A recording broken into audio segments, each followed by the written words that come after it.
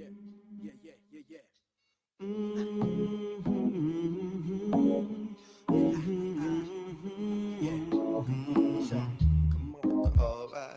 Come on. SOS, breaker 1980. Surviving off for pennies until my next payday. All I ever wanted was a real nice lady. A clean pair of socks and some fish for my gravy. But all I get is rice, which will have to suffice. Cause I always used to think I didn't need no advice. So I never ever really tried to heed no advice. But in the end, we all pay the price. So let's get to the point of the whole situation. So many obstacles, so many confrontations. But still I'm focused on reaching every station. Cause destiny is my destination. I came to make it happen. Instead of wasting time, I don't got the time is now. Cause I only got one shot. That's navigating through the schemes and the intricate plots. Cause you and I is all we got. Let's make it happen. SOS, breaker 19, made it. Surviving off pennies until my next payday. All I ever wanted was a real nice lady. A clean pair of socks and some fish for my gravy. So SOS, breaker 19, made it. Surviving off the pennies until my next payday. All I ever wanted was a real nice lady. A clean pair of socks and some fish for my gravy. Why is the world round? Why do the suckers bite? Why do the freaks come out at night? Why they paint Jesus white? What am I figure one better? What make us for them stare? But if them say they on the post, them I can fade I away. sit and wonder why we breaking hip-hop laws, doing videos and house that we know ain't yours. Representing projects, man, them shits ain't yours. Check your lease. What I release to make you shit in your Well drawers. then, hear what I say. Okay. Seeking on you begging for a easy way. Well, I don't know. Oh yes, I don't Yo, know. like, let these niggas know it's like all I ever wanted was a girl with respect and a third eye. See, DKNY ain't what makes you fly. Lights in my face, government up in my pocket. It's hard to be a prophet and still make a Well profit. then, I guess once again, sell all your soul just for each top 10. Send a SOS. SOS, SOS, SOS, SOS, yeah. So SOS, breaker 19, made it. Surviving off pennies until my next payday. All I ever wanted was a real nice lady. A clean pair of socks and some fish for my gravy. So SOS, breaker 19, made it. Surviving off the pennies until my next payday. All I ever wanted was a real nice lady. A clean pair of socks and some fish for my gravy. I swing with fat cats to smack tracks over fat raps. It's all of that we tread the BK back road. 96 about to put it on. Hey baby, Paul, put a quarter upon the needle head. To hold it still while I lace up the verbal thread. Now watch me sew shit up. Most deaf in your spot about to blow shit up. Since I've been rhyming since when I was growing up. That's why I say that shit to make the party open up. Like the sky. Plus my voice is fly. I roll with Dave Mason, wonder why. I rock it from Medina Green on to the strong. Laying on my feet cause I'm a cool cat. Make the kids around my way say how you do that. So all I kick to them is bare ass true fact. Like careful what you say cause ain't no take backs. Like if you making moves baby don't fake jacks. Like kids who play hard and soft like plum skin. Hap hap that's a hammer you smack the drum skin. Hey yo, wherever y'all want to jump in. Everybody getting a song and song in. Everybody getting a song and song in. Yo fuck waiting around, pay me on the front end. Man I don't want the landlord kicking my door in. Get tired, get high, but you never know when. It fuck around and We're finally going live. but you can always be certain, my friend. High or low tide is always gonna come in.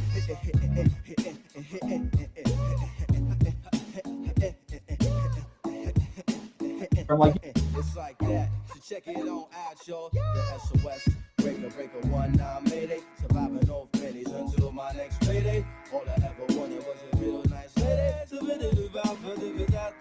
The SOS. Breaker 19, made it. Surviving off pennies until my next payday. All I ever wanted was a real nice lady. But that boo bop, boo bop, bop, baby boo bop, baby boo bop, boo bop, boo bop, It's music. It's music. You gotta appreciate music, you know what I'm saying? Take a listen. Yeah. Y'all understand? Before you're an MC, you're an artist. You make music, son. So make that music. Yeah. Hold on. Yo, listen to this. I feel it. I see your hands. SOS.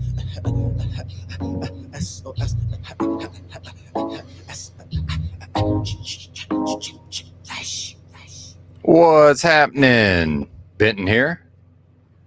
Good morning, good night, good evening, as it may be. Shout out to Tranquil Vortex down under. I'll never figure out these time zones. She's in Australia. I'm on the mend. The old kidney is.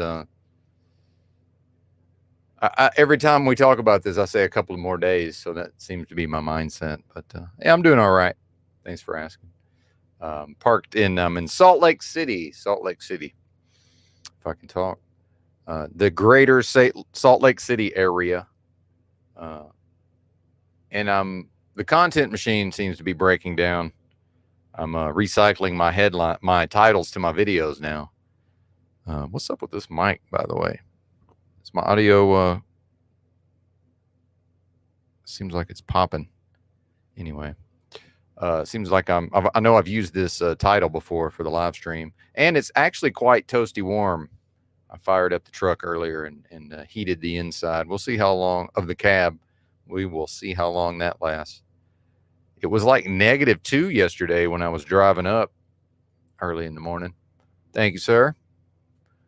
Rob Cleveland in the house says that the audio is good. And I have some notes here. I want to air some grievances here, if I may. And it's not just you, Yurt, but I'm driving this big rig during the my normal work schedule. I'm doing live streams pretty much every day, but then I'm not streaming my entire shift most of the time. So when I'm not live streaming and I'm driving, I'm typically mostly listening to YouTube content, such as In a Thought Experiment channel, the content creator formerly known as In a Yurt with Books, and Kim Before the Storm had a back and forth with Paul Enslaved that I found to be very interesting. And I was looking forward to being able to do reaction content, which was what I would be doing right now, except the stream's not available. And why is the stream not available? Well, you could say it's because someone showed their booty hole on camera. Or we could also say that Yurt failed to go into StreamYards, and it's very easy within StreamYards to just, only save the portion that doesn't include the booty hole and then upload that as a video. Now, maybe he did that. Actually, I haven't even checked. So before I admonish him, perhaps I should check my facts. Check the record, sir. Let me go over to his channel real quick. I'm pretty sure this has not happened yet, though. No, of course not. And he's not the only one that's done it recently. In Toilet Bowl Earth, he has a habit of doing interesting live streams. Tinfoil Straightjacket, a.k.a. Tinfoil Straightjacket. And then not, leaving the live stream available. And I think this is a big mistake in general.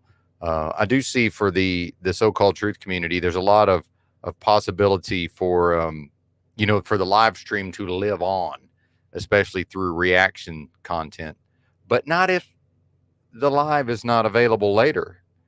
So there was a really interesting one. It was actually it was about a solid hour on Toilet Bowl Earth. Honestly, man, and look, me and Tinfoil don't see eye to eye, but that's probably the best solid hour of live stream I've ever seen. Like, it's way up there. And as I'm driving my rig, and I'm out there in the middle of nowhere. I had tried to do a live stream. My signal was terrible. It got even worse. I had just hours and hours and hours with no internet whatsoever. Actually, probably about 3 solid hours, no internet. And then when I got back to enough internet where I could actually watch the live stream, I watched that Toilet Bowl Earth.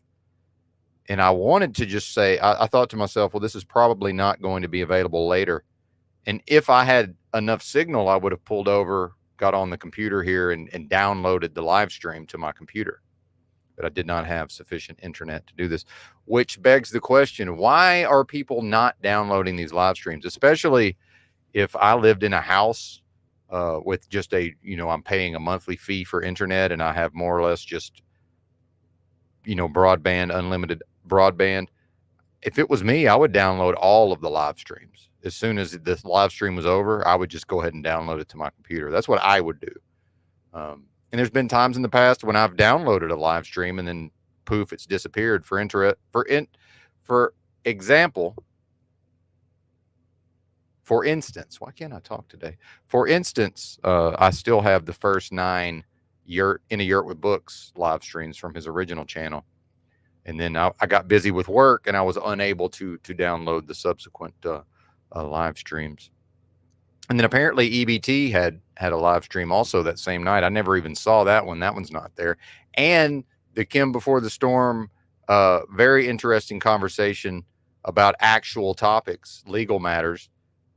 That's no, that was on. See, there's too many live streams. I get confused. Okay, no, that was on In a Yurt with Books, I believe, in a thought experiment. And then also the same night, I believe, Get Chalked Up was live, and his live is not up. Now it is on Odyssey, but when I went to go look at it, the problem with Odyssey for me is apparently the file sizes are way too fucking big, and it eats up my hotspot data too fast. Because I was just going to download the live, it was like 226 gigabytes. So I said, well, obviously, not going to do that. So, oh yeah, well, yeah, it's actually now that I'm in Salt Lake, the Salt Lake area, it's not too bad. It's about like a lot of other places are. Dallas was actually not this chilly, but it was actually chilly in Dallas. And then coming across Texas, but yeah, it was like -2, coming up from the boonies. Anyway, oh, and I found out the truck, I was under the impression that the truck would idle as long as it was below 20 degrees Fahrenheit or below. That's not the case. So yeah, I don't even know, man. So it's going to be cold in here. It's going to be cold inside here shortly. Still warm. Oh, I warmed the truck up earlier. Exactly. And see, this is Jessica Jane says she took her boys to a hockey game and was looking forward to all the hours of streaming. Everybody pulled them. Exactly. I'm telling you, people, and see, this is what I've done in the past is, especially when I was just drinking all day and living in a motel room, I just downloaded everything because I understood, like, it in the so-called truth community, I downloaded every video because I understood, well, this thing may not be there later. Unfortunately, like I said, with my schedule, I'm just not always able to do that. Now, the phone apps, the thing about YouTube is YouTube tries to prevent being able to download these things. And then there does seem to be some weird thing with the live streams because in the past, I have been able to just download stuff to my phone. And that seems to be more difficult. YouTube is constantly seems to be shifting the way that their whatever their codecs and the way that they push it out, to the web browser or their app or whatever. I don't know. That changes. So I have this app on my phone called TubeMate that generally works pretty well for downloading such things. And I do have the YouTube Premium. I guess I could download through their app, but the live stream, the option's not there, if at all. But certainly not right after the live stream. But yeah, download those bad boys. Maybe. Yeah, see, that's the thing, Rob. Is it versus, now I'm on a live stream. Am I going to make everybody wait while I try to figure out where this thing is? And this is, again, back to my idea of, why is there not some sort of central repository, just a very simple web page that just has links to all this stuff? It would be very easy for somebody to do this. And in fact, if I wasn't engaged in my very productive job here, I would probably do it myself. I can't do everything, people. Yep, and that's true, Jessica Jane. I'm not able. The file size is too big on the Odyssey. It doesn't work for me with since I'm on 4G and 5G. I guess metered internet, we could call that. So yeah, it would be great. And maybe we'll go watch it off of there, and I'll just have to take the hit. Maybe I'll still go watch it and just take the hit to the bandwidth. We'll see how that goes. Uh-oh, Robin out there getting pulled over. Look out.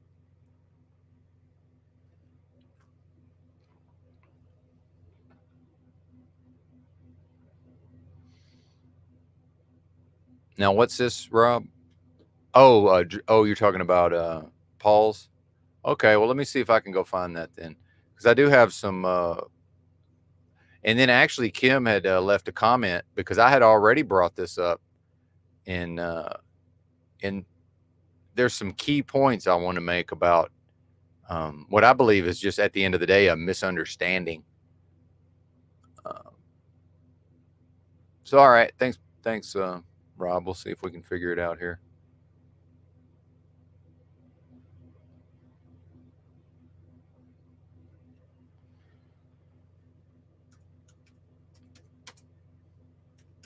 Proper instruction motivates people. But yeah, to finish up on that topic, pretty pleased with Sugar on Top. Everybody leave their live streams up as much as possible. And if you see somebody dropping their pants, maybe don't show that on the stream. But I get it. Sometimes it can be difficult to react in real time. All right, here we go. We'll see if we can find this.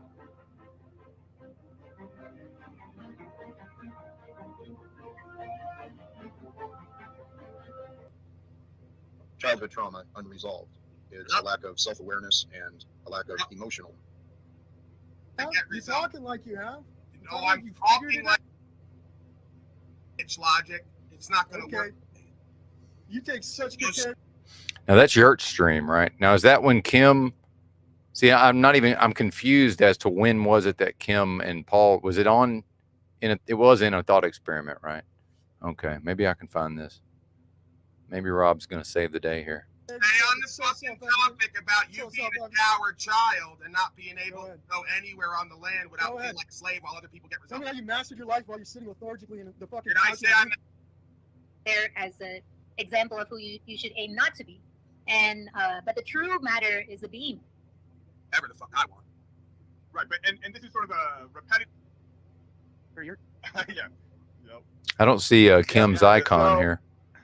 I don't think. An example of it working. Gonna bring Darker Yurt out, and we won't be able to put him back in the cage. Huh. On the regular, let alone folks who say, "Oh, you ain't." And they thought Yurt was a good one, but apparently I've been ruined by my new friend. Oh, here he But is then in when I the heard comments. person, I said, reach out to me. Can So, I answer this? Yeah, for sure. I think it's more of an archetypal language, spiritual language, to describe a state of consciousness where the being is destroying themselves. And the next one should make sure that he knows to show up because he already created it, so he's got to be there. A murderer. Someone called me a murderer, and you started triggering yourself. We'll accentuate the rubbing of the knee. As you put it. I don't even know who you are, dude. I'm the one that's. Am I anywhere? Thank you. Am I getting warmer, Rob? This is too much content to try to go through here. Am I getting warmer? Yes, sir. Yeah, caffeinate yourselves. I'm 50% caffeinated. And I do remember, I do hearken back to a time when this would have actually been a Guinness Extra Stout. Although probably not at this hour.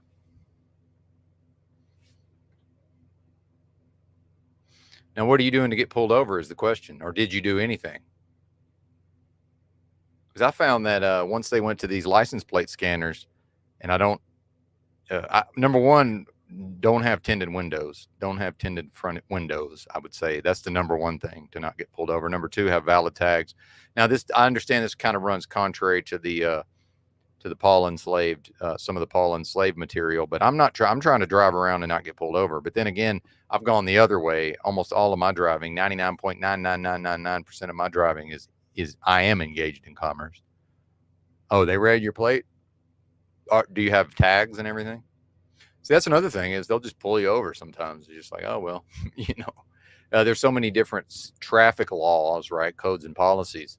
You know, let's be honest, they can pull us over anytime they want to. And this is where we get into this idea of de facto, right? It's like, yeah, I understand that this is not the law necessarily, but because people have submitted to this level of slavery over time, it's de facto, you know, come into place. And that is just a fact. Now, it doesn't mean that I have to necessarily agree with it or go along with it, but yeah, I missed it also. I was there, but I didn't see the screen. Talking about the winker.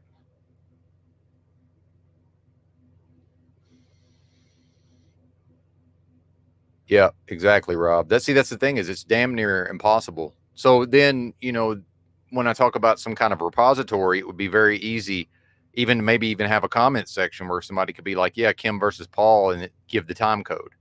See what I'm saying? Like, and this kind of gets back, and I'm not admonishing anybody. It's just more of like, I've talked about this idea of get in where we fit in. Like there's got to be somebody out there who would just like to do this sort of thing. Like that, the way that I like to get on here and live stream and talk and do my thing. There's got to be somebody who would just, oh, okay. They know all the live streams. They keep up with all of it. You know, they would just very easily in real time, just be able to, you know, go onto if you just do a simple HTML website, it's super fucking easy. Like you don't have to know, oh, I don't know how to make a website. Yeah. You don't have to know how to make a website. I can assure you, like there's nothing to it. It would really just be like copying and pasting. It would be very, very easy to do, to just have a simple, just a link and then like a little description. Okay. Kim versus Paul time code. Because then when Benton wants to go live and react to it, it's there versus how much time am I actually going to spend looking for it versus, and again, I know I'm sounding a little cranky. That's just the hour of the morning. I can assure you. This is me. I'm thinking out loud about these topics, which I do on occasion, Kim. But at a certain point, it's like, am I really going to keep looking for this, or am I just going to try to go based on my memory of the event, which is never as interesting, right? And then I'm not particularly good at remembering who said what to whom, you know, in what order, in what tone of voice. You know, I can say, oh, he was triggered, but it's like, yeah, wouldn't we rather see it for ourselves and make our own mind? But yeah, and she said they ran the plate. I think it is important to realize these cop cars, most of them, they just do that automatically, more or less. You know, they could just be sitting there, and then you drive by, the car automatically scans your plate, and then the guy's just sitting there texting his girlfriend or whatever, and it just pops up on his screen, on his laptop. It just pops up something about you, right? Like, this is where we're at. Now, I'm sure it's not every police department in every jurisdiction, but especially in a large city like Salt Lake City, I'm sure that's the case. You know, they're just going fishing, more or less. Yeah, I can't remember. I got no way to. Now, if I took notes, like if I just had this pad at the ready, and like while I'm watching it, if I just made some brief notes, that seems to organize my thinking. And then actually I could remember without even needing the notes, if that makes sense. But if I'm just trying to keep it all in my head, I got no chance. No way. So I'll spend a couple of more minutes trying to find this, because I did see Kim was in the comments. Like Yurt posted one of his comments. So maybe he'll pop up here shortly. What I'm saying, what I want to do is demand live without fear. It's here. I was locked up because I thought about killing myself. That was part of the reason. I've gathered all the information. I know the power. Well, and see, it's interesting. He said he thought about self-deletion, but I'm telling you, people like Talcott don't ever actually go through with it, like ever. Of truth. They just don't. I understand. Go out there. What will happen? You will make it about 3-4 weeks. Nobody will bother you. It'll be blistered. Jack, you know what I realized with you, Jack? It's like the same thing. That's what I'm not like Talcott. Hey, I came, dude. We were poor. Not allowed me to because I chose to. You chose to share anger and Has occurred. I mean, Every day. I think maybe we're getting warm, because I remember seeing these two fellas. So might be getting warm here. Multiple times. and the brand, the bomb is in here, dude. No, you got it there. You have to go put it there. But You got to download it. He was the one that told me to boot whoever got booted. So that's another thing. But not only Okay, now they're talking about Ian. Did I see this live? Huh. you were cock for women and minorities. Maybe I did. Jack Talcott as well. Right. On that, why is the See, I don't think I saw the Kim versus Paul live. I think I saw it on a replay. So I don't even think it's on this live stream. It might have been on Get Chalked Up, which is also, by the way, not available. Boys, a mover and a shaker. Love him or hate him. Now, I guess Paul would have it on his channel somewhere. But yeah, see, I can't even find it. I can't even find what I want to react to. Yeah, it's not findable. This is what I mean. It just, everything just kind of gets lost in the sauce. Which is just, again, I'm mostly annoyed because that's my base emotional state, and this is like this time of the morning. So, you know, don't anybody take, there's a JFK beta. We might watch some of that later. Oh, and here's the Tommy on Lauren De Laguna. We'll probably get into some of that also. But I do want to talk about this Kim before the storm. So let me go find this comment. So we'll just have to go from everybody's memory of this. So let me attempt to recap this. Now, again, apparently the video is available somewhere. I can't find it. It's going to take too long. Do I really want to just sit here for an hour by myself when I could be live streaming? No, obviously not. So trying to find it, not going to happen. So I tuned in the middle of the conversation. So I did not see what led up to it, the Kim versus Paul. And again, don't even know where it was. I'm starting to think now it was on Get Chalked Up. Not exactly sure. And see, now my autism's kicking in because I'm like, how can we not know this? Like, how can, and I think this also shows the information overload. Just like there's so much information coming at us, and there has been for so many years now. Yeah, I don't know, Rob. And thanks for trying to help, man. Thanks. I mean, I appreciate it. I totally forgot that it would be on Paul's channel somewhere. So you were more on the ball than I was. But let's see if I can find this comment. My channel. All right. And this was on my last video. Not a very good one. The content, the levels of content's been declining of late. So hopefully I can pull out of that before it becomes just an actual tailspin. Where are the comments? This is interesting. What do I got to do to load the comments? Let's just watch an old man try to use the internet now. Oh, here we go. No, that's the chat replay.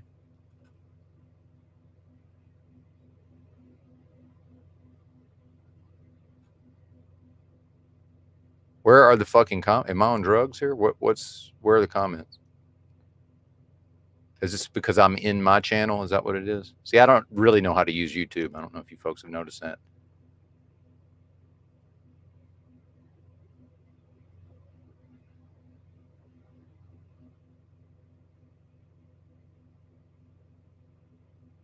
As far as a content creator, anyway. No fucking comments. This is hilarious.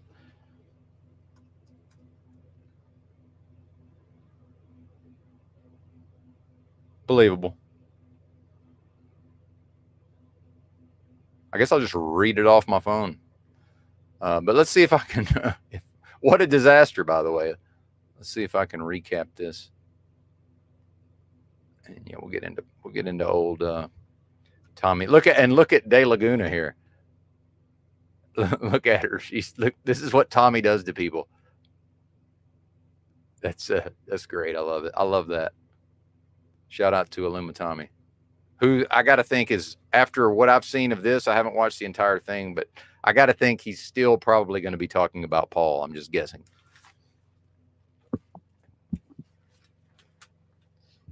Now I feel like I was sold a bill of goods that may actually not come to fruition. You know what I'm saying? I think he's probably still going to talk about Paul. Yeah, exactly. I mean, who even knows, Rob, at this point?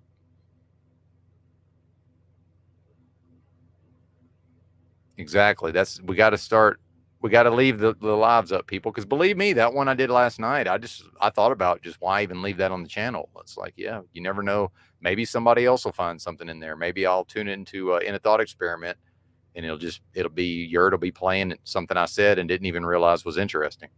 I mean, who knows? I don't know.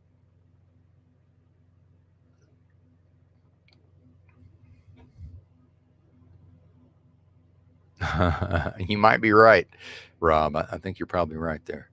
But I just love this. I just love Lauren here. Look at her face, man. That's Tommy, this is the effect you have on people, whether you know it or not. I just imagine how worn down she was by the end. At one point I saw she was kind of like trying to stretch, and like she was really getting tense over the whole thing. She's trying to get rid of some of that tension. Okay, the Kim before the storm. Let's see if I can remember, because I came in the middle of the conversation, so I still haven't even heard the entire thing. But I did react to it. Maybe, I wonder, see, now I can't even find in my own video where that would have been, where I was talking about it. I mean, what a mess. What a fucking mess. So I guess Kim was on with whoever talking to Paul about his court case. And you know how Kim, once he sort of gets onto some sort of topic, he does this thinking out loud thing, and somehow he's just able, and I'm a little not jealous, but I've noticed I don't have the ability to do this.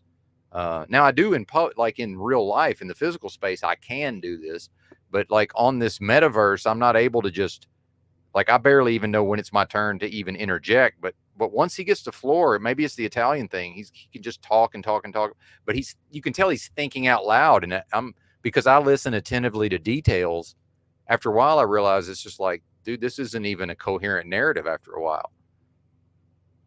Yeah, there you go. Well, see, it's not available, but maybe we can go try to find it on Odyssey then. Let's try to do that, since this is already not that great of a live stream so far. So they can't all be bangers. Let's go to Odyssey and torch Benton's hotspot allowance. Let me see what I got left on the I know I'm nearing the end of my cycle over here on Mint Mobile. So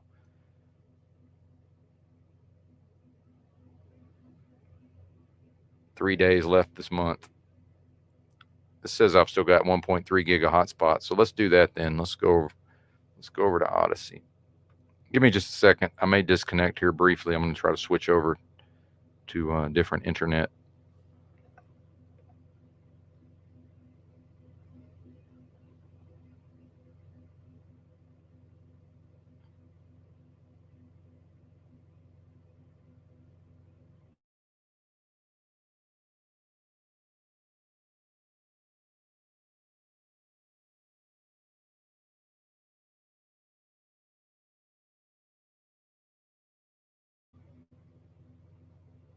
All right. I think we're there. I think we did it. All right. Let's go over to Odyssey. Yay. Is it get chalked up? Is it chalk body outline? What is it?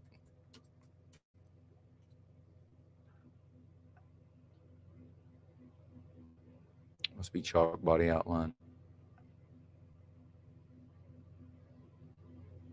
Croco News. No.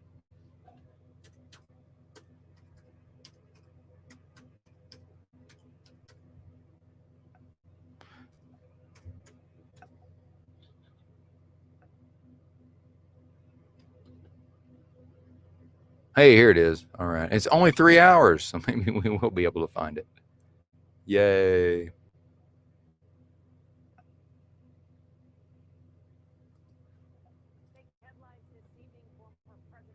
Yeah, see, this is... He's expected to be arrested on Tuesday. Okay. And is now calling for his supporters to protest. This comes as a New York grand jury investigation. Guy on with the... If they do perp walk. Yeah, Yeah, this is what happens when you put the link in the chat. This is what happens. In the position. What time is it? What? Serious. I think he's a fucking character. I don't think it's on here. I'll fucking yield, sir. Go ahead and bring it. I think it's on. I don't think it's this stream. Because I saw this live. Okay. Some of it. Okay, Yeah, it's non-verbal. oh, why did not Yeah, it's not it. Denying that EBT is It's not on this one. See, we don't even know what was streamed where at this point. Yeah, that's not it. It's crazy.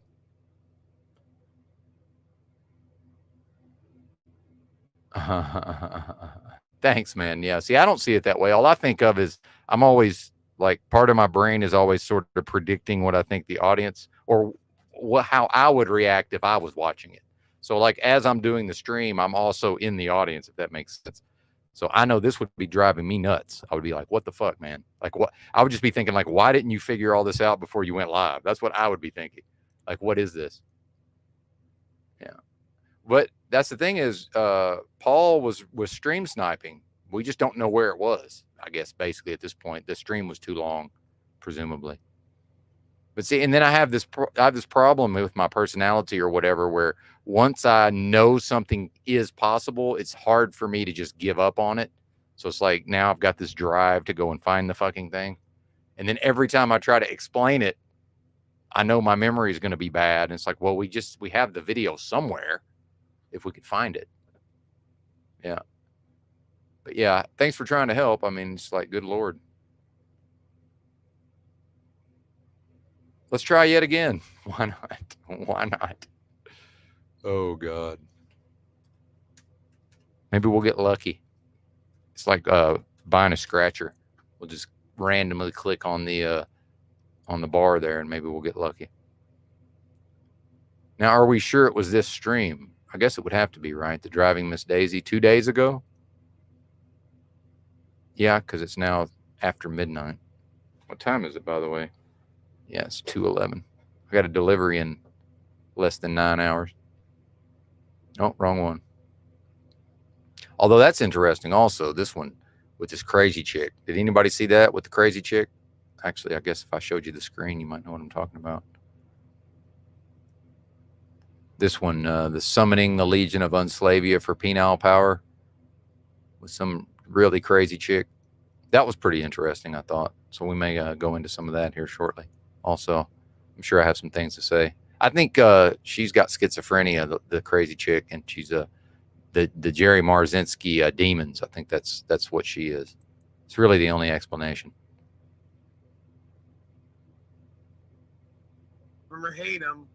His dick and name is going to be in, and then everything's going to go great. But if people are going to keep disagreeing with that stuff, I honestly think we do need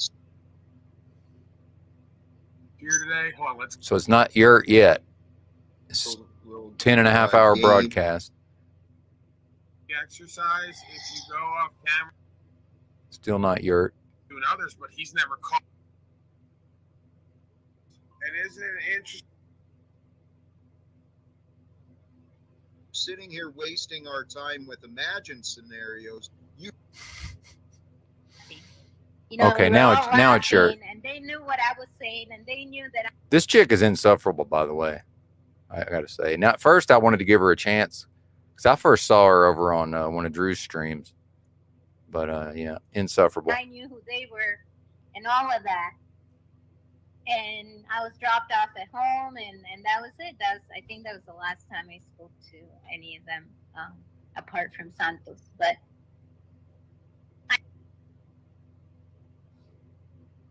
maybe we'll just let it play, and I'll think of some stuff to say. I don't know.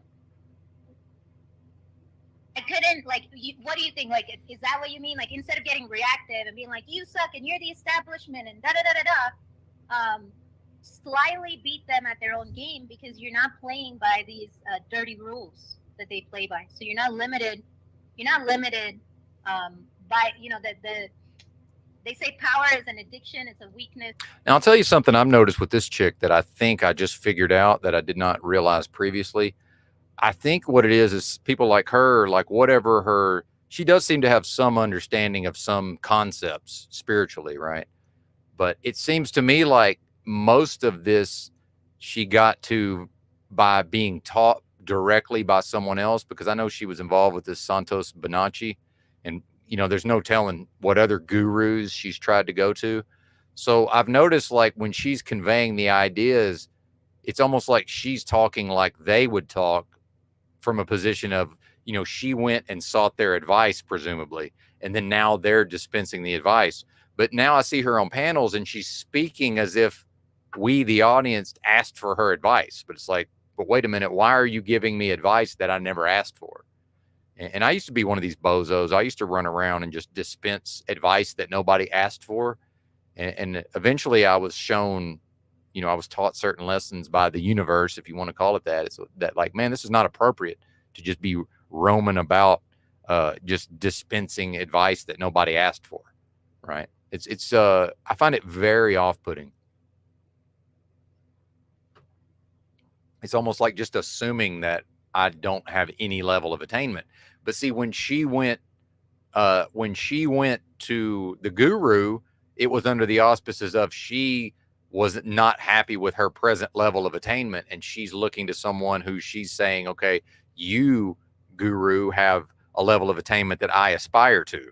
And then it's like she's mimicking the way the guru talked to her, but she's not ever going to represent a guru, not to me anyway. Wizard in the house. Good to see you, sir. Oh, movie review, eh? Cool, man. Maybe we'll check that out here shortly. I don't want to steal any of your views, though, so maybe we'll just promote it. I guess that's El Perro channel, presumably. I don't know. It's its own Too many channels, nothing personal. demise. So those are addicted to power and control. If you're not, and you're playing in the same arena, you know, that's how they say you win without fighting, so to speak. What do you mean? I win without fighting? Huh? Yeah, maybe sometimes. But sorry if I went on a rant. Well, you know what you said just kind of confirmed the what I was picking up from Daniel over time. Insanely incoherent. Just observing. Oh yeah. Thank you, Paul. Exactly. Incoherent. Now, we're talking about Christos or the lady. I think the lady was incoherent, but is he criticizing Christos here? I don't know. Energy, and it doesn't surprise me what you're saying. He seems like any of that, man. egomaniac and some type of manipulative control freak. Exactly. Well, yeah, and that's why, Paul, because I think I finally figured it out. She's regurgitating what she heard a guru tell her. And the thing, what I realized also is that I mostly learn by, you know, my own thoughts and epiphanies and my own analysis over time. But other than that, I learn through reading. I don't learn through what people tell me, but some people, their learning style is if someone delivers a discourse to them, they actually learn that way. And she's probably one of those people. And she's able to go on YouTube and listen to all these so-called gurus and have some level of intellectual attainment and knowledge. But what I've talked about in the past is, you know, if somebody has some sort of spiritual goal and wants to advance, that can never be done completely through the intellect, right? So yeah, she can come on here and talk. She can talk about having certain, you know, knowledge and just say some things, but you can hear in her voice. She ain't got it, as Paul would say. She ain't got it. She just doesn't. Very bad vibes. You know, a lot of people in the community started to see it too, and like they were commenting it a bunch at one point, and that's around the same time that Santos shut down or turned off the comments and the likes for all his YouTube stuff, and then took down the Syncretism Society down from YouTube. When he took the YouTube down, I knew, oh wow, yeah, like damn. Okay, now let's assume this is true, and I'm not sure it is. What's up? Because I've seen her around just for a little while now, and by the time I come across somebody, you know, usually they've been in the streets, and I say that tongue in cheek. She's been in the streets, you know, for quite some time, typically. But again, but okay. Now, see, this is where we get into. I've read The Art of War. Why would I want to hear this woman just say things that she's never practiced? Now, if she could say the sentence that she said and be correct, but then also have experienced something in her life where she practiced that, that would be, you would actually be able to hear it in her voice, and it would be conveyed through her very being. Not to toot my own horn, but when I come on here and talk about various spiritual concepts, or maybe even something from Art of War, yeah, I've read a lot of that stuff, but I'm speaking from my personal experience. I don't believe that she is. So if I can just go read all of the material and be at her level, what good is it to me that she's coming on a panel talking to me as if she can give me advice? Meanwhile, like, she's like, I know at one point she's talking about meditation, and that may not even be on this live stream. Again, I get confused, but, and I'm just sitting there. I think I even typed in the chat. It was like, yeah, I've been practicing meditation for years. Like, this is, and it's very basic stuff, right? But so if I want to learn, why would I go listen to somebody who is on a very basic level, but has never gone any deeper? I guess that's where I'm confused. So why doesn't she understand that she's can't practice what she preaches, so she needs to shut the fuck up. And I don't mean like don't talk. I mean like she's showing that she doesn't know what the fuck she's talking about by talking about these things. So, I mean, and if this is true, what's up, that's all the more reason to be quiet and listen. And as much as I come on here and talk, and it is a paradox, because people are like, yeah, Benton says talk is cheap, but then he talks, you know, more than anybody but maybe Paul and Aluma Tommy, right? And it's like, yeah, but I shut the fuck up and listen a lot. And that's going to get into this Kim before the storm stuff, if we can find that. I'm going to show exactly what went wrong in this interaction based on me. I've listened to people like Wizard over time. So what's one of the big things Wizard talks about when he talks about all of this court stuff? And, you know, it ties in with what Paul talks about. But Paul, you know, tries to tie it in more with spirituality a lot of times. At least that's what I get out of what Paul's saying. But Paul keeps saying, well, I don't go to court. Like, why would you even go to court? And then, you know, unless they take me there against their will. And I think Wizard is kind of on that same notion. So then when Kim brings up his court case, you know, and then he wants Paul's feedback. Well, Paul's always going to bring it back to the very basics of, well, listen, I never would have been in your situation because I'm not going to their court. Right. But then because I've listened to Paul and I've listened to Wizard over time. So when Paul talks about the government seized his property, and when he also Paul mentions that he got his property back, he didn't go to court to do that. So that's what Kim is missing. He's missing the part where it's absolutely possible, apparently, to get things done and never appear in court. And then we've got Kim is now triggered on the broadcast because he doesn't understand, even though it has been explicitly stated numerous times, because you don't listen, Kim. And I don't mean like we need you to just sit there so that we feel some type of way. I don't mean listen so that I feel heard. I don't mean that. I mean put information in your brain. That's what I mean. Now, I understand that for some reason I'm able to track all these details very easily. I don't know why. But, dude, numerous times I've heard Wizard and Paul, when they get to speaking about legal matters, they always frame it in a way where they explicitly say that they're not going to court to accomplish these things. But in Kim's brain, I guess, you have to go to their system, right? And I wish I had this video. I saw this on one of those, sob sit style videos. One of these black guys goes to court and, he's trying to lecture the judge on what the law is. And, he's basically trying to say this doesn't apply to me. And she said something that I thought about long ago that I think is very astute. She said, well, why are you here then? She said, if this doesn't pertain to you, don't come here. The judge said that to him. A black lady judge said that to this black guy. She said, if you really believe this don't pertain to you, why did you come here? She's more or less saying, look, you're proving by your actions that you do believe that this pertains to you. Otherwise, why in the hell would you have come here? So it seems to me like people like Paul and Wizard, they understand these concepts at such a basic level. And this is also where I get into when I talk about when people tend to skip past the basics and they go headlong into sophistication and complication. Well, that is the court system. That is complication. It's overly complicated on purpose. But so it seems to me, my understanding from having shut the fuck up and opened my ears and listened to what Wizard and Paul say is they don't believe. And Paul would even say it's not a belief, it's a knowing. Because again, I've listened to what, do you really think that, and I'm going to lecture Kim a little bit here. And I know this is a little bit out of context because I haven't actually played the live stream yet, but let's use logic and deductive reasoning, Kim. Let's use logic. Let's just go into our logical mind. Let's forget about our feelings. Let's forget about our emotions. Let's forget about our past experiences. Let's forget about our physiology. Let's forget about how you feel when you're considering this information. Okay, let's just go into a vacuum and a void, and let's abstractly, okay, Kim, because I know you're smart. I can tell that you do have some horsepower in that head somewhere. It's in there, man. Absolutely. You may have a higher IQ than me. Mine's not that high. But so how come Benton can figure this out?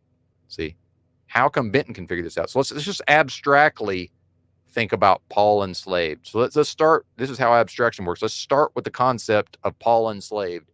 Everything we've ever heard him say, every every image we've ever seen of him, every time we've heard him referred to, that's a concept. Now I'm gonna reach into that concept and I'm gonna take away one little piece, and that is he showed himself to have a big brain. Okay, so this is the piece of the larger concept that says it's big brain. So somehow I can reach into the larger concept and I can take away this one piece called Paul's big brain. And now I can move that over here and that it just stays there. And now everything else I interface with respect to logic and reason and ideas, that's still there. So when I'm over here thinking about something completely different, I can without having to go into Paul enslaved, because the Paul enslaved concept's over here, right? I don't have to go over here and get involved with, well, what's my opinion of him? What are my emotions? How do I relate to Paul enslaved? What has our previous conversations been? What's in my physiology with respect to my own repressed trauma? None of that exists. Okay. I've got this thing up here called Paul's big brain. Okay. So now when I'm watching Paul say things, Kim, so when you're talking directly to Paul, okay, and you're talking about your court case, okay, none of that exists. That only exists in relation to Paul's got a big brain. So now we're about to go to Kim's comments, and we're going to show him for being very foolish. And this is what I mean, Kim, by you've spent way too much time around dull-minded people who've watched you do this and not been able to realize that you're doing this, and they've let you get away with it. So let's go read his comment. And again, we never did find the actual, so if somebody didn't see what I'm talking about in real time, they probably don't even know what the fuck I'm talking about at this point. So let me go read Kim's comment real quick. See, now I got to calm down. All right, let me see if I can find it on my phone here. Where's my channel? Lost a subscriber, by the way. We were at 332. Lost somebody. All right, let's read. I'm going to read his comment real quick. What's happening? Hey, what's happening? All right. And then he's trying to reply, and I didn't even read all of this. By the way, just this wall of text. Dude, nobody reads walls of text anymore, just so you know. Like in the past, I would have read nobody reads this. I'm just so you know. And believe I, dude, I'm a writer, man. I'm an actual writer first. So yeah, I can do this all day. And finally, within the last few years, nobody reads this. So like, why am I sending people? Like, I'll skim it, but you think I'm never going to read all of that ever. And it's not just you. Dark Glasses Woody sends me all kind of brilliant writing. I don't read it. It's just at some point my brain changed. I don't know what happened. But I did skim it. Okay, he says here, however, the reason I got a little triggered on jurisdictionary with Paul is he says he's only going to appear in court with in shackles on the one hand, but says he will go into civil court to right a wrong on the other hand. No, he didn't. He never said he would go into civil court, Kim. He never said that. That absolutely did not happen. What is this? Oh,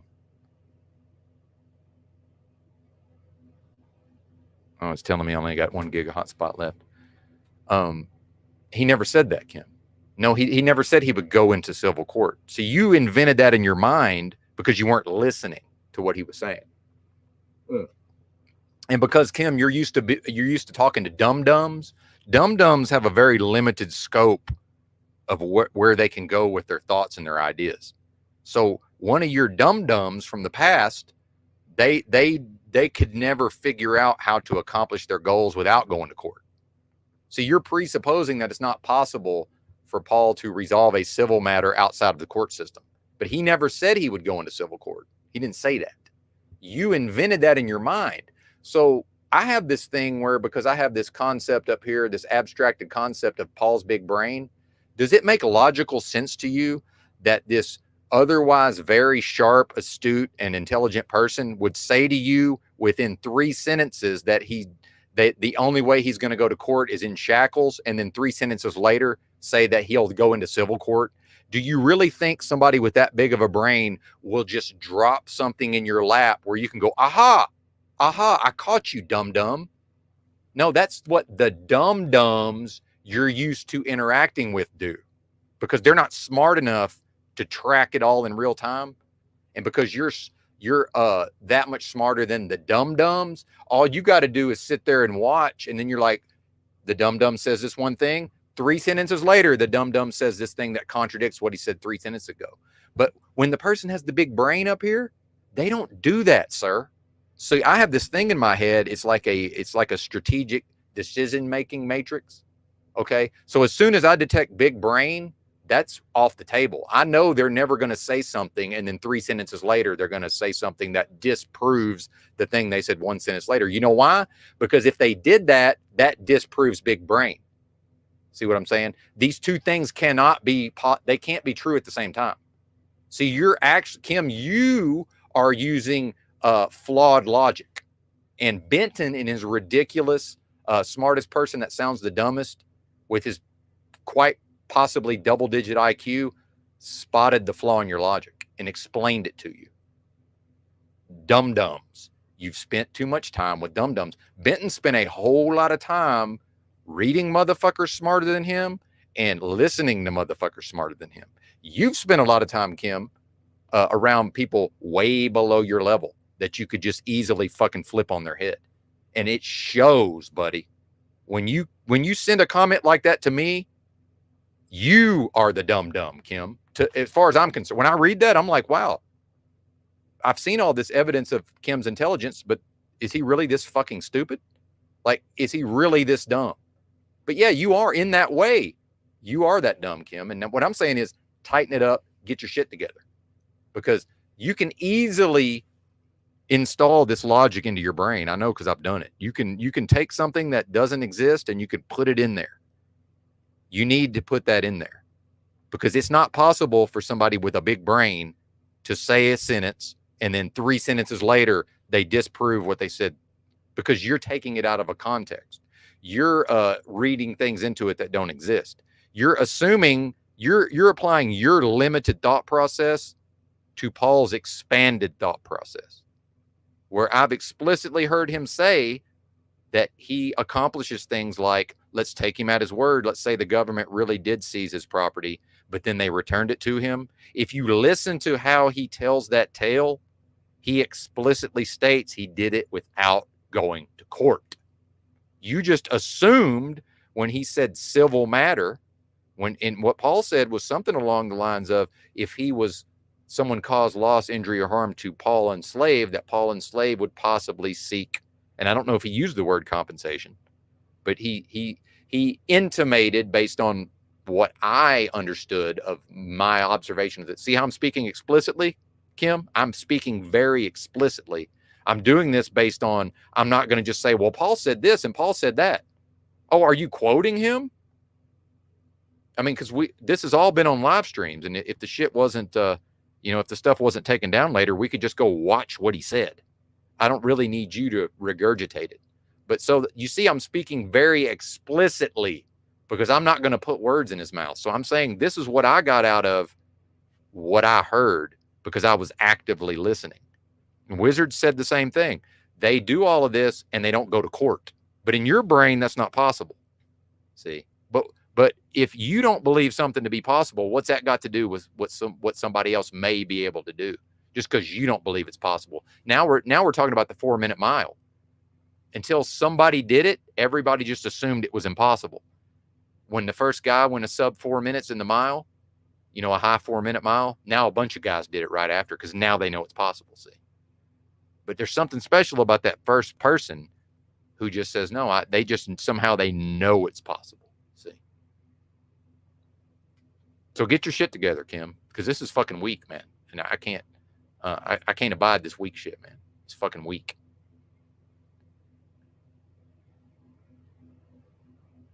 Well, and see, now this is where I talk about, like, the the good folks in the audience, they actually start to internalize. It's like, I'm not talking to y'all. You know what I mean? Like, it almost probably starts to feel like I'm admonishing them, but it's like, I just don't get it, man. Like, I just don't. And then he's so triggered. Like, if I can actually find it in the live stream here, he gets so triggered.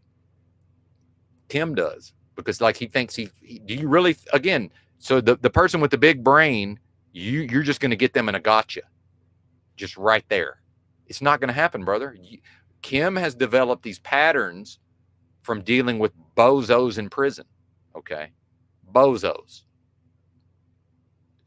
Let's be honest. You got to be pretty fucking stupid to end up in prison. I mean, let's just be honest. Now some people just got, generally speaking. So if there's 1,000 inmates in the prison, you got at least 875 fucking morons. So you, out of 1,000, you got maybe 125 that got a little bit of something going on up here.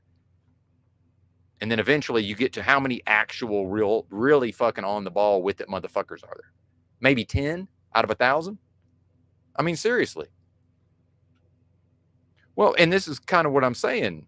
You know, I would say he can. He doesn't trigger mine. You know why? Because I'm operating most of the time. Now, you will catch me slipping at times, but I'm operating based on intellectual integrity because that's important to me.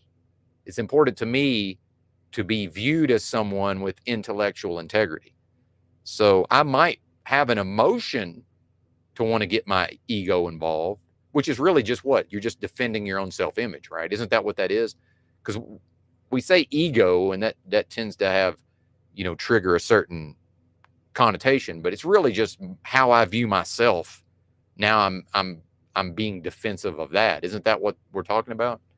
You know, but to me, it's like, if I'm starting from a place of intellectual integrity, I'm going to have to honor that. That's more important to me than defending my own image of myself.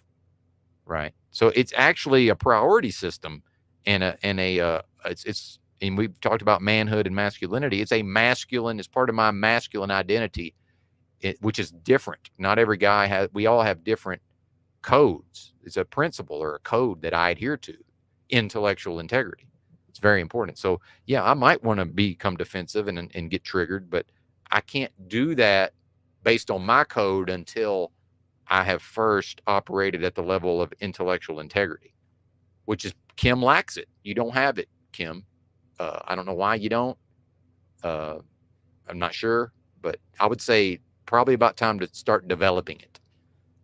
Now, again, trying not to give advice. You know, I don't believe in giving advice, generally speaking, but if I was Kim, I would think that I could see the value in developing some intellectual integrity. And part of that is going to be, especially if you want to address other people and what they've said, you're going to need to listen to them, which means you're going to have to close your fucking mouth. And see, I can sit here with a closed mouth, but if I've got an emotional turmoil and I'm just waiting to respond, I'm actually not listening, even though my mouth is closed. Because like I'm sitting there with all this momentum and I'm just waiting for my turn and I'm not listening. I'm talking about really hear what the person is saying. That's what I'm talking about. And see, this is why I can easily explain to you why you didn't understand, Kim, what the fuck was going on. It's because you didn't listen to all of the times that these people dropped these fucking nuggets. Now you can say, oh, well, I just wasn't listening that day. Well, they've said it a bunch of times. If you listen to them long enough to get their message. So how come Benton has listened long enough to get the message? Well, part of that is Benton's paying attention. Well, and I agree with that to some extent, El Perro. I do agree with that to some extent. I've certainly detected elements of what you're talking about. He says this is all a game to Kim. Well, that's part of it. But see, I think it's more than just that. I think he really does want to be able to engage on these levels. I really do. But he's going to have to grow and change as a person in order to do so. Because look, if you think I'm the final boss dude, I'm nowhere near the final boss of this shit. And if he can't get past me, I mean, seriously, that shows you where he's at in it. So if it is a game and I'm the level boss that he's not getting past, that shows you where he's at in the game. Okay. So I think people who've listened to me can realize, well, there's levels to this, right? There's levels to this. And yeah, I may be several levels above the general public, but there's still lots of levels above me. I've known that for a long time. Yeah. Okay. So get better at it. That's what I'm saying is, so I'm actually helping him if he really enjoys battle, because, you know, like I said, if he can't defeat me, then, you know, I guess he's just going to have to stay in the lower levels and slug it out with the bozos. Okay. Slug it out with the bozos. Well, and, you know, I'm not just talking about this Annapurna lady. You know, I don't have in fact, I was, when she went on Chalk Body Outline, I was one of the more patient ones, and she was getting like almost bullied and hazed. Right. And I was more or less wanting to be patient and hear her out. So I'm not jumping to these conclusions. I can assure you, this is something I've thought about quite a bit over time.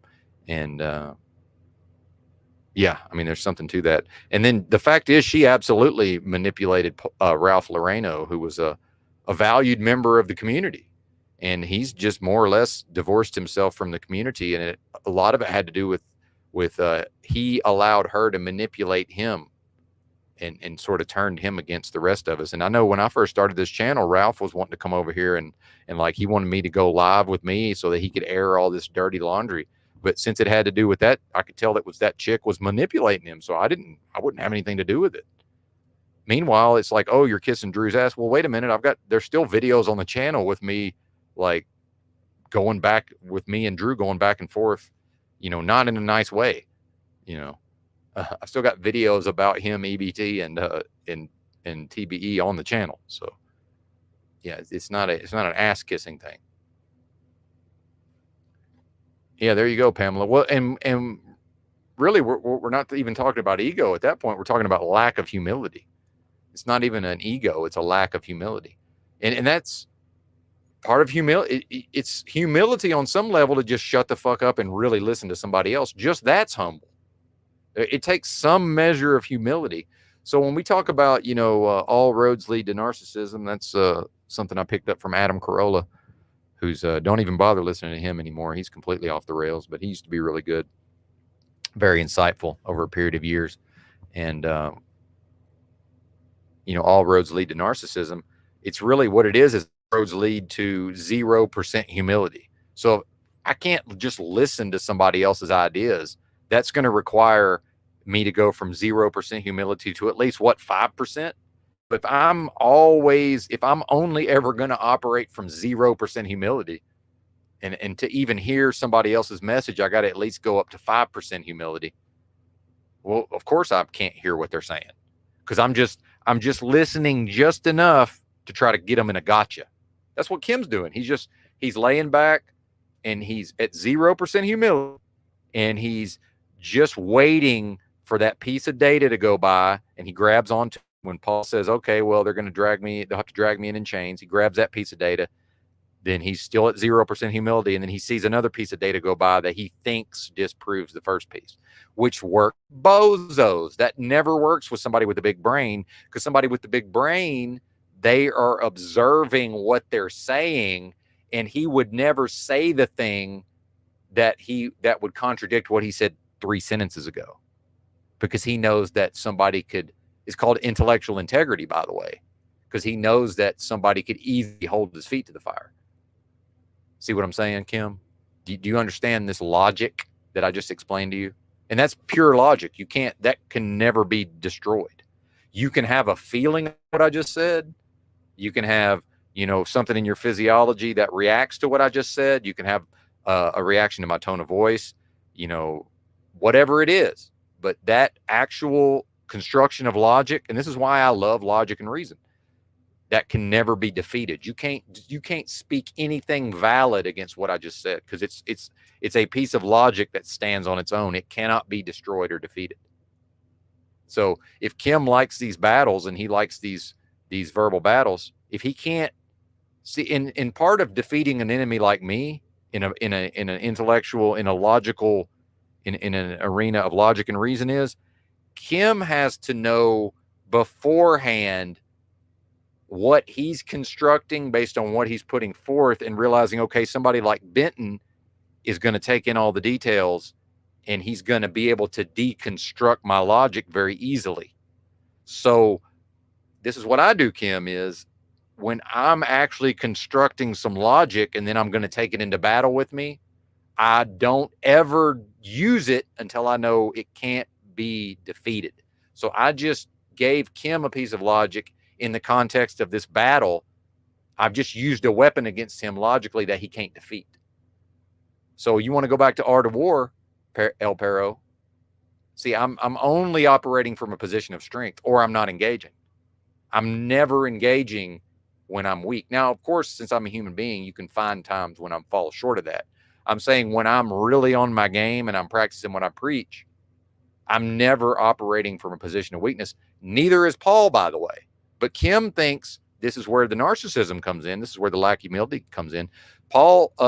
Kim really believes that he can just lay back and just grab a piece of data out of Paul's mouth and then just wait 3 sentences later and grab another piece of data and say, well, you wrong.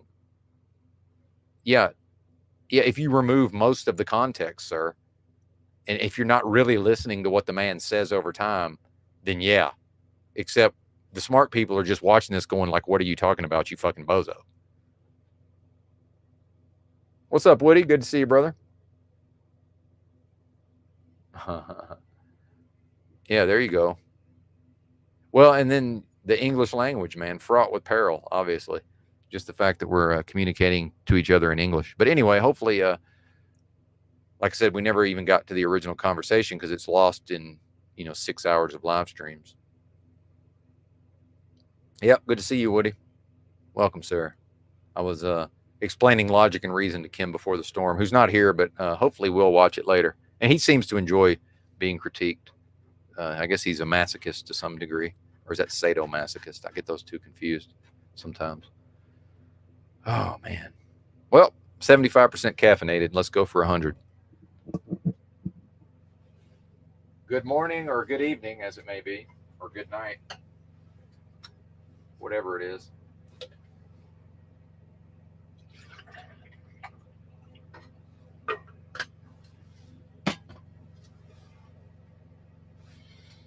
See, this is about the time I would probably be eating a second meal, but I'm doing this thing now where I'm setting a timer on my phone. Not that you can see it, but anyway, if you could see it. I got 51 more minutes. I'm waiting a full 3 hours between meals. It seems to be helping my digestion so far. So, but as much as I have discipline and self-control, I still seem to, maybe it's my conception of time. I don't know.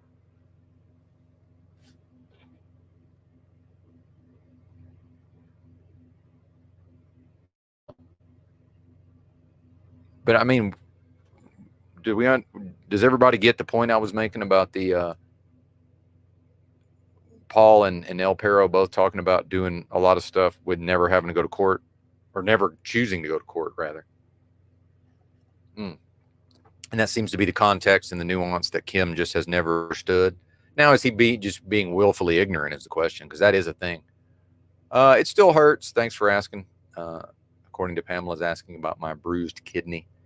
It's sore and hurts, but the main thing is, like, I don't just feel completely fucking exhausted. Like the first couple of days, like the first day right when it happened, dude, I was just done for the day. I could tell. I was like, fuck, it's a wrap.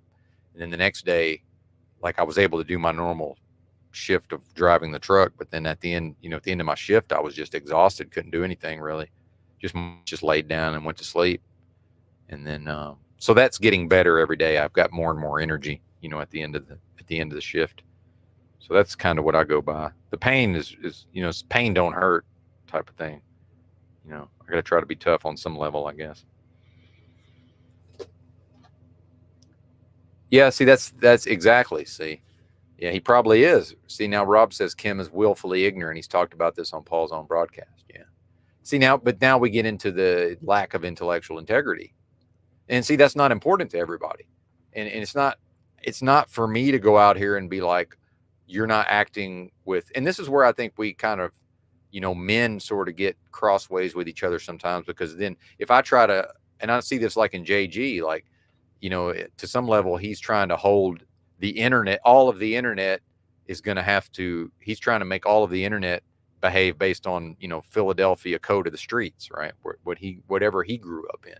It's like, yeah, I understand it's important to me to have intellectual integrity, but it's not for me to then impose that on everybody around me. So the thing with somebody like Kim is I'm just not going to choose to engage very much with somebody who I can see lacks in intellectual integrity. And when you do see me get crossways with EBT or Drew or somebody, is a lot of times it will be based on, I don't think they're behaving with intellectual integrity, whether they are or not. It's just, I probably have a perception that they're not. This is very important to me, but it may not be important to them. That's especially, you know, with Drew pushing this idea of, oh, it's the internet, it's the internet, it's the internet, meaning like, you know, it's not that serious, I think.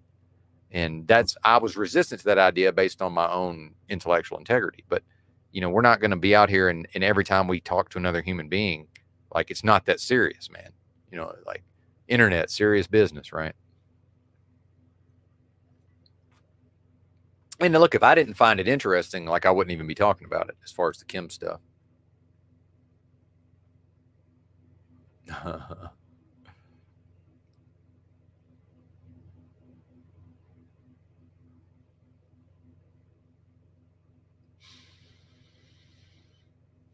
And, you know, I talk about too, how like on some level, it's all about me, right?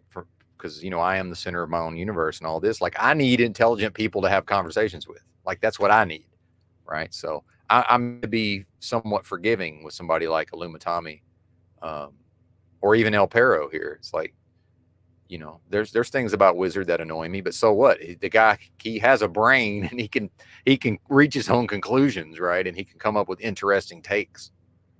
You know, so that's very important.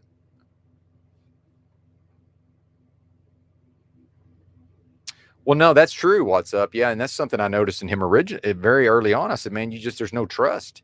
I say, this is you, because he was having trouble I couldn't even finish a sentence with Kim when I first started talking to him. And I had an epiphany, right? Because again, I'm not that smart, but thank God I have very strong intuition and I'm really in touch with my intuition. So I have these just epiphanies just occur to me. I was like, oh, he doesn't trust me. He doesn't trust me in the conversation to say the second half of my sentence because he doesn't know where I'm going with it. And it's based on some irrational fear based on what I might say. He's actually trying to control the conversation based on a lack of trust. Yeah, it's a control freak to some extent. I'm not saying he is that. I'm saying that's a mechanism of control based on a lack of trust. But if I sit here, if me and whoever, you know, if me and Tommy are sitting here and I'm just listening to Tommy, I don't feel like whatever Tommy's saying, I'm not painted with the brush of whatever he's saying, right? We don't, and again, early on, Kim got to this thing where it was like, I'm trying to see if we're on the same page. I'm like, why do we need to be on the same page? And just like, you could see his whole fucking world just stopped, you know, like to him, it didn't even make sense that I wouldn't want to be on this. It's like, why do we need to be on the same page, man? Like, I don't even really want us to agree necessarily. It's kind of more interesting if we don't agree. It's like, what benefit accrues to me from me and somebody else agreeing when we're talking about ideas? Now, if we're getting into problem solving, then yeah, we probably do need to get on the same page to then go forward and solve a problem. But we're talking about ideas. We're not solving problems here. Like, Woody, none of this is going to amount to a hill of beans, man. Right? Like, it's not. We're just, you know, at some level, it's just humans have to be social. We have to have conversations. You know, I think that's why a lot of us are on the metaverse, whether we realize it or not. Like, we need human interaction.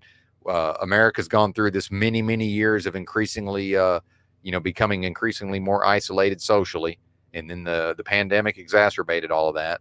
So, yeah, a lot of us, I think, just my opinion, are, you know, we're in the metaverse or we're on the metaverse or whatever you want to call it. You know, we're here because we need to talk to other people about ideas, at least some of the time.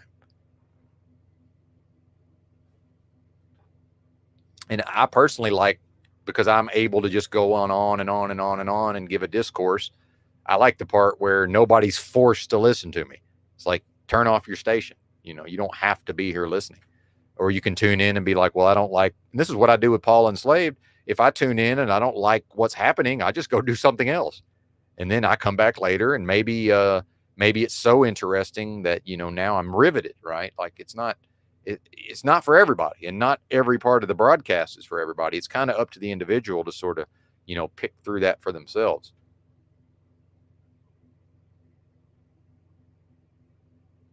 Dark Glasses Woody says, it is a valuable thing to go from feeling uncomfortable when your worldview is challenged to learning to enjoy the chaos that comes with seeing the holes in the hole. There you go. Yeah, and then that's what I've talked about with Kim is, and I relate this to my own experience. I think something in his physiology gets triggered because of his past trauma, and he's talked about PTSD and all of this. So it's probably, you know, something is happening in the moment, and really, you know, and I'm not even saying I believe in PTSD, but, you know, that's what PTSD supposedly is, that the person continues to relive the traumatic event. But they don't relive it like, not like a replaying in their mind necessarily, although that could be part of it. It's actually continuing to experience the trauma, you know, emotionally. And why is that? Because it's never been resolved. But then you also get into repression. And, you know, how much can the individual just repress the trauma versus the PTSD? That seems to be the process whereby the trauma is not being repressed. And but because it's never been resolved, the person continues to relive it at the level of their physiology and their hormone, their body, whatever their body goes through, as if they're experiencing the trauma, as if they're re-experiencing it. Yeah, maybe we'll go check out his movie review. What's the movie, if I may ask? I don't know. I kind of don't want to, but maybe you'll get more views if I play it here. I don't know. Tommy. Yeah, Tommy. And you know, I do get into the pop psychology, and like I say, everybody always reveals themselves. You know, I think he seems to I'm just speculating. He seems to have some kind of need to expose himself, you know, almost like morally, it seems like. Because I know when he was first coming around here, he sort of led with, in a lot of ways, he was kind of leading with these ideas of being kind of into these depraved states of being. And, you know, he was talking a lot of weird gay stuff and a lot of weird drug talk, you know. And but then he seems to have kind of, you know, I'm not even sure, the gay stuff, I think he may have just been using more or less for shock value. I don't really know, right? Like, it's kind of hard to tell, but yeah, exactly. Yeah, you're right, Robin. Dark Glasses Woody dropping gems. Indeed. Yeah, there you go, Rob. Yeah, not everything is for everybody all the time. Exactly. And so that's what I see with Paul sometimes is, and, you know, I don't even care, honestly, but I do have good taste. And the fact that I'll even tune into his broadcast, to me, that says a lot, right? I mean, that's kind of how up my own ass I am. I know, like, it's got to be something to it or I wouldn't be watching it. But then again, that's how I know, like, Mr. Beast makes good videos sometimes. Because, like, sometimes, dude, I'm, like, really enthralled with some of his videos. But I'm not, like, a Mr. Beast fan, right? But it's like some people just want to write off Paul based on, you know, yeah, when I tune in and he's it's getting into the polyamory, dude, I'm just not interested in that. So I tune out. But I wouldn't then try to take that and say, yeah, his channel sucks and he's a bozo because he talks about polyamory. It's like, no, it's just, it's not for me, right? Like, I'll come back later. Exactly. And like Paul says, you know, it's like, and as somebody who's been doing live streams every day, by the way, dude, it is not easy. And I'm already running out of content. Like, I'm already running out of shit to say. You know, I've had a couple of broadcasts here lately where I'm just like, fuck, dude, now I'm just talking about how I don't have anything to talk about. It's like, yeah, the audience will probably humor me for some amount of talking about how I don't have anything to talk about. But it's like, this is clearly not going to hold up in the long run, right? And especially after I called myself, you know, I've given myself the moniker Content Machine. It's like, well, now, wait a minute. Are you going to be able to live up to that, buddy? You know? So, yeah, I recognize just being able to do a broadcast, you know, that many hours a day, by the way. Howard Stern used to whine and cry about doing 4 hours. And even Opie and Anthony to some extent, although not as much, but they did more of the panels, early versions of panels, right? In a way, but it was IRL panels. Oh, I do want to show y'all that I wasn't always quite as decrepit and old and busted. I found some of my old pictures. Let me see if I can bring those up. Give me just a second. Bear with me, folks, if you would. We'll I'll try not to show too many of these. But what the fuck? I don't even know if we're ready for that one.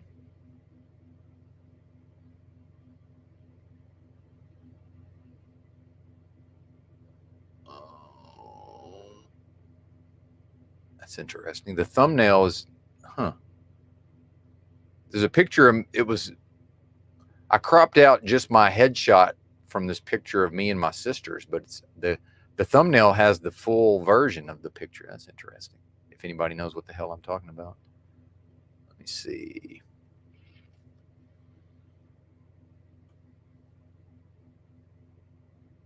Here's one during my traveling days, bebopping around the country, living out of a backpack.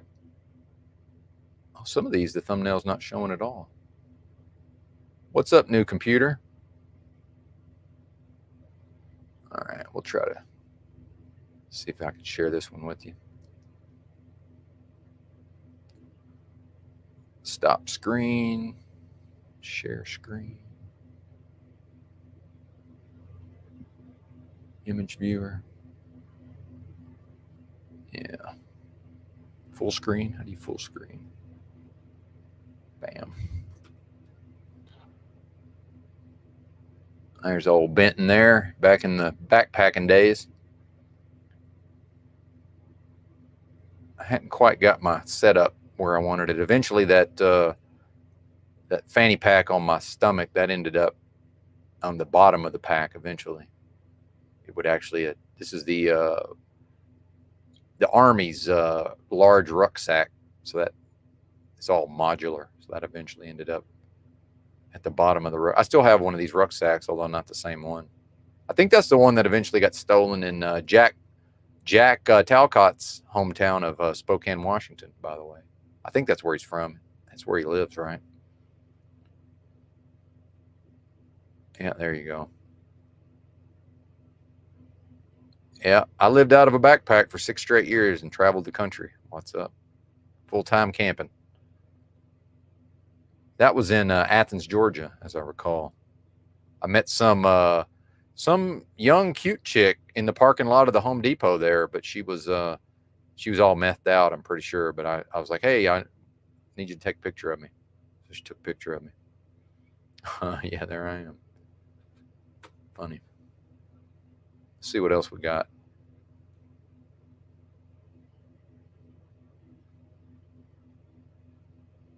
I want to go to, oh, this is me in the weightlifting days. You can see I had a little bit of, let me see. Hang on, I think I got to share the screen again.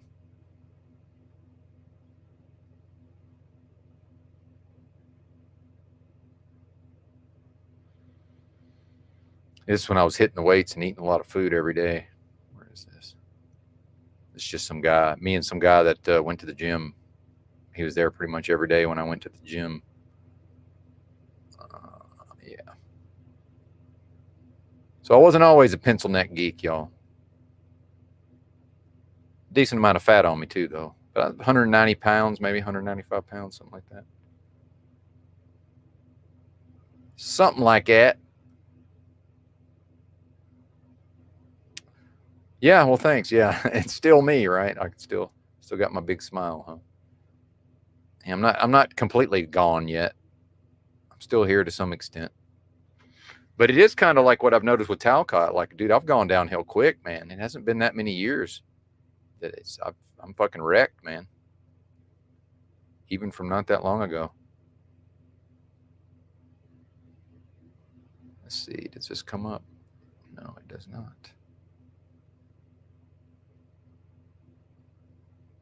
I'm still figuring out the StreamYards to some extent. Yeah, not that one. All right, one more and then we'll get out of here.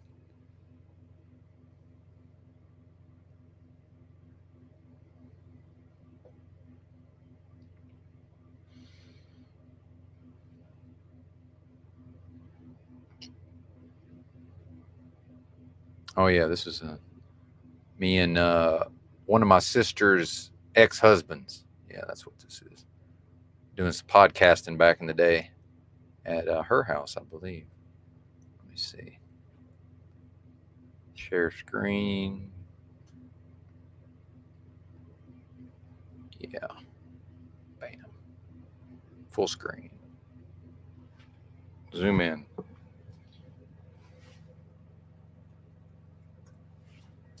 All right. Kind of see me there. There's the mixer. Got some mics.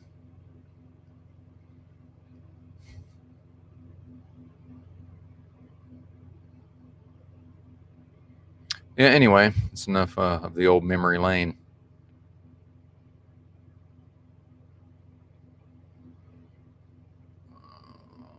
Bam.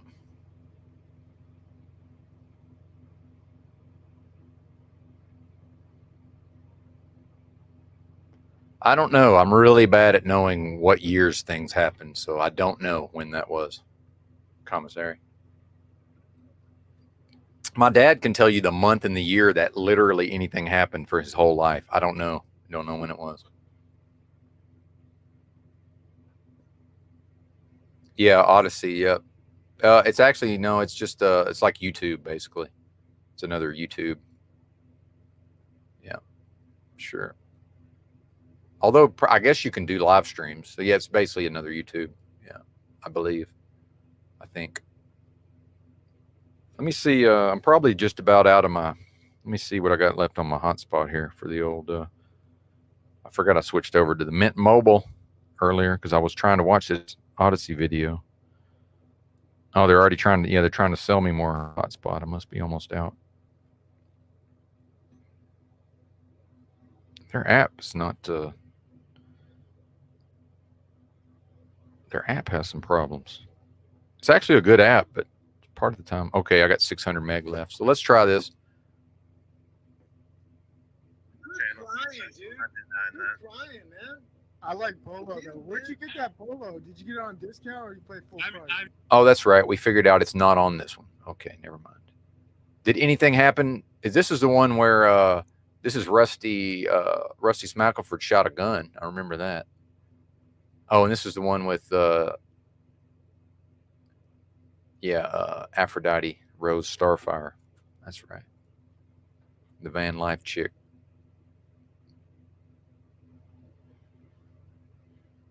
Well, shit. Oh, do you? What's up? Yeah, you might have been in. You probably were in the military, right? Hey, BB's calling in. See if I can tolerate BB for very long. What's up, BB? How you going, man? What's up? Your audio's kind of low. I don't know if that's for just me. Is it? Maybe I can turn you up though. I'm learning how to do this here. Sure. What's up, brother? Yeah, nothing much. Just enjoying Monday night. All right. Yeah. How you doing? I'm all right, man. I bruised my kidney real bad. I don't know, like 4 days ago. But other than that, doing good. Thanks for asking. Okay. Yeah. Yeah. Sorry about my cam. Oh, you're good, man. I'm pretty easygoing on all that, so no worries. Oh yeah, cool. Yeah. I kind of haven't been listening. I've just been putting the kids to bed. So. We can change the subject. Take it wherever you want to take it, man. Sure. Yeah, why not? What's on your mind? Well, I don't know. That's a good question. I went in on some things earlier. I feel like I pretty well covered all of that. I wanted to do some reactions to some recent live streams, but they've all been removed. Like people are making these live streams, but then they're not leaving them on their channel. So yeah. Other than that, not too much. Yeah. Okay. Yeah. Yeah. Well, I've been thinking about a few things. The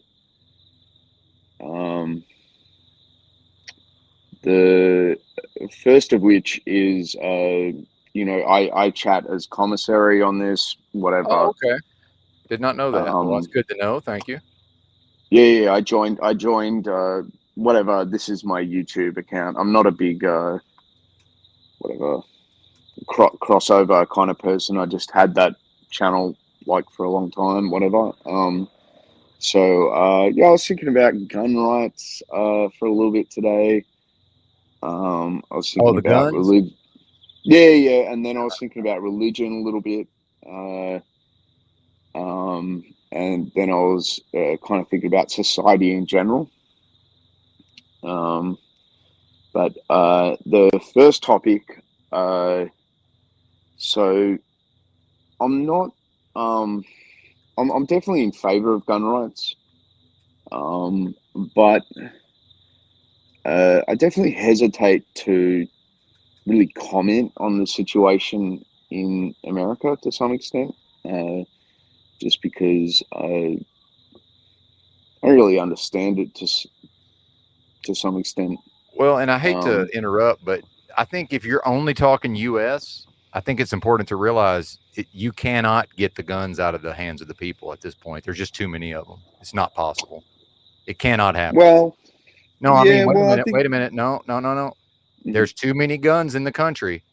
It is not possible to remove them from society at present. It cannot be done. Now, over time, would it be possible that people would turn them in? Yes, that would take years. So you cannot go from where we are today with more guns than people to just no guns. It cannot happen. Yeah. It cannot happen. No. Impossible. I agree on some level. Like, it's not on some level, sir. No, you cannot. In the U.S., you cannot go from 500 plus million guns until tomorrow there's no guns. So you can pass whatever laws you want. These people are going to have guns in their hands if they want them. Period. Yeah. Period. I don't think the objective is zero guns though. Like I think what you said there with the whole it will take time to like take guns out of people's hands. Oh, they're going to turn them in. No, a couple more generations are just going to turn them. Somebody's going to inherit my guns and just going to turn them into the government. That's what's going to happen. Yeah, probably. Yeah. Absolutely. Like what I was thinking today is on like a I guess you could say like a societal level. Should civilians own guns? And that I definitely fall in the category of they shouldn't. Yeah, I've heard you say that. Yeah. And this is an opinion that I've changed in the last year or so. But yeah, I'll try and get my camera not to be so shaky. It's a little bit chilly here. Well, I'll tell you what's scarier than a knife. Than a gun is a knife, if you really think about it. What is a knife? A knife, man. If somebody's going to do damage to you, they could way more effectively just if you're just living your life at the store or something. If somebody wants to do harm to you, dude, a knife is a way better weapon to do harm to you than a gun, especially if you don't know the person's coming. Dude, somebody could fucking mortally stab you in a second and a half and nobody would even hear it or know it happened. They could just walk up to you, stab you three or four times if they know what they're doing and just walk off. And you'll just be standing there bleeding to fucking death. But we're not scared of knives. But we're not scared of knives. I'm actually not, because like knives are like dual purpose. They're like multi-purpose. A knife, you can cut stuff. You can. Well, yeah, it has other uses. Yeah, other uses. Yeah. You can't cut something with a gun, really. Like it's not versatile in that kind of. I'm just saying, if somebody wanted to harm you, in fact, a gun would not necessarily be the best way to accomplish the task, is what I'm saying. There are certain circumstances, 100%, where a knife would serve the purpose. But you know what? It's like a gun is like it's a level above a knife in a lot of respects. Like a handgun, especially. I think everyone talks about, especially outside of America. A lot of people talk about semi-automatic weapons. That could include a pistol. I'm well aware of that. But a pistol itself is like pretty brutal weapon. Well, it can be. Yeah.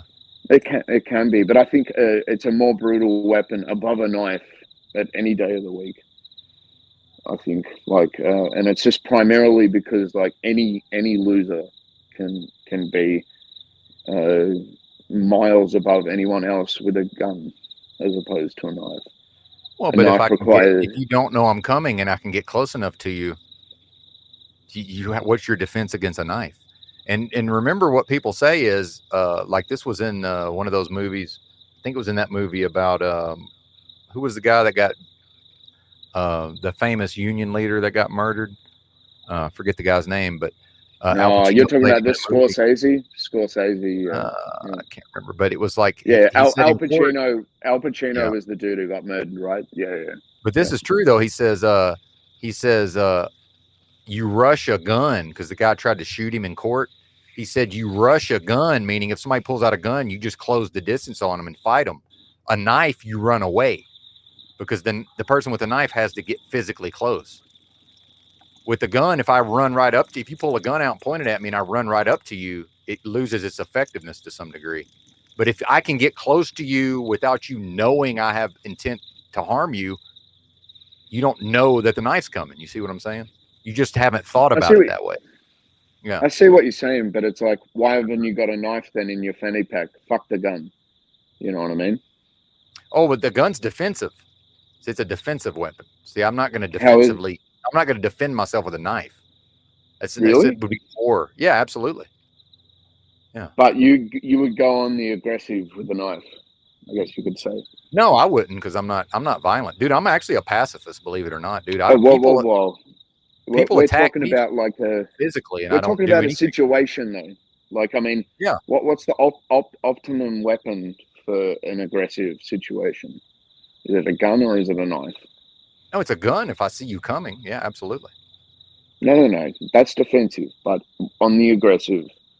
Oh, I have no idea. Is it a knife? No, I've just gone through these scenarios because for me defending myself, because I lived in the streets for so long. Like these people carry knives, you know, I had to be thinking about this on some level, right? For sure, yeah. So like, I guess what I'm trying to get at is it's like, why is it then that like people have the right to be armed, like civilians, that is, you know? Because I'm a human being and I have a right to defend myself, and that's not from the government. Because as a being, it's not, nobody has the right to take my life, so therefore I can defend myself. I mean, I think it's spiritual. It's literally spiritual. Yeah. But in a civilization, you have things that you have to like suck up to, so to speak. You know. No, you're free to just go live in the streets like I did. You don't have to do anything.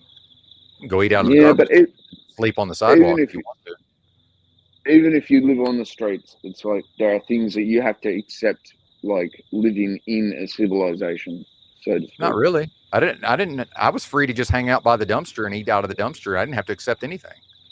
But that's no. You say I have to. No, I don't. I don't. I don't have to accept things. Everything comes with a trade-off. I don't have to accept things. You could have gone foraging, right? There's millions of acres in America. You could have gone hunting buffalo. That's what I'm saying. I could have chosen different circumstances. The point I'm making is you can't enforce civilization on me. I can always just live apart from the civilization in some ways. I don't have to conform to what the civilization says I have to conform to. You can't make me do that. But you chose the city, right, when you were homeless, right? But yeah, because I'm a city person.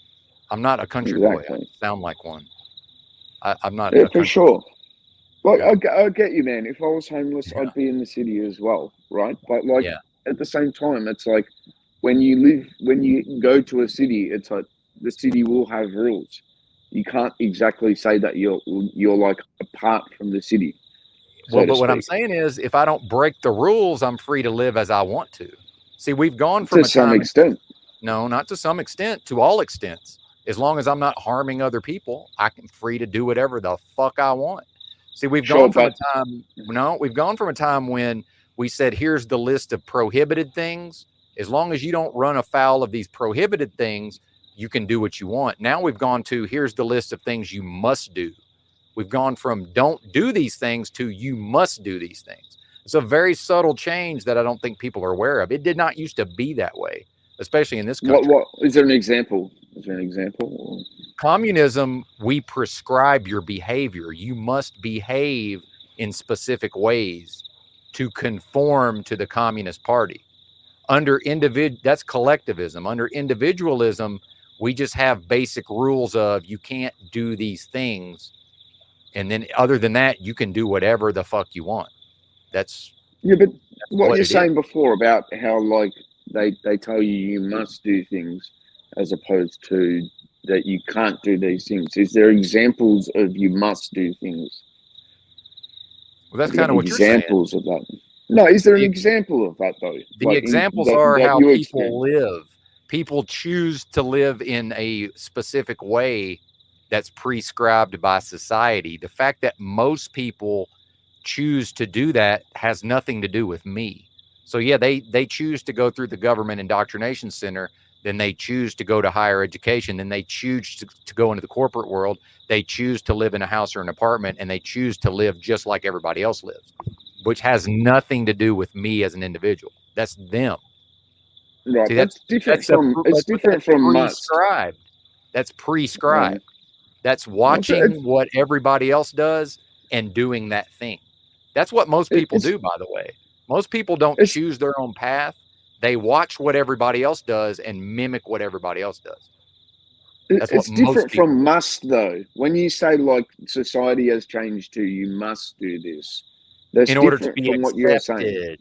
In order to be accepted. Well, I think honestly, it's like to be accepted is a lot different from actually breaking the rules, so to speak.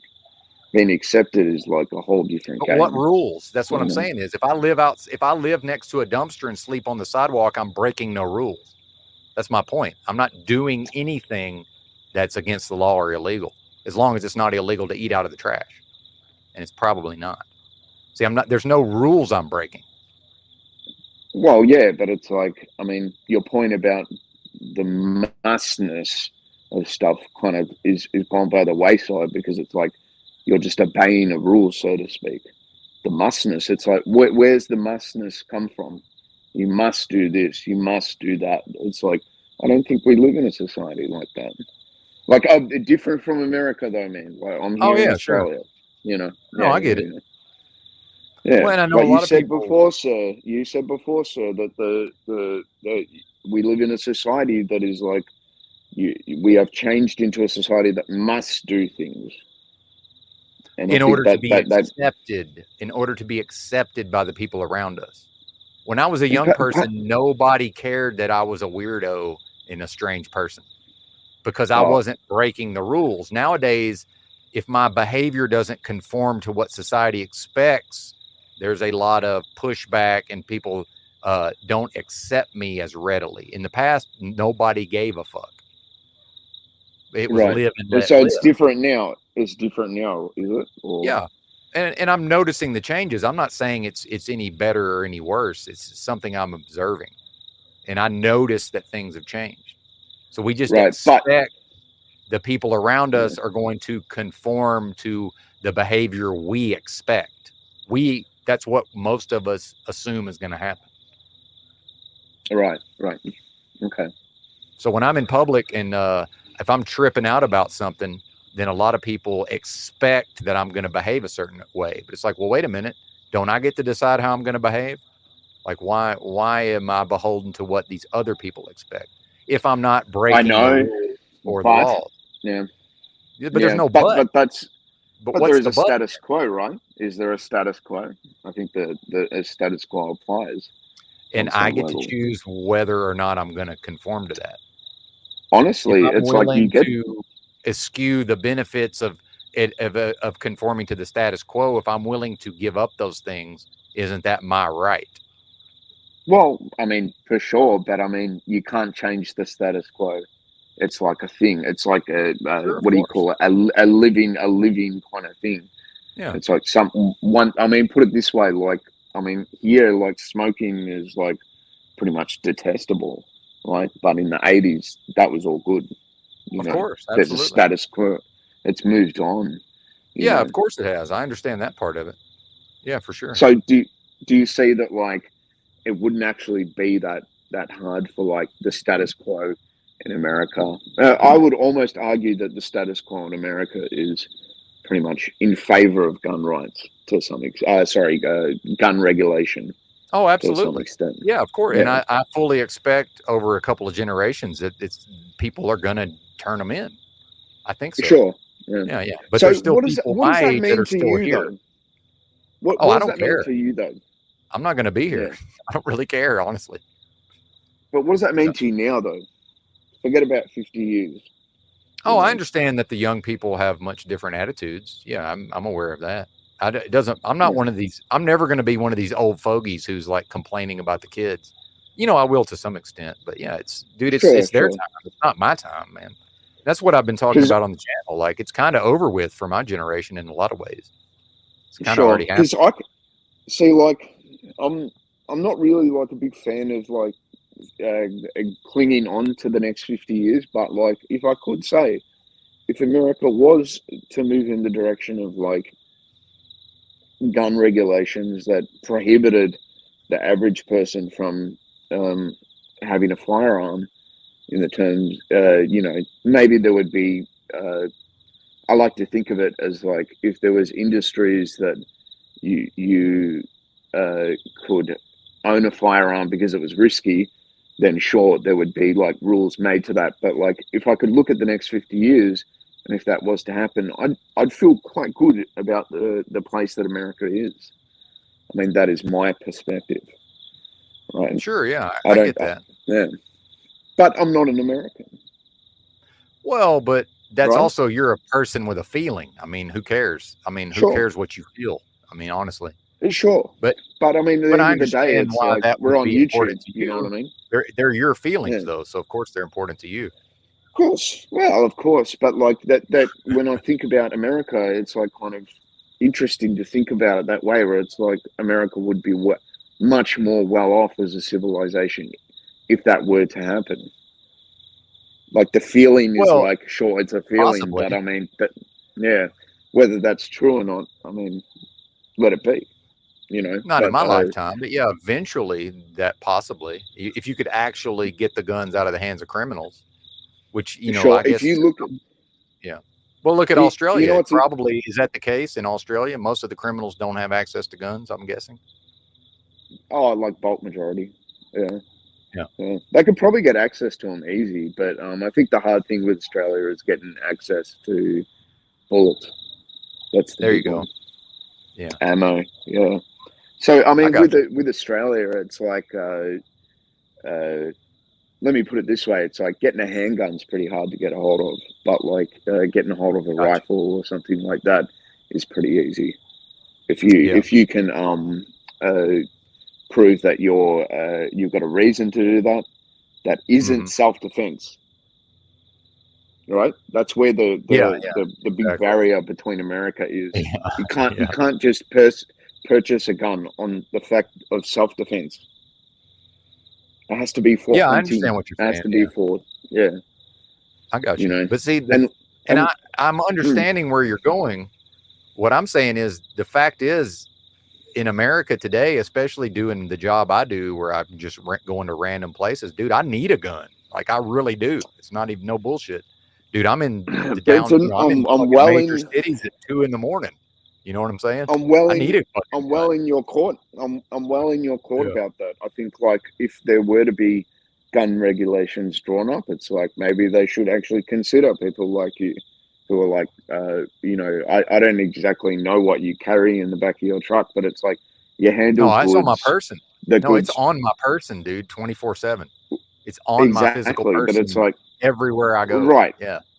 right. But it's like you've got goods. It's like you are kind of subject to like crime possibly, and you may or may not need this. You know, so it's like, Well, but sorry to interrupt, but real perhaps, quick, you know, if the criminals didn't have so many guns, I wouldn't feel like I needed the thing. You see what I'm saying? Like, when I lived in the Yeah. streets, I didn't even carry a weapon. It was like, part of this is based on, in America, we have a shitload of guns. They're fucking everywhere. yeah. You know what's They're interesting, everywhere. man? That was when I said before at the start of this that like I decided to kind of remain quiet on the issue was kind of looking at gun statistics, and it's like the amount of like weapons that are in the hands of Americans are like, it's just immense. Like, you know, a Wikipedia assessment is like 500 million, you know, like, I mean, that's yeah, exactly. Like it's something savage, you know, and it's like, I mean, honestly, like I feel bad for Americans, honestly, but like that's just my opinion. But at the same time, it's like it just shows what a complex kind of issue it is, to some extent, anyway. Just far more. Even though I think I honestly could debate anyone about should civilians own guns, when it comes down to actually like the way that Americans like view this issue, it's like then it becomes sort of a different topic to some extent. Second Amendment, blah blah blah, Bill of Rights. It's like that's where I'm out of my depth. But when it comes down to whether civilians should own guns, it's like, well, yeah. I mean, I think I have reasonable kind of grounds to say that is not acceptable in a civilized society. But I mean, when you look at those statistics, they're very humbling. In America, to be honest, America actually is a civilized society. When you look at Sudan and those kind of places, oh, absolutely. You know, I mean, they might be borderline to some extent, but I mean, you know, yeah, I can go to. Trust me, I'm going to Boston over going to Kabul. Okay, or well, Baghdad. yeah. It's Yeah, like well, it's a hey matter Phil, of you want degree, to? right? Yeah. Well, I mean, it's like, do you want to go to Baghdad or you want to go to Boston? It's like, I'll take It's a Boston. matter of degree. Yes, I got you. Yeah, it's like, how about what's a bad place in America? Like Philly. Hey, baby, do you want to go to Philly on one of those streets, or you want to go to Kabul? It's like, no, I'll take Philly. Sure, You yeah. know, like, yeah, like, I mean, to that degree, anyway, it's like America is civilized. They have a functioning legal system. They have a functioning law system. They have things that work. But when you go overseas, it's like it's very different, you know. So it's like you can't. I don't think anyway you can make like comparative kind of things to other countries when it comes to America. America, though, is a little bit of a gray area. I think if you look at 500 million guns, that's something else. But I'll tell you what, Benson, how's this right though? You know, I've never seen you fucking show a gun on a live stream, but it's like I say, you know, and I'm sure you have one, you know, like whatever. But like I seen Dude, the other day a Lumatomy always has within arm's reach. Always within arm's reach. yeah. You see, that looks like a piece of cloth, but like a Lumatomy the other day showed a gun, fucking idiot. And Well, what's the point? I mean, I don't understand the point. what's his name? Rusty was like showing his rifle with the stream the other day, and it was fired all a handgun on stream. Rusty did. Oh, he did? Okay. Okay. I He didn't see fired that. a handgun on stream. Yeah. And it's kind of funny, you know, like I kind of laugh at this stuff because I worked with a guy from, where was he from? He's from Michigan, and he said like they'd drive home from the bar and they'd see some bunnies, and like he said everyone pull over and just like shoot at the bunnies. I'm like, that's wicked, you know, that's awesome. I love hearing those stories, but it's like to show it off in the live stream, it's like, oh, come on, you know what I mean? Like, if I have some respect, you know what I mean? Like, Well, do you I see think what I'm it's against saying? the rules. I think YouTube has rules against that. Maybe If I want to make my I own, just think it's I think they do. If I want to make my own website and show nothing but guns, see, I believe in actual freedom, which means if you don't want to watch me show guns on my own website, don't tune in, right? But then again, we can watch all sort of, you know, everybody's got a pocket computer, and we can pull up the most depraved acts that human beings can engage in. I can watch it on this phone, but that somehow that's okay. But I can't see I can't see somebody hold a firearm. You know, that kind of shows where we're at. but You know what I mean? it's just cringeworthy though. Like, I mean, when I see someone do that, it's like, you really need to do that. It's like, fucking just keep that shit away and, you know, be happy the fact you have a gun. It's like, whatever, you know. But it's like, I don't know. Sometimes I think these people are like fucking, they've pulled it out to make a deal about it to some extent. Well, I It's mean, like, I look at me, understand what you you're know. saying. Yeah, Oh, I get it. Yeah, it's kind of an edgelord thing to do. Sure. It is a little bit, you know. Well, but if it wasn't against the rules and somebody was just curious what kind of gun I have, I might just be like, well, here it is and show it to you. But it's like, it would still be in a context. It wouldn't be just out of nowhere. Like, here I am flexing with a gun or whatever. Like, I just wouldn't see any value in that, me personally. Oh yeah, sure. Can I address a court in Yeah, go Canada ahead. here? Yeah, they said that Yeah. Australia and China had the worst lockdowns, and you know what, man? It's like America had bad lockdowns as well, and it had nothing to do with whether people held firearms or anything like that at all. And Well, people should just get over in it. some parts of the country, but I would argue that the parts of the country that had the worst lockdowns had the lowest levels of firearm ownership also. But that's not necessarily a correlation. It probably says something more about the attitudes of the populace.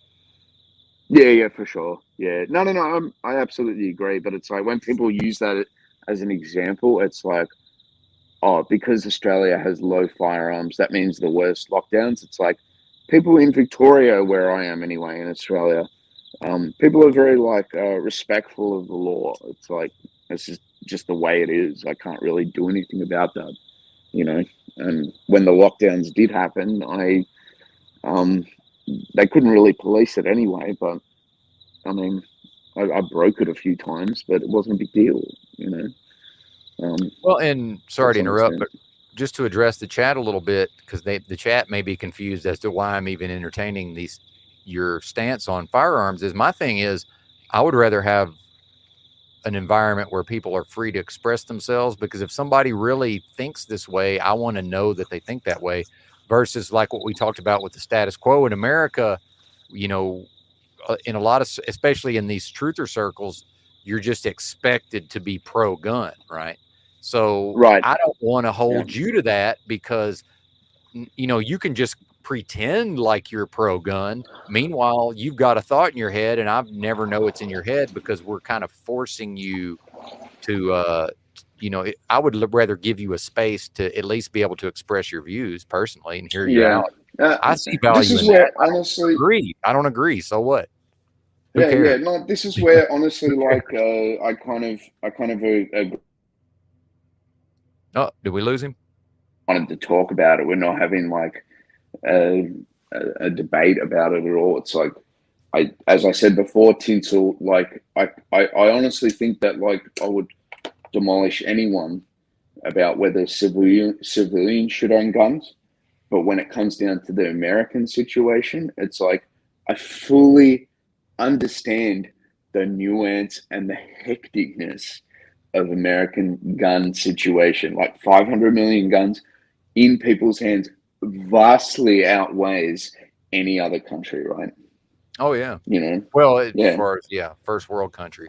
Well, yeah, any country probably. Yeah, probably any country. Yeah, absolutely. Any country, a civil society or not. And it's like, when I come onto Benton's stream, it's like, you know, he's a guy who's willing to listen. I'm willing to listen to him as well. And it's like, that's exactly what, like, men should do, really. It's like, you want a stronger stance on it? It's like, I'll bring the stronger stance. But right now I'm talking to Benton.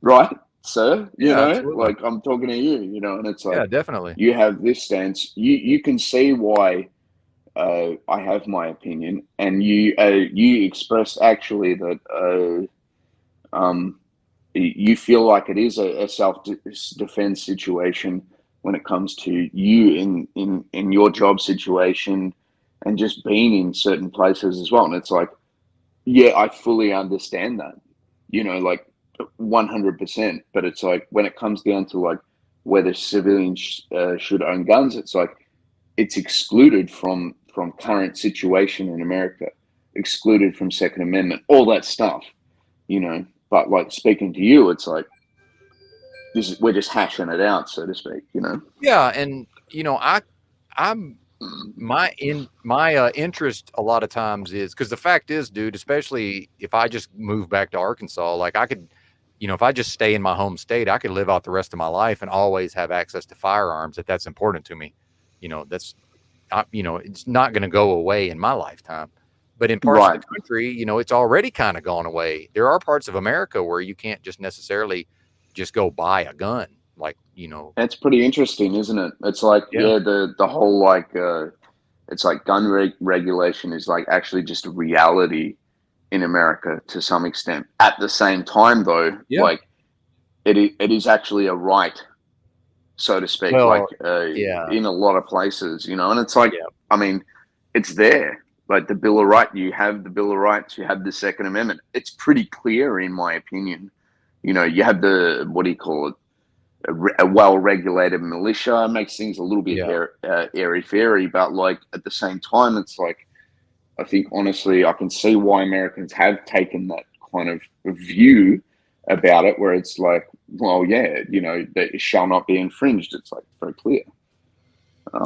You know, Well, and that's but, what happened in Chicago. They had a complete gun ban. You couldn't even own one in your own home.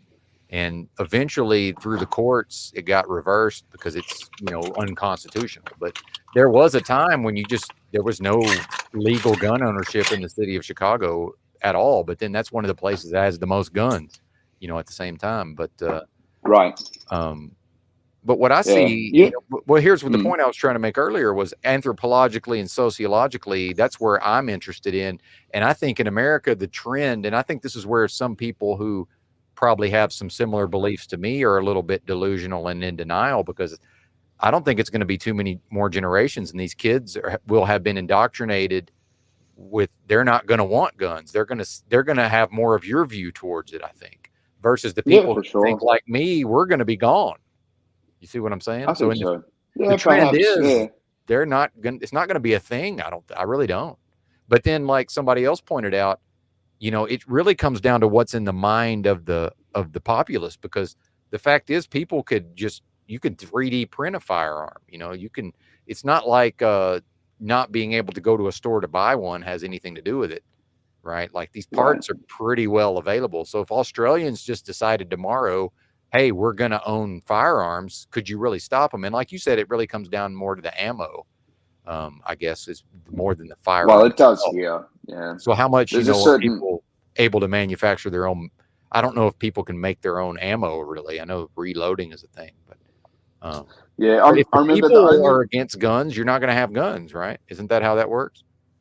Yeah, I mean, like if you speak to, well, Victorians at least, I mean, the status quo, which I'm a part of, is that like people just shouldn't own firearms unless they've actually got a specific reason to do it, which doesn't include self-defense. For most people, there is no reason, though. If you take self-defense off the table, other than actually going hunting, what reason is there? Like what actual reason? I know, yeah. So I mean, and that's what I'm. But when you say that, I'm already seeing. Well, there's obviously, you know, you're saying, oh, unless you have a good reason, but it's like, obviously, there's not a so-called good reason most of the time. There isn't, yeah. And it's just because what a gun is, I think, at the end of the day. You know, like, I was actually, like, pro-guns up until about a year ago, and one of the things that completely changed me was looking at one of these, like, activist things in America where, like, people are standing around, like, promoting gun liberty, so to speak, and they had stickers saying, guns save lives. And it's like, you know, guns do save lives, Benton, right? I think we can agree on that. It's like 100%. Otherwise, the military wouldn't have guns. But it's like, it's one of those things where it's like, that's the little T truth. But like the capital T truth is, it's like a gun is actually made to end life. So it's like a kind of, it's a weird conundrum to some extent. And I was just like, it's just such a, I would never be a part of these people's shitty protest. It's like, that clearly is dumb. But, you know, it's clearly just a dumb thing to put on your shoulder. Guns save lives. It's like, yeah, I'm glad you're laughing, because it's like, I think at the end of the day, I'm not saying you agree with me, you know, but it's like, you can see like kind of like how funny it is. It's like, are you serious, bro? You know, but yeah, you know. Well, I would say that in the U.S., with the violent crime levels that we do have, the fact is, in areas where the criminals have to assume that much of the populace is armed, they are less likely to just randomly try to victimize people. Like, so, I mean, I'm not saying the Sure, gun saved sure. life, but I do think there is a deterrent effect, right? But Yeah, you know what actually like is a pro gun position is that guns actually level the playing field. So it's like, you know, you got a little guy who's a righteous man, and someone's going to actually infringe on his livelihood, and it's like he can't do anything about it, and it's like boom, you know, like fuck off, you know, like it's done, you know, and that's you know, that's a righteous thing, I think, on some level. Do you see what I'm saying? Yeah, it's like I think the chat's turning on you though. I understand. Oh, are they? To some extent. Here we I go. think now Jessica Jane's is she leaving? She said bye. Maybe she's out of here. I don't know if it's because of you though necessarily, but you know, I think it's an important discussion for sure.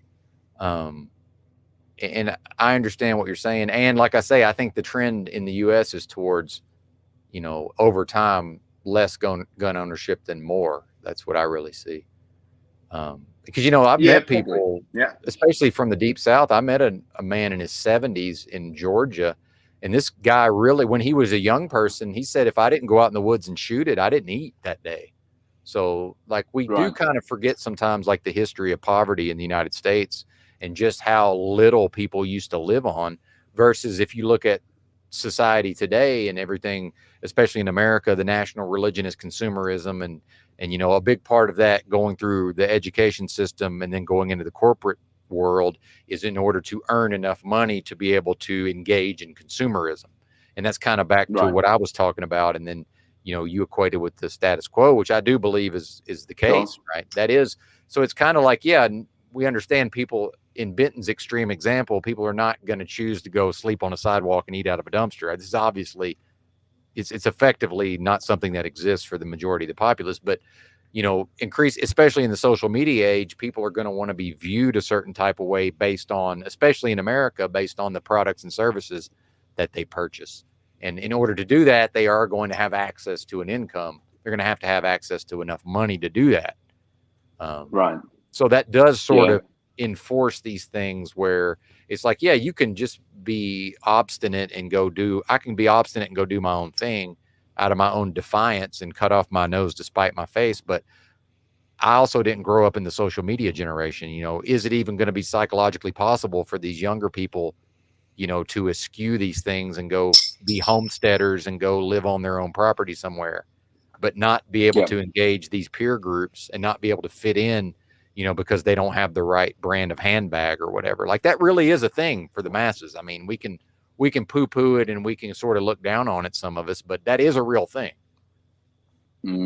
Yeah, I think you bring up a good point about like consumerism. I think honestly, if society wasn't so materialistic, I think gun rights and that kind of thing wouldn't be like such a hard-nosed issue, because it's like in a materialist society, it's like there's so much governing like just living a complete life now and not having really any like respect for like the fact that there is a life after this to some extent anyway. So it's like everything is just bargained on the fact that like your life is what you got and that's really it. I don't know if you get my drift anyway. Well, but overall, I don't see the consumerism changing. I think it's just gonna. I don't think it's going. Well, yeah, I'm not arguing that. I'm just saying that it's like, yeah, like that's why honestly that like you don't have priestly vocations and that kind of thing. It's like, yeah, it's like why would anyone choose to go be a priest when, you know, you can be a doctor or you could be something that is going to make you money.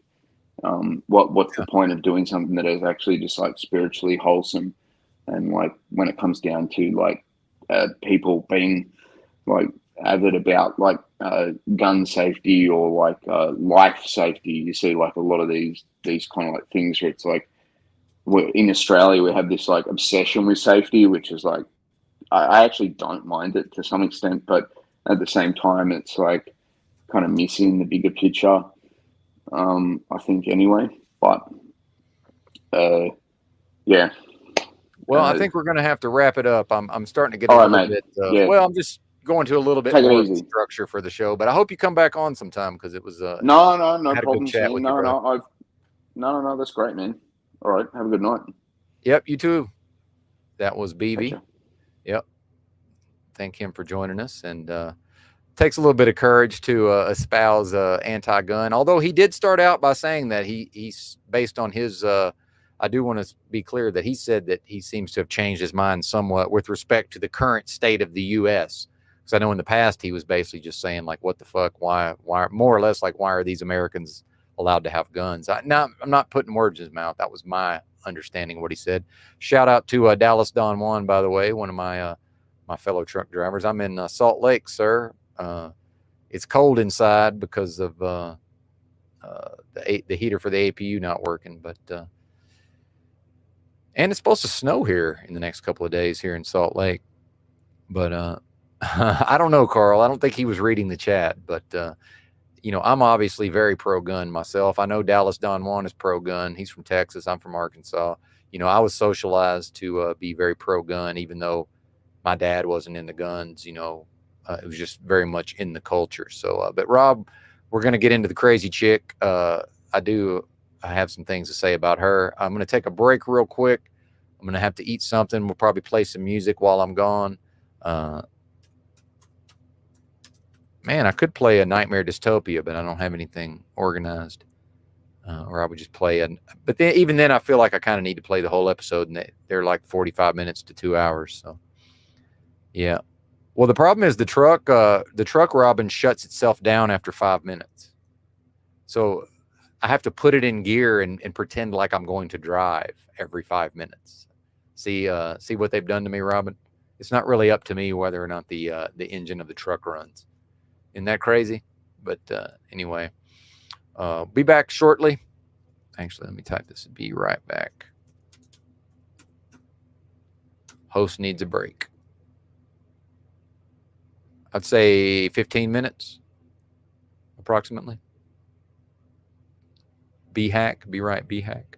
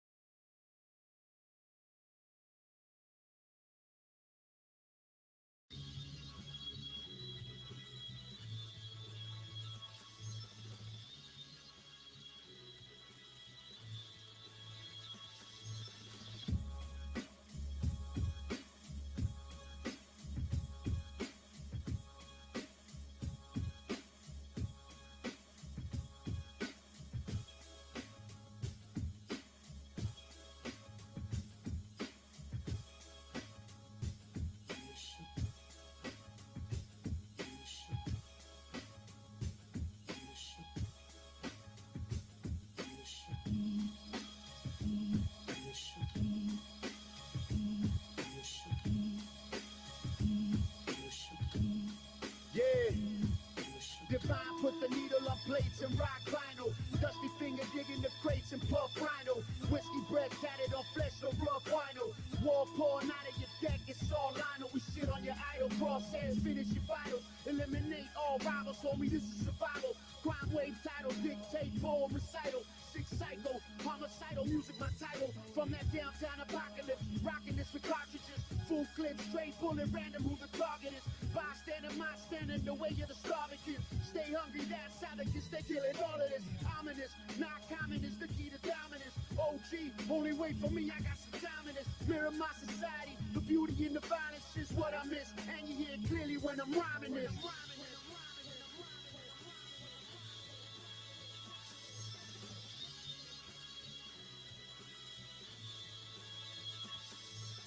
Technical weaponry, rhyme style heavenly. Learn my pedigree, burn my effigy, spit my therapy, smoke my remedy, passive aggressively, stroke my enemy, invoke my reverie, provoke my devilry, bucket list trilogy, war-born industry, terminate, assassinate with extreme bigotry, heavyweight armor plate, subatomic energy, necronomic icon, triple hexagon, one level beyond. The devil's word is law. Put murder on a song and a murder in your palm. Birth rate, death toll, underwater death roll. Crocodile tearing, devil loving, God fearing. Bioengineering, stem cell cloning. Relay with the boning, international zoning. 7 samurai all die by one Ronin.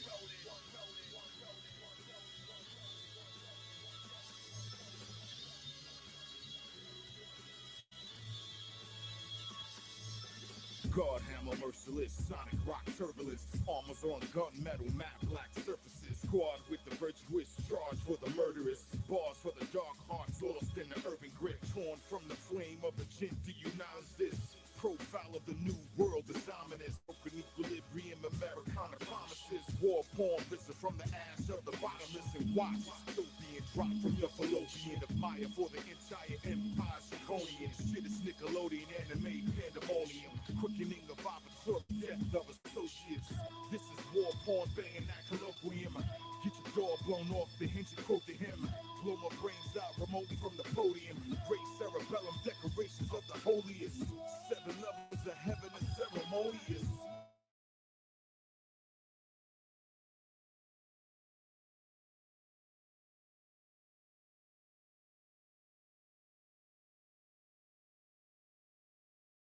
You should come with me to the end of the world.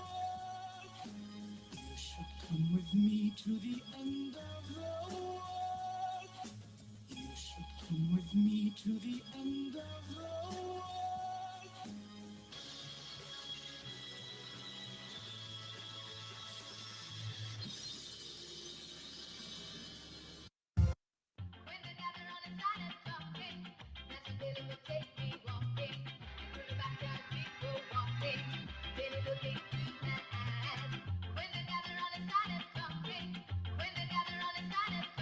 Shoot the baby batter, climb Jacob's ladder, spark the gray matter and watch the bugs scatter. Throw your hands up like fuck all don't matter. Total recall, retrieve corrupt data. Smoking on shatter, higher than Charlie. She sniffing Charlie, rolling on Molly, chewing on his Xanax, smoking Bob Marley, tripping balls, dripping walls and all. And they all tell me pride comes before the fall. I say revolution comes from some guns and balls. Ain't a man that can run shit before he crawls. Fuck the protocol, ain't no rules at all. Matter of fact, sick Jack dropping jewels on y'all. Multi like Manny, bars of the Zanny, chop on a speed dial, clutch for the Dutch fatty. All day with my 6-side family, drinking enough whiskey, turn a little Diablo like Danny. Looking for the girl with invisible panties. Steve Jagerbomb, meet the data data mob. Keep my nights rated R, rated X on rating bars. Who's fading ours?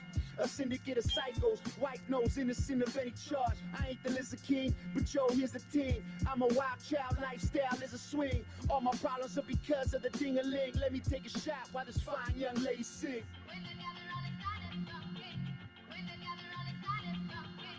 Earth walk with advanced mega hybrids. War kings breaking dawn Wi-Fi lists. Pre-crime this, all rebel verbalize it. No denying this. 24 scientists terminate Skynet. Wordplay cybernet. Penetrate environments. Deathcore sirens. Kirk the enterprise. The mothership keeps spiraling. Sins of my father. White lines on the Bible. Live long and prosper. Lies homicidal. Discount rivals. I blaze your vitals. Raise your idols. I slay your titles. Thieves in the temple. Bang the drum primal. Fuck you androids and AI disciples.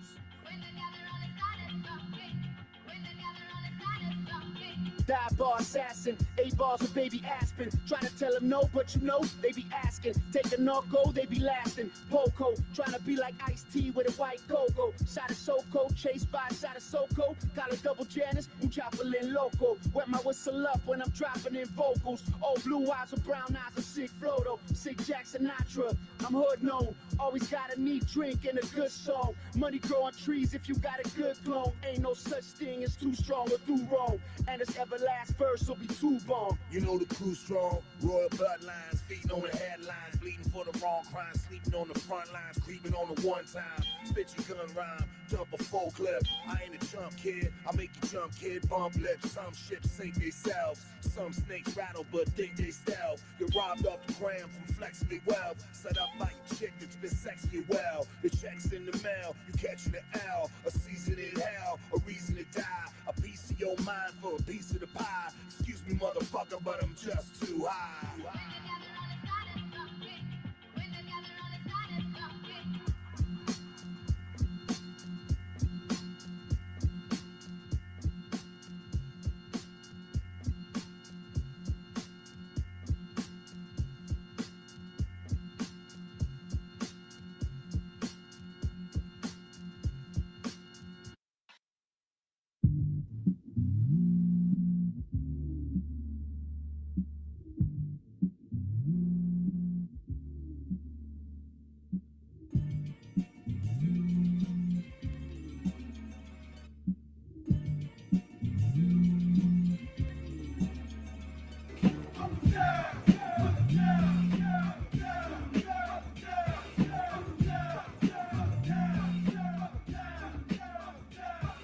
To the weak, what we do, welcome down, world life. Each and every nigga, whenever I'm in the sight. Let my niggas rule, peep your style for your card. Then I kick the verse and take a look at the card. God, hit the niggas with a verse real quick. Come on, God, niggas is all on your dick. You know what they say about niggas who ride dicks. Upstate niggas become chicks. Word life, I ain't bullshitting. Ask my nigga Buck on the streets, he was tough, locked up, he was weak stuff. Shit is hot, word the do. Get the loot from the man, kick his ass with my Timberland. Shorty with the shot that I walk with, fuck with, gang hanging with the double-edged banger.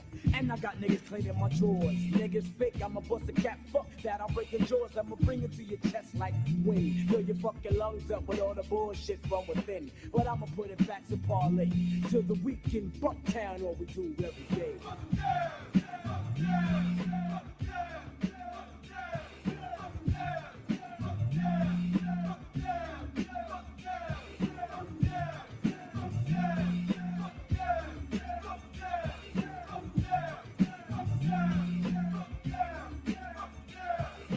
Niggas tell me chill when I kick it. Although my shit is wicked, it's all about the blunts and how I lick it. Or how I shot a nigga in the mug with the slug, leaving white chuckle on a bitch black bug. You couldn't tell me other word the mother. When I was 15, running around, I was the real street lover.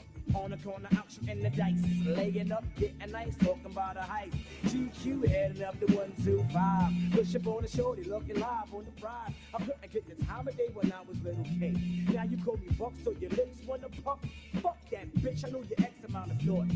But they call me Buckshot Shorty, cause I take no shorts. Word to the shell around my chest. Big up to all of my still rule boy upon deck. So if you see a weak nigga, speak to that bastard, or I'ma hit his ass with the motherfucking plastic. Word life. I ain't bullshitting.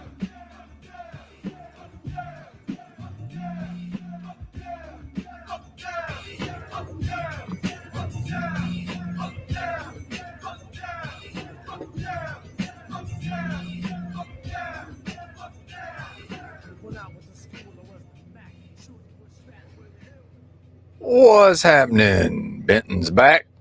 Had me something to eat. What did I miss? Some kind of debate here in the live chat between Dark Glasses Woody and Carl, I guess. Always good to see Carl. I was kind of wondering where he'd been. So, and it's hard. I have trouble talking and trying to listen and then also read the live chat all at the same time. Although I noticed my music. We've lost like 7 out of the 20 people that were here. Oh, well, maybe do better content, Benton. Maybe they'll come back. We'll see.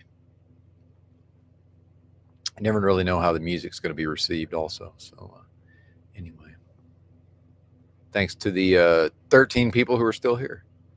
If that's even a real number, right? Like, what's that? Do we really trust YouTube in that respect? Anyway, maybe I should have taken a longer break. Yeah, I think it did, Pamela. Yeah, it probably did get people fired up. I've got a lot of thoughts about it. I do want to say BV there, commissary in the chat, and it's, you know, I've been critical of people with different screen names, but you know, having one name on one platform, I'm more talking about within the same platform having multiple screen names. That's really what I'm talking about. All right, Rob Cleveland, like the music, good deal. Pardon me. Yeah, I want to get into this crazy chick. This is from Pineal Power. Pineal Power. That's a tongue twister. He had a panel, and Paul Unslaved was on there, and some crazy chick was on there. I'm not sure what her name was exactly. Let me find this. Here we go. Now, I don't know, maybe I did see this live. I don't remember, but right now, I think it's paused right about where I started. So let's go back to the beginning of this. It'll make more sense. Give me just a second here. Am I sharing the screen? Okay, good. Pineal Power. I didn't like how they turned out, but it's not nothing like this. All right, hang on. We got to back it up. Now, I never did actually see this chick when I was watching it, you know, listening initially. I'm just assuming she's somewhat attractive. I'm just guessing based on what I was hearing. I couldn't really. Well, you can channel that destructive force into creative. But that's the voice there. But I want to go back to the start of this, whenever that was. I don't know. I think Christos is on this one also. Christos making a lot of appearances. Computer sleeper codes like Biden does. Yeah. Mafia crime boss, Jesus. Man, this bitch can Same reason talk. why security cameras. Okay, I don't think Paul. Okay, yeah, Paul's not on here yet, so I don't think. Pick this shit up. Buy it. If you look at that shit, like I can't make that up. And anyone who knows anything about like, well, I don't know anything about digital art or like how. I know it's real, so anyone. Alexa, okay, analyze Alexa, it, thank you. And if you can prove it or recreate it, then well, I don't know, but I'm pretty sure you can with how it is. So, and I have the hard copies on my phone too. You mirrored it, right? Yeah, all I did. That's why I said all that is to show exactly what I did to it. So all I did was go on Instagram, and I accidentally discovered this just trying to post my weird fucking paranormal photos, and ended up finding all like. Not only do they like all these faces and pictures show up one way, but any way you flip that. Now here's the question: should I go to Pineal's channel? Because on Paul's, he's got it's like, you know, panel within a panel, and then now I'm doing my own thing, so it's like you can't even really see. You see, like this is just a mess, right? What's on the screen here? So what should I do? Should I try to go to Pineal's channel? Will that even make a difference? We'll roll with this, but if y'all want to actually be able to see what's going on, let me know. That image, there's pictures and faces, dude. Like, that's just mind blowing. Yeah, like. I recognize like the format, like kind of. It reminded me of those books where you're supposed to be able to see different images in these abstract patterns. Each page is this really strange, like puzzle-like abstract pattern. Well, that's where we channeled that from, is because that we are, as above, so below. And if we created video games, and it has this cartoony kind of look to it, then as above, so below again, what created us? You're in a video game right now, buddy. Real you is a video playing, Right. you know, you're the sim character that's glitching out, making fucking whoopee instead of fucking hitting the mother look. So, what do you mean? Oh yeah. See, I think we had some audio I think I am going to have to go to Pineal's because there was some weird audio problems here. Now I'm starting to remember. Yeah. Pineal Power. Wait a minute. Let's do this in a new tab. I might be fucking up.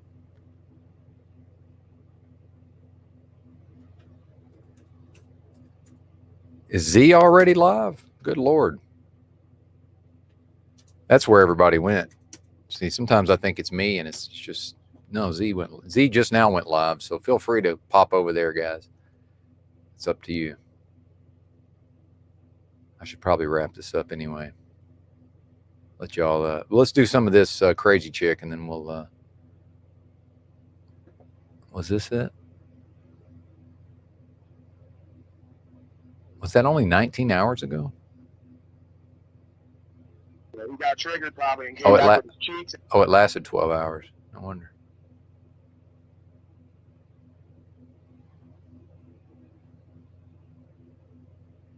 Oh, he had the, what in the world? This is just getting crazy, man. All these panels.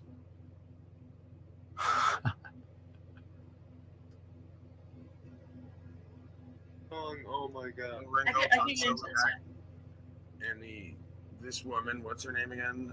I don't, forgive me for not remembering your name. I do that. Land of the Facade. Facade, dude. You know, everything's a farce here. So is that your? Oh, I never even saw this part. And I'm seeing this chick's face for the first time, by the way. It's got just at first glance here, a little bit of the fetal alcohol syndrome, maybe, appearance. Yeah, I remember, yeah, Paul, shout out to 0.5 Talcott. Yeah, I remember Paul was complaining quite a bit about whatever Pineal was doing.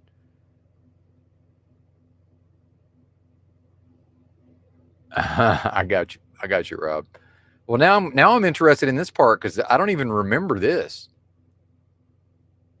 Is that your given name or? Alexa. Right. Yeah. It's a lot better. I don't. I mean, just look at this thing.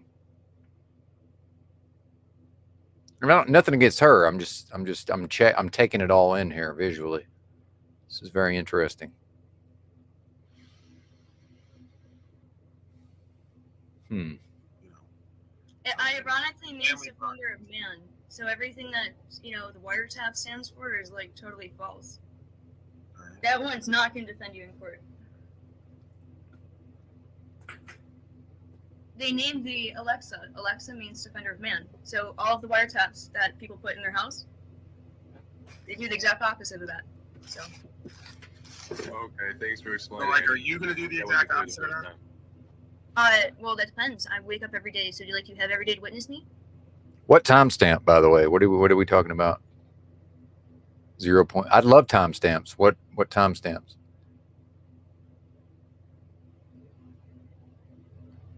Yeah. No, believe me, I would love. Now, is this? See, I don't even know where this is in the sequence. Was this later? Because I don't even remember Talcott being involved. So did I go too far? What the hell happened?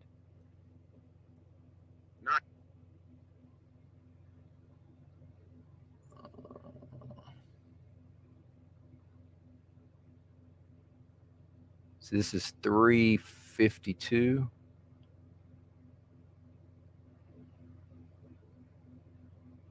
That's just too much of this. I don't even know where was the part that Paul was restreaming. It's just too much, man. I'm gonna have to tap out on this at some point. It's like, dude, there's just too much content has happened. Okay. What is he doing right now? I'm gonna lift the bar on your ass, telling me the bar is low. I don't work on my dab abs, so. Dab abs. So if you don't call. Okay, I saw this part. So and there's the we'll do it live.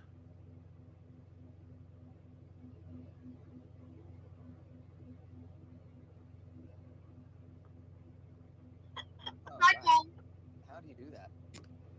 How did you do that? You can't bring Joshua up here. I'm restreaming. He's gonna get us banned. Oh, okay. I've heard that's the opposite. Not that I know from experience, but. Oh. Yeah. Well, see, now I've got competing. See, now 0.5 Talcott wants the DD214 part, but then I've already promised Rob that I'm gonna have things to say about this crazy chick, Alexa. Yeah, exactly, Rob. And that's we ended up on Pineals because there was some audio difficulties there. There was a time when you could only hear Alexa talking, but you couldn't hear whoever was talking to her. That went on for like 10 minutes, if I remember correctly. Yeah, Magenta. Yeah, EBT had some things to say about Magenta also. Yeah, I remember that. Yeah, that was crazy, dude. That was crazy. I don't even want to listen to that DD214 bozo. He's kind of a dummy. You know, I'll forgive a lot of things, man. Like BV, who was just on here, like he's a lot of things. He's not just fucking stupid, right? Like you can tell he's got a brain, and he's able to, even if I don't agree with his ideas, he's able to hear what I say and respond. This DD214 guy is just the lights are on and nobody's home almost. Carrot Top's back. That's the only one way to find out. Am I right? Okay, just for Rob, this is about where I wanted to start here. Pretty close. We missed a few minutes of what I would have wanted to see, but let's just go with this because there's a little bit of a. Let's go back just slightly. There's a little bit of, I don't know if you'd call this flirting or what. But. Besides 100th monkey effect doesn't mean you can copyright it. All right, we got to go back. I just told everyone to come over to the Peanut Power Stream, and they're gonna be flooding in any minute. Now, I don't know how good like the replaying is. I'm waiting for Land of the Facade. Can we go to him? How do we? I got it here. Triple restream. Okay, no, I meant go in there. I'm going on stream here. Look at this. Oh my God. Nasty energy from over there, Pioneer. I can't lie. Is that it? Makes sense?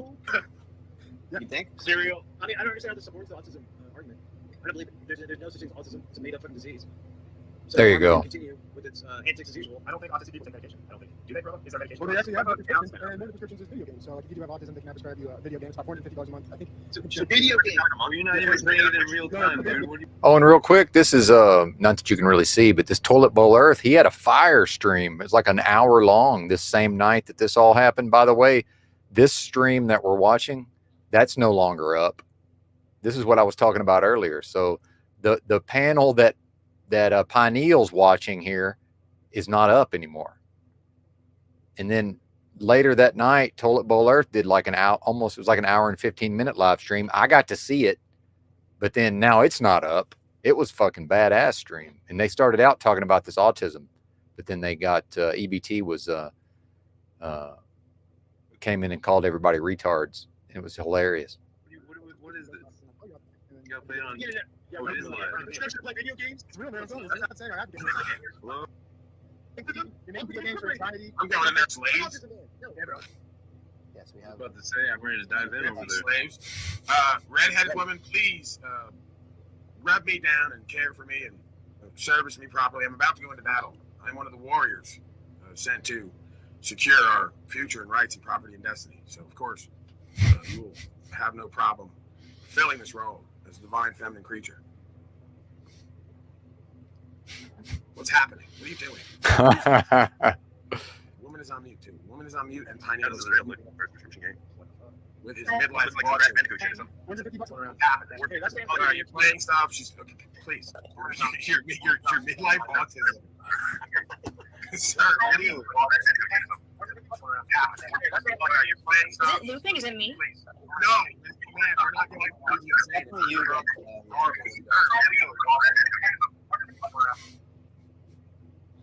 Or it was Rob. Let's see. Hold on. It wasn't Rob. Rob got mad because it's like son. She's got two windows. I'm dead, bro. Chill, man. I'm dying over here, bro. Yeah, she's got a double window action. So yeah, these gentlemen, because it is all gentlemen here. There's not one girl on this Oh panel. my god. They have the link dropped, so could do a panel merger. You know, a channel merger kind of thing. So, Right. It's up to you. Yeah. I knew what the hell was that? Who Before, like I said, go ahead. Sir. No, it's not even important. Go ahead. I'm sorry, Rob Cleveland. I apologize, man. I already know how it is, dude. He's just like, yeah, no, I can't. Because like I said, the ineptitude can be contagious, right? So I get it. Oh, numbers dropping. All right. What were you gonna say, Alexa? Let's try this one more time. Okay. There we go. I was dying earlier. I took a huge hit of tobacco with my weed, and all of a That's sudden weird. it was Alexa has like audio. this. Alexa's got this strange voice. And, you know, I was kind of attracted to her, and then she went to speak, and it's kind of off-putting. I'm taking dabs. Oh, there she is. No, there she is. Okay, I'm gonna pull up some of your videos that I find confusing, and you can explain them to me. Why do you keep? Okay, why are you doing that? I don't know. It's like, you go in on her, and then it's like you get scared and you zoom out. Like, is it triggering you? Like, are you getting turned on? What's the deal? All right, that's me. That's definitely not exciting anyone. Okay. Right. You are very weird. That's probably MK Ultra. Is this why you don't? Okay. Hello? Is this real? Hello? I'm gonna start doing checked out. Is any of this real at this point? I mean, my name. Actually, none of it. So this is why pretty much why you don't get laid ever. It's shit like You've got an ADHD. You've got an ADHD thing going on. right. Maybe not talking Yeah, about midlife autism. Can we get? Okay, now you put the banner over the woman's face. So,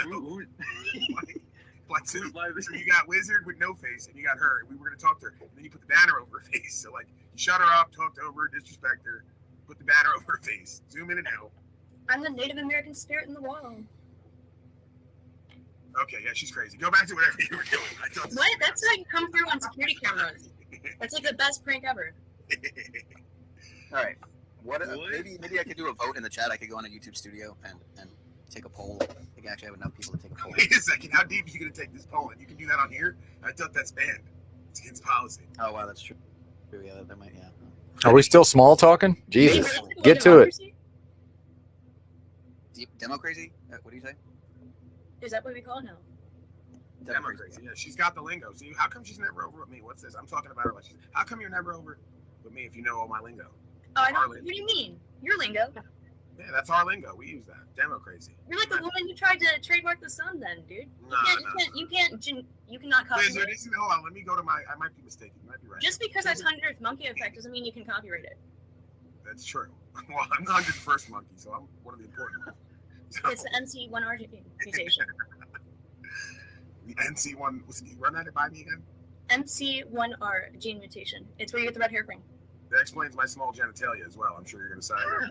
No, actually, I've heard that's the opposite. Not that I know from experience, but. Oh. Yeah. Wow. Karen Top's back. Whoa. Guess there's only one way to find out. Am I right? Oh my god. I think you just say this, and then women are never disappointed. Should we go to? Right. Okay, so this woman might be onto something.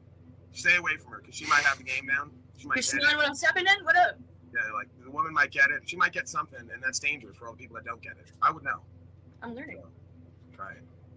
So what's up with might have something to teach me. being?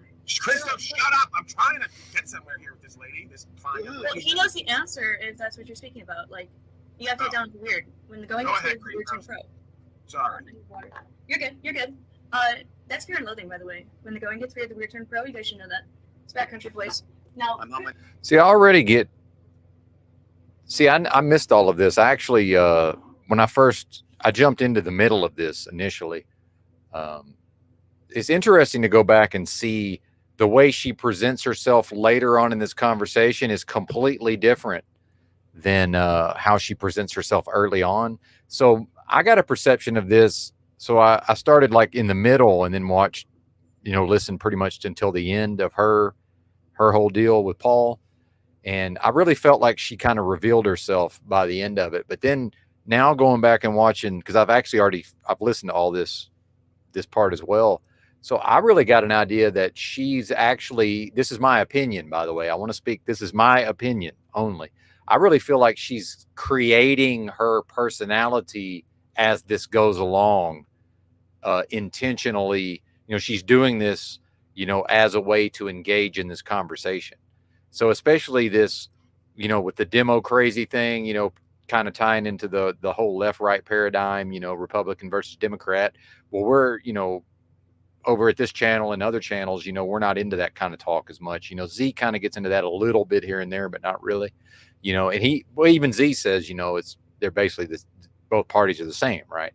So, in these so-called truth communities, we're not talking about those in terms of like the Democrats versus the Republicans and all of this.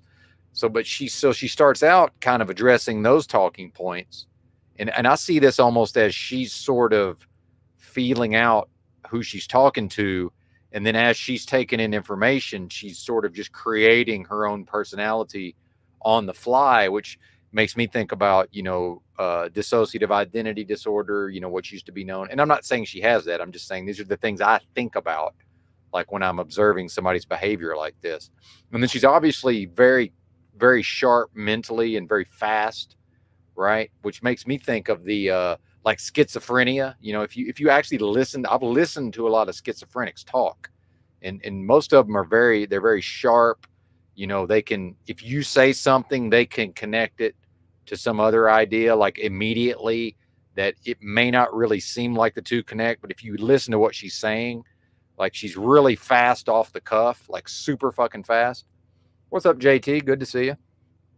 See, I notice all of these things, and I really do believe that oftentimes this is a demonic spirits or demonic oppression. So I'll go ahead and spoil it from the outset. I think this woman is absolutely demonized. I think she is inhabited with demonic spirits. I know it sounds crazy to some people. I understand.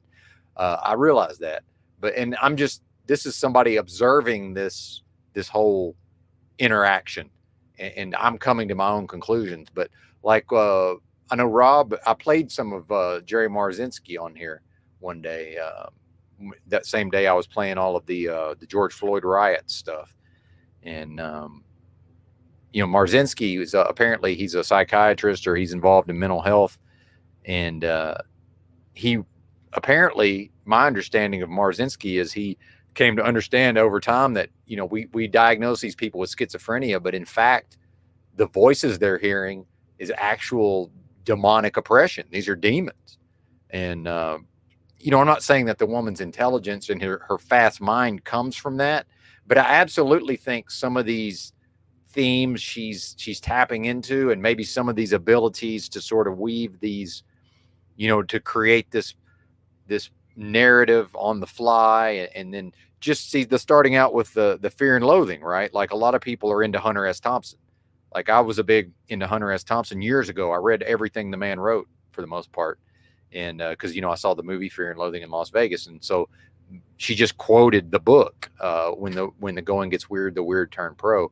But it's almost, I'm viewing this as like, and I'm old too. I understand I think she's in her 30s, but to me, she comes across like somebody in her 20s. When I heard her voice, I assumed she was in her 20s.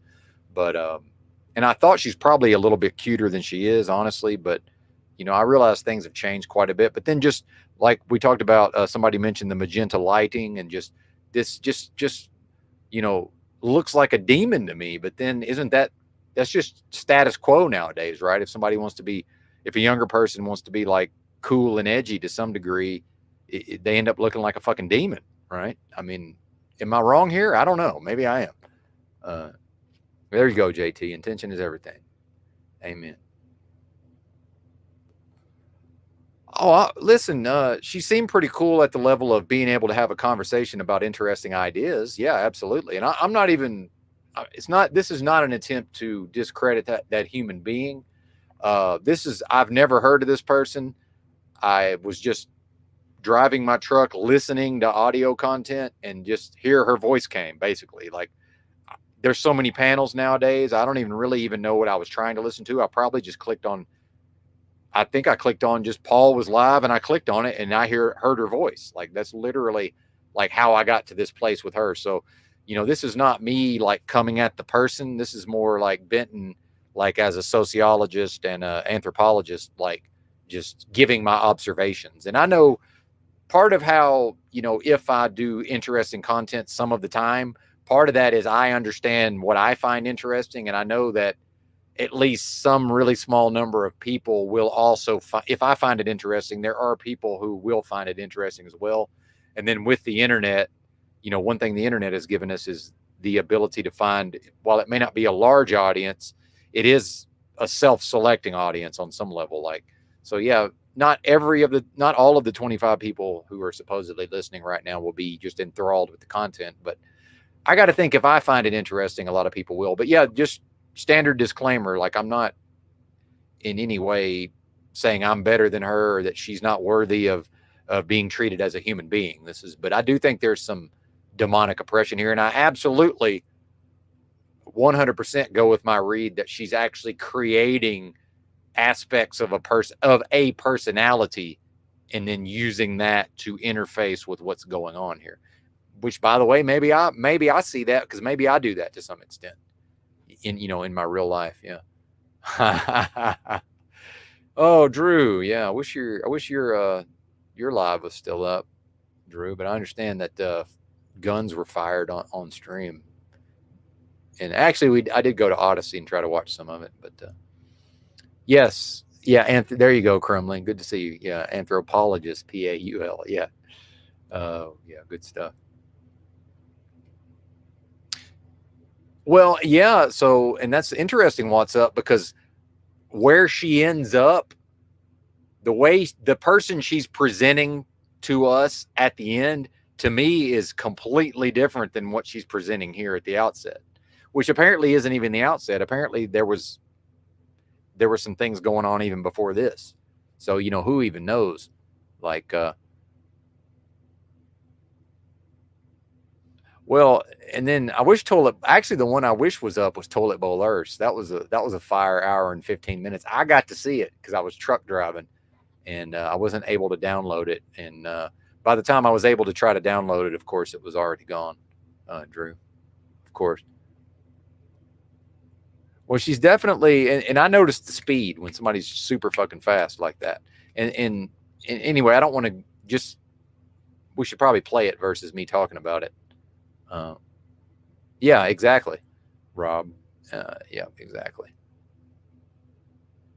Yeah, very fast. And Paul's fast enough to keep up with her in the moment. But the other, and Christos is to some degree, but maybe probably not across the board. And then the other guys are just more like Paul comments on it. Just, they're more or less just lost.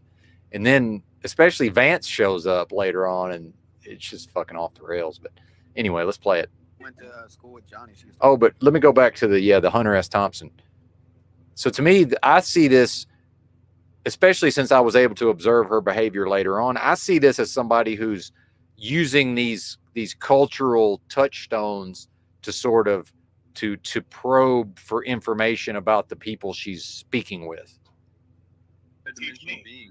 Christoph, shut up. I'm trying to get somewhere here with this lady. This fine young But lady. he knows the answer if that's what you're speaking about. Like, you have to get down to the weird. When going into the weird and pro. See, that's almost like, I almost view that as like canned material. Because it's like then, because certain people on the panel might have a certain reaction to Hunter S. Thompson, you know, so that she can actually learn a lot about the people that are responding to her based on how they interact with that concept. So I think this is a tactic, whether she knows it or not. It could be the, if she is in fact demonized, that could be the demon wanting her to find out about these. But then maybe the demon would just be able to, you know, go into the fucking demon realms and find that out. I don't know. It's interesting to try to dissect it in the moment. Sorry. You're good. You're good. That's Fear and Loathing, by the way. When the going gets weird, the weird turn pro. You guys should know that. It's Backcountry Boys. Now, My mom went to school with Johnny. She used to watch Johnny. So she's kind of like High. cute crazy. Right. She drinks jugs of water. why do you think I'm not a funny little redheaded dude? That would like not fly. Okay. Hey, is You that might spring be one of water? All right, we can't all talk at once, and clearly you guys have. I'm gonna call back.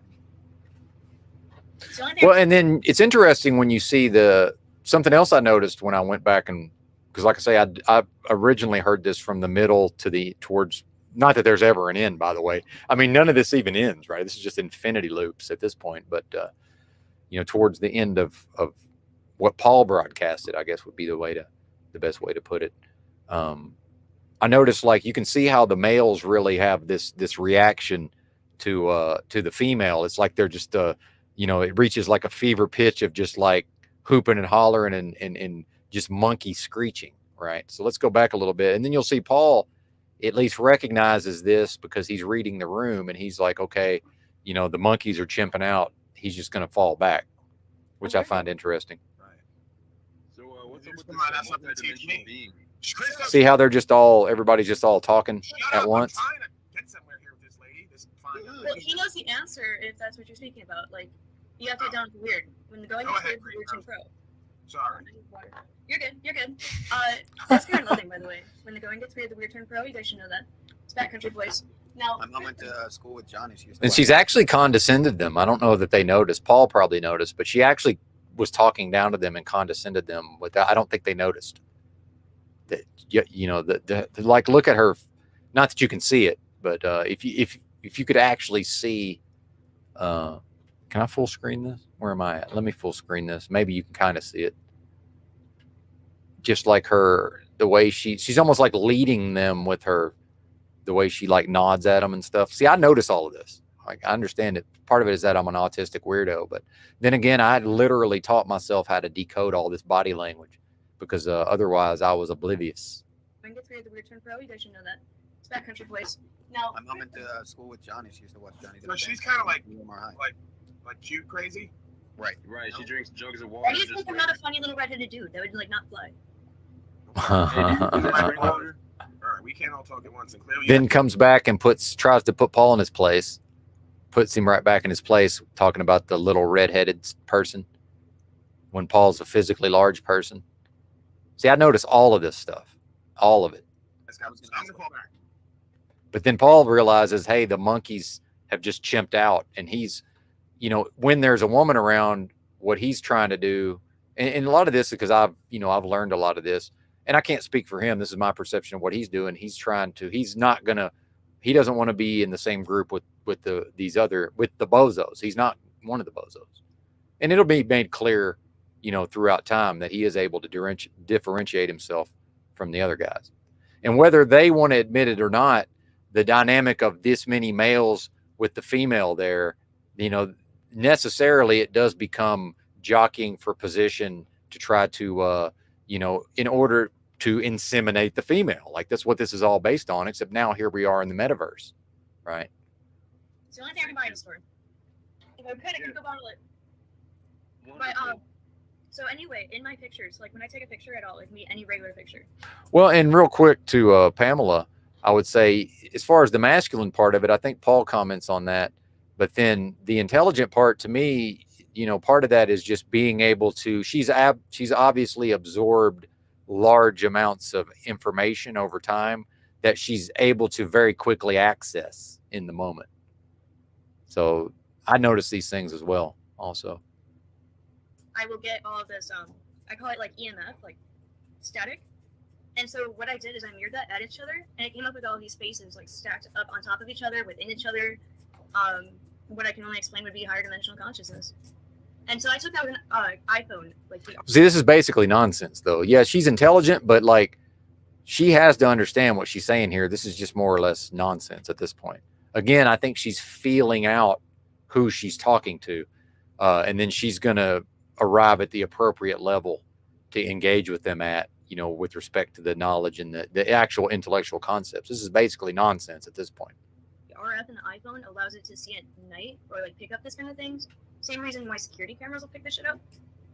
But if you look at that shit, like I can't make that up. And anyone who knows anything about like, well, I don't know anything about digital art or like how.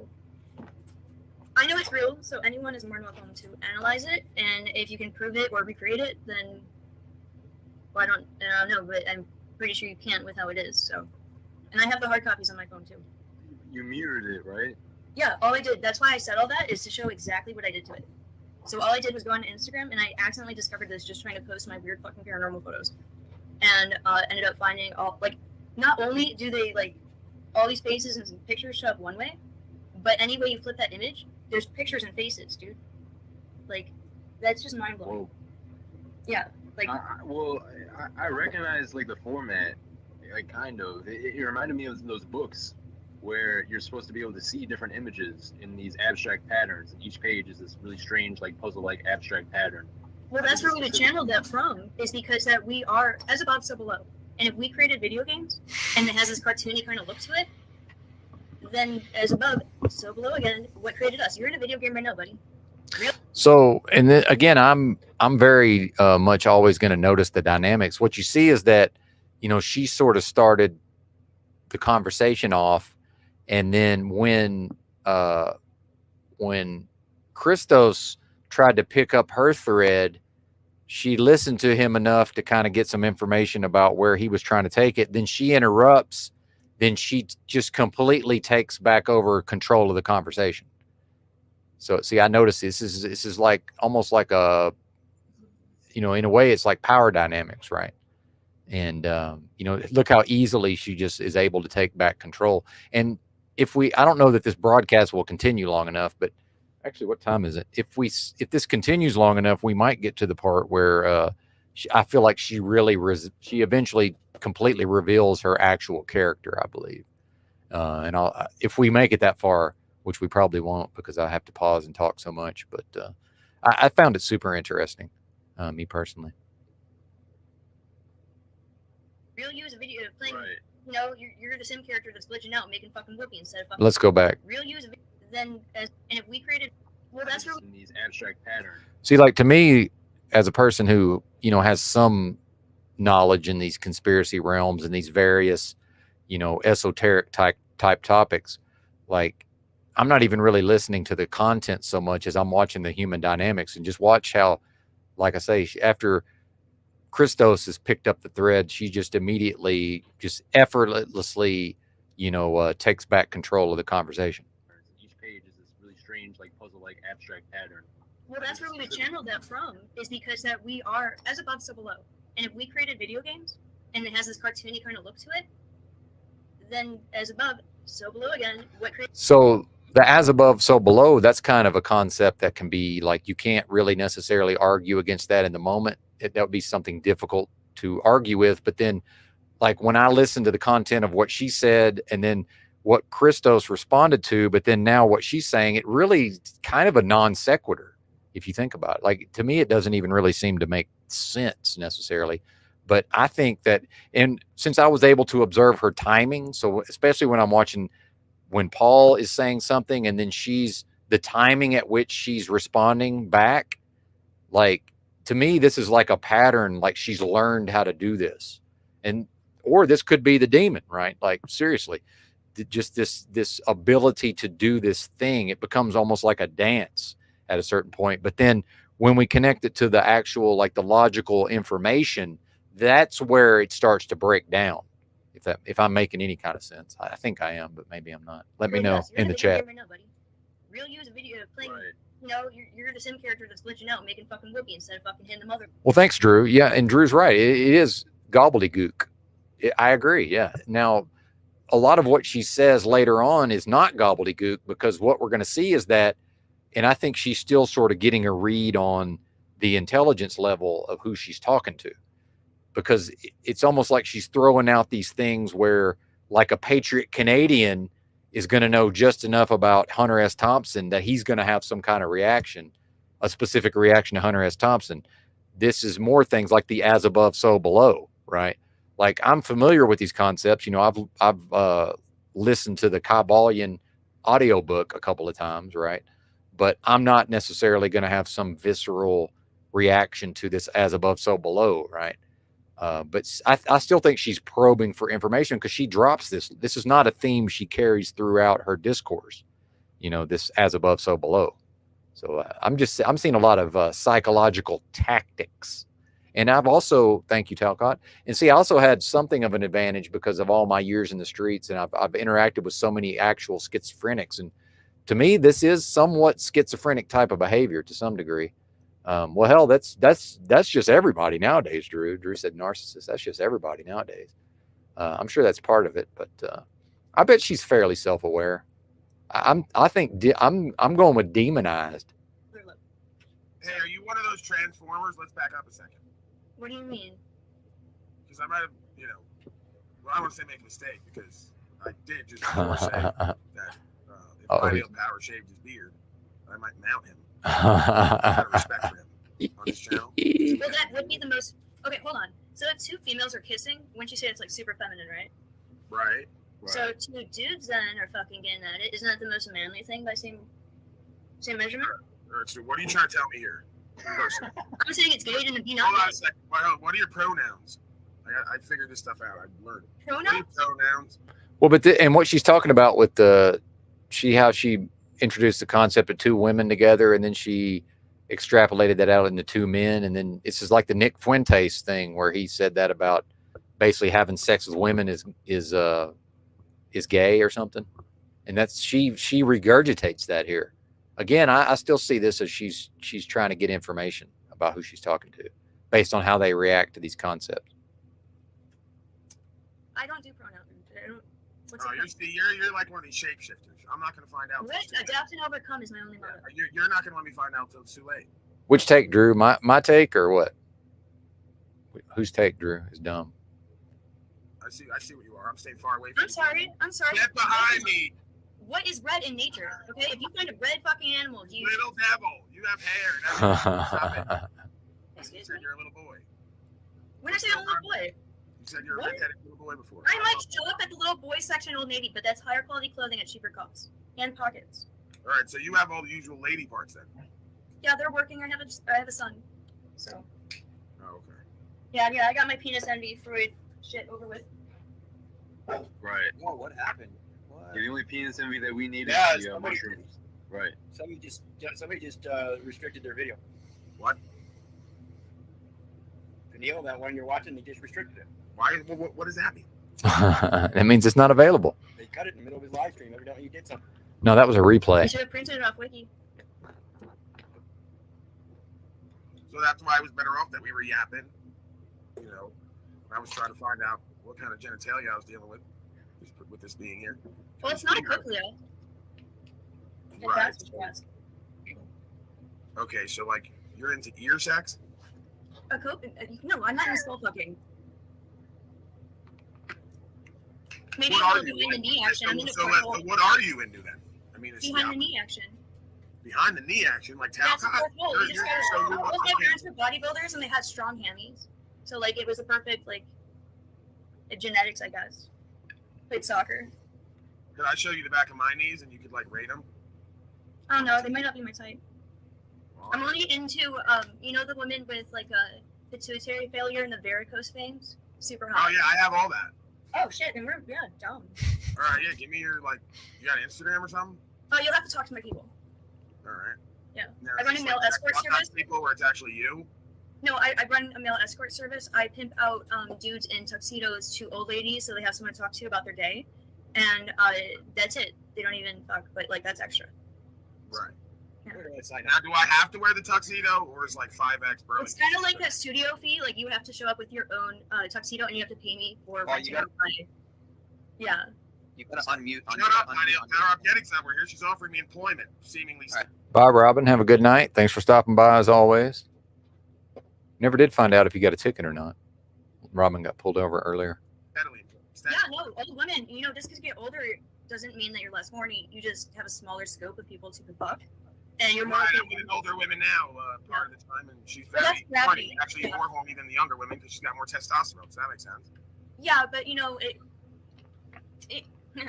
I fucked guys older than you. Okay, you just tell me what Faraday fabric is. Are you underage? Are you one of these underage pimps I've been seeing on TikTok?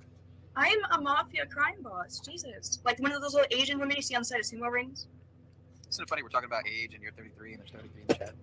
Right. And does that get 3 hours? I don't know. Okay. So we're number count. We're number counting right now. Okay. All right, man. We're in the number counting segment. Have you been with? Oh, yeah. Thumbnails by Chalk Body Outline, by the way. Jimbo Khan said the thumbnail's hilarious. I agree, sir. You can thank Mr. Drew World Order for that. Hopefully he continues to provide thumbnails. I think maybe I annoyed him. I asked him for an Illumitami thumbnail when I was trying to get Illumitami to maybe do his own live stream here on the channel. But Tommy might have missed his chance for that. I don't know. I'm not sure. I haven't even delved into Tommy's appearance on what's that, De Laguna? That horrible De Laguna, the creature from the lagoon or whatever. The lagoon creature, is that what Paul calls her? Oh, man. Pineal's sister. Okay. Well, Drew, yeah, you might be right, sir. I don't, you know, I don't argue when you're right, but I've enjoyed talking with Tommy. I wouldn't say he's always sucked. He's provided some good content, I would say, but I don't know, man. I like talking to Tommy, but at a certain point, maybe the cost is too high. I don't know. 5 minutes. Yeah, he can give you a tight 5 minutes. That's for sure. Yeah. And I was a little disappointed. Tommy, I didn't even get a shout out. Tommy didn't even shout me out on De Laguna. I don't think he did anyway. Not that I expect such things, but goodness. We're gonna do some gematria. How many men have you been with? I can tell you less than 2 hands. Less than 2 What? hands. This I one has, can tell this you one less has than 2 sex hands. with men That's that at least 5. the palm of her hand. That's bizarre. That's at least 5. You gotta I can tell you less than Elf 2 hands. picture. She's in the cosplating with elves. She's got 2 handfuls of men, and these men are extremely small, almost microscopic. She's leading some kind of legion. Oh, you gotta unmute, dude. You gotta unmute on your channel. I'm so really into that. Okay, hold on. My first pot dealer Oh, you was a gotta midget unmute, named dude. Ronnie. You gotta unmute on your channel. I'm so really into that. Oh, man. Okay, hold on. My first pot dealer Oh, you was a gotta midget unmute, named dude. Ronnie. You gotta unmute on Shut your up. Very I'm good. so really into And I want to say this. I almost feel like she's doing material. Like this is just kind of like canned material that she has prepared. Maybe she's worked on it over time. Maybe she does a lot of panels and she's just, but this, to me, this almost is like a comedian doing material.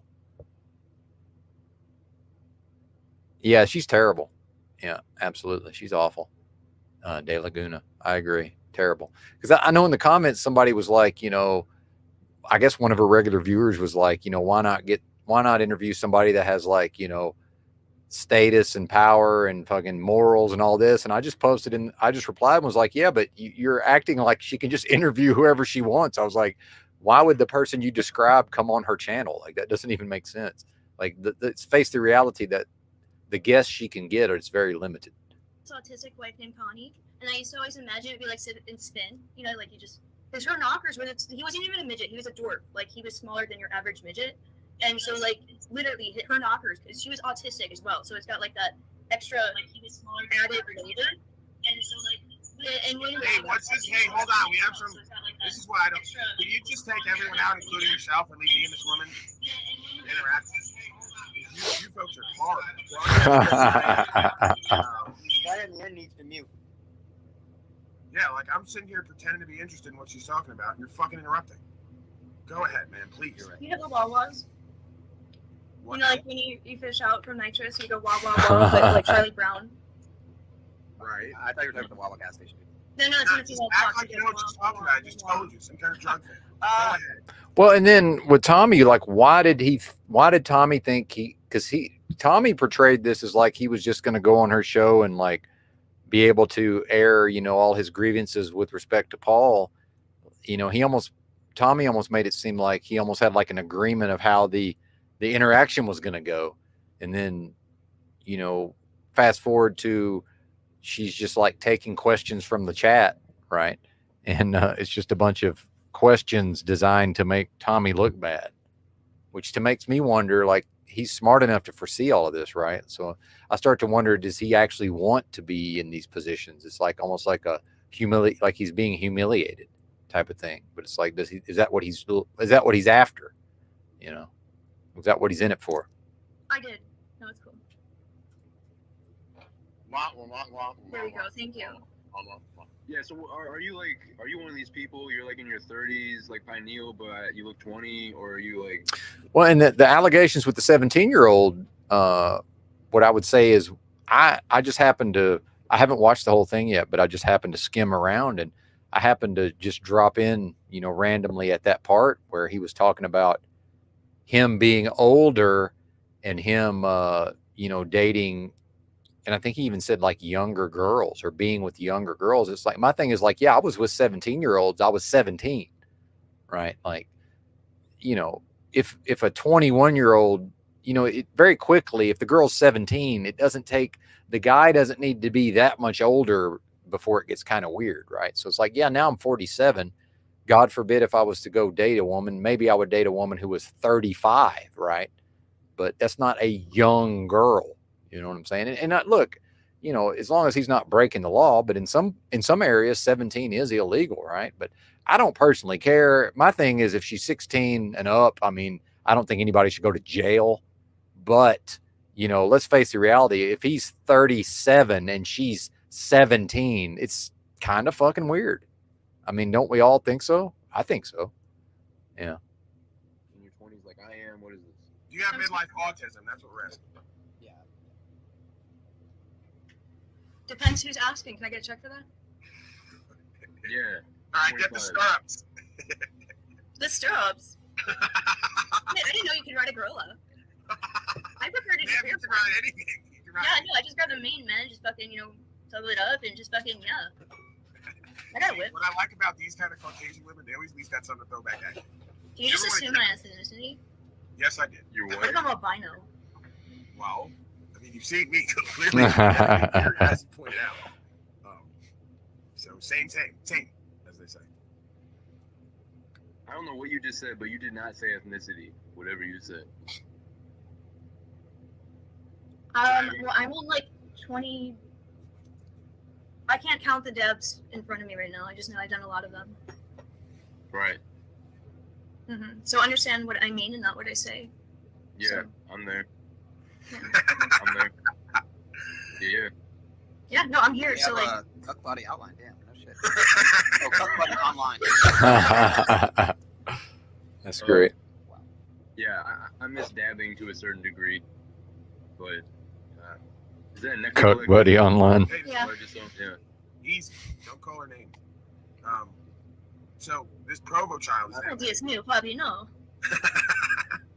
See, like, you're never really quite sure if this woman ever wants to fuck you until she's doing it. And it's like, she does this stuff. What is that now? You're double backing on me. I don't need an instant replay, dude. You don't have to do anything right now. We could just talk. Like, part of being a broadcaster sometimes, do the next right thing. Sometimes that's do nothing. Just let us fuck. Well, but I mean, why is Tommy in a position where there's allegations from when he was 19 or 20? See, that's what I'm not understanding.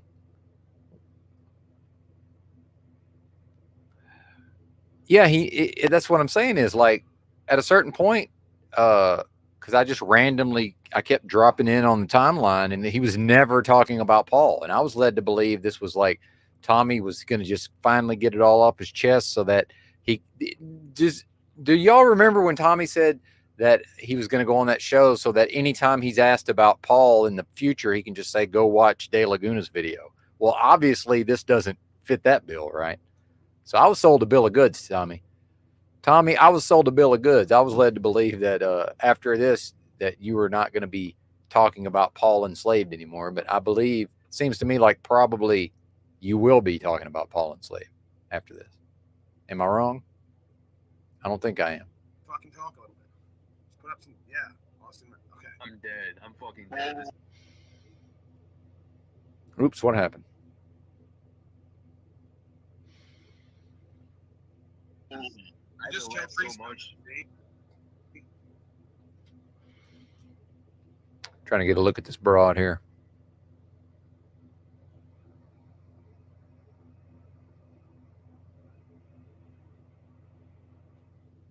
What do you think? Oh my god, I haven't laughed so much in one night in a while. I've been dying like the past hour. That bar's so long, you just stepped right over it. You got not, you want to aim for the limbo. The limbo is good. No progress without that strike. Hello? Who are you talking to? You? Well, and this is from my own interactions with Tommy. Like, it takes, from my perspective, it can take a lot of energy to stay on top of Tommy. So he ends up, especially in a one-on-one, if he's not allowing for the back and forth, it's like, well, how much energy am I going to put into this? And the first time I had Tommy on this channel, I guess maybe he knew that I kind of wanted to go just regular broadcaster, not even interview, just like host and co-host style. We kind of went back and forth, and he was getting in where he fit in, like a cooperative, collaborative thing versus, it wasn't too much longer after that towards, it was like really I was having to try to fight him to try to, get control of the floor. And it's like, I'm just not trying to expend those levels of energy. Right. Versus when you saw when I talked to BV, like, I did step on what he was saying several times, but he would allow me to have control of the conversation without having to put a lot of effort into it. With Tommy, you just got to almost like wrestle him to the ground, right? It's just like, I'm not going to put my energy into that. It's just not worth it. I'll just, eventually he just talked for hours on my stream, and eventually I just went and did other things. I was like on my phone, like watching other content, and while Tommy's talking.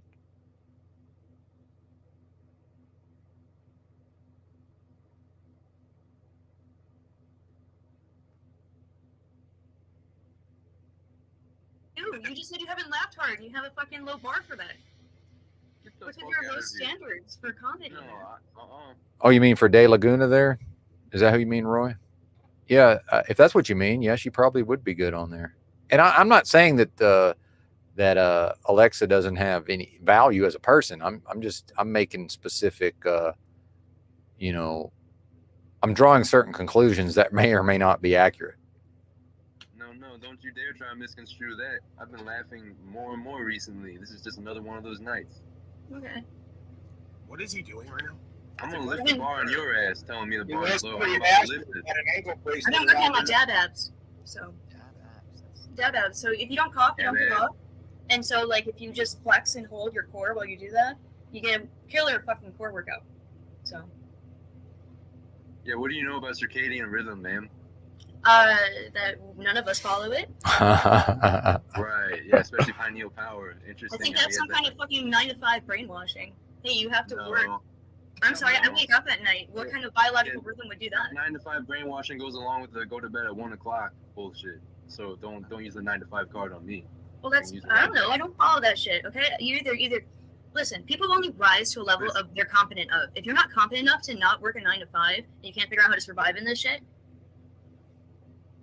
there you go, man. What if you just, you're obtaining, is someone playing back again? God damn it, if you all would stop acting like little boys, this woman would not be this way. You see what you've done to her? How you are? Oh, that was actually a Talcott callback. I missed that the first time. Yeah, it's actually a Talcott joke. What he just said here. This is something Talcott basically said at one point. Oh, you're obtaining. Is someone playing back again? God damn it! If you all would stop acting like little boys, this woman wouldn't have to be this way. How you are? The playbacks again. That's very astute. That's very astute, by the way. And this is, I think, why people like me tune into Paul, because this is where are you going to get this level of? You're just not going to get this level of content somewhere else. It's just not going to happen. Me because she's been taught to hate by all of you. No, I've been taught to have. Yeah, shout out to Jurassic Liars. Yeah, there's no loud mountain women in heaven. Oh man. On it, okay? It's just not my fucking jam. I'm sticking up for you, ma'am, and all of womankind. Well, you're a man. I would hope you can pitch a tent, because goddamn. See, this lady actually reminds me of my the older of my two sisters a little bit, but before my sister decided to grow up and become an adult. And I'm not, look, I'm still 18 to some extent in my brain, but you know, I just mean to actually become an adult in the real world and do adult shit. Right. Yeah, okay. And ignore this Joe Biden sniffing me behind me. I was gonna say I was wondering when someone would address it, so. Yeah, I have my own too. I have a chiropractor that used to do that. I had to stop seeing him. Wait, he used to sniff you? Yes, but like would not hide it totally out in the open like Joe Biden. Right. See, this is just making this up. He didn't say computer sleeper codes like Biden does. Biden always sounds like he's like activating programmed, I don't know, fucking. It's like QR coding but verbal. So you would prefer if he didn't try to hide it? Like you're like the opposite of Talcott. You want legal secrets? What? I'm saying, I think it's Burger King and McDonald's fries arguing whose French fries are better. Okay, it's all shit. I don't humor it. I don't give that attention. See, Okay, listen. If you're fighting for one side, see, that's her canned Democrat Republican material. But remember, she started out earlier, sort of probing to see are these people into this whole left-right paradigm thing. Now we're into some Joe Biden, and then did she misunderstand what Paul was saying, or did she just? I think this whole Burger King versus McDonald's fries or whatever, and comparing that to the, you know, using that to say that Republicans and Democrats are the same thing. Like I think we're back to the canned material. I feel like. to win, then both of you lost. Okay, they want you fighting their fucking war. It's all fucking bullshit. It's a family reunion. Oh, apparently, Drew, this thing's a mother, by the way. No, I get that. I'm trying to get back to the facts of the matter, though. Is someone supposed to sniff you overtly or do it and try to be sneaky about it? If you can get away with sneaking it, then do so. But if you can't, I'm going to fucking. I would rather know. Yeah. All right. Well, so that's. I mean, that's kind of rap. Well, and I think Tinsel. Shout out to Tinsel TQ, by the way. But I have come to realize, and I'm not offended, but this is the state of the broadcast. Is a lot of people are only casually listening. Which look, I do that as well. There's absolutely content that I casually listen to as well. So I'm certainly not offended. But this is Alexa, and I'm not exactly sure who she is, to be honest with you. She's a creep. Yeah, she is a little creepy. I agree. And my read is that she's schizophrenic, and like this Jerry Marzinski talks about. Apparently, he's a mental health professional, and he says that, you know, we call it all of these different names like schizophrenia, but it's actually just the people are inhabited with demons. So I think she's inhabited with demons. So that's who we're listening to a demonized person, in my view. What does that say about me? But I do think there's, you know, a lot of interesting things to be drawn from all of this. No, I want to know who's around me. So, you know, I want to know if you're the select. Listen, I can appreciate a person who can do that without my spidey senses fucking smelling that shit out. Okay? So there's some people you might like to be sniffed by. Like, could I endear myself to you enough that you would allow me to? If sniff there is you? a guy who goes out of his way to try and manipulate a situation so that he can get away with sniffing me, I think you earned that right. Okay. Land of the facade. So Wait a this whole second. 9 to Doing 5. this thing where Well, and I want to say this, I do, you know, I've always liked actual tomboys. I mean, that tomboy is a thing, but the thing about the tomboys is they still, like, in my day, you know, they still wanted to come across as feminine, right? Like this thing, you know, I think this is a sad sign of the times that this thing presents itself in a very boyish way, but I don't know. See, I mean, other than the Instagram, you know, booty models, like, you know, what is the state of the young people? Like, you know, who are the girls who are just like putting themselves out there, like just in a wholesome, you know, more traditional feminine way? I think this thing is more, that's becoming more the norm than not.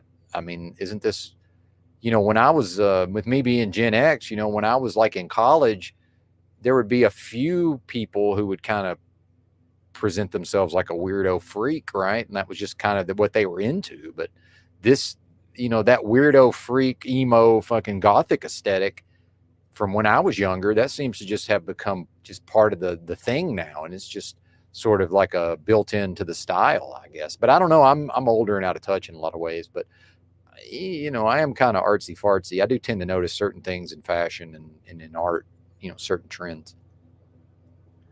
I don't know. I mean, maybe Rob, I don't know. That's a good question. I don't have all these answers, by the way. So, I don't know, but, yeah. But then like I was good at basketball, Rob. None of the girls around could get in the game. Like it's not, they wouldn't be excluded because they're girls. It's just, it was winner kept the court. So yeah, a girl might get to play a game, but no team with a girl could win a single game where I played pickup basketball as a teenager. It just wasn't possible. So, and no offense to the ladies. It's just, it was a high level of competition. And there's a reason why, you know, there's boys basketball and girls basketball, obviously. But, yeah, I hear you though. I hear you. I understand the point you're making, Stephen. You know, I got to be a contrarian to some degree. Well, but then Jimbo says they're all confused, totally self-centered, mental illness via programming. Yeah, it's like how much of this is even their fault, right? But this chick does seem to have some level of self-awareness.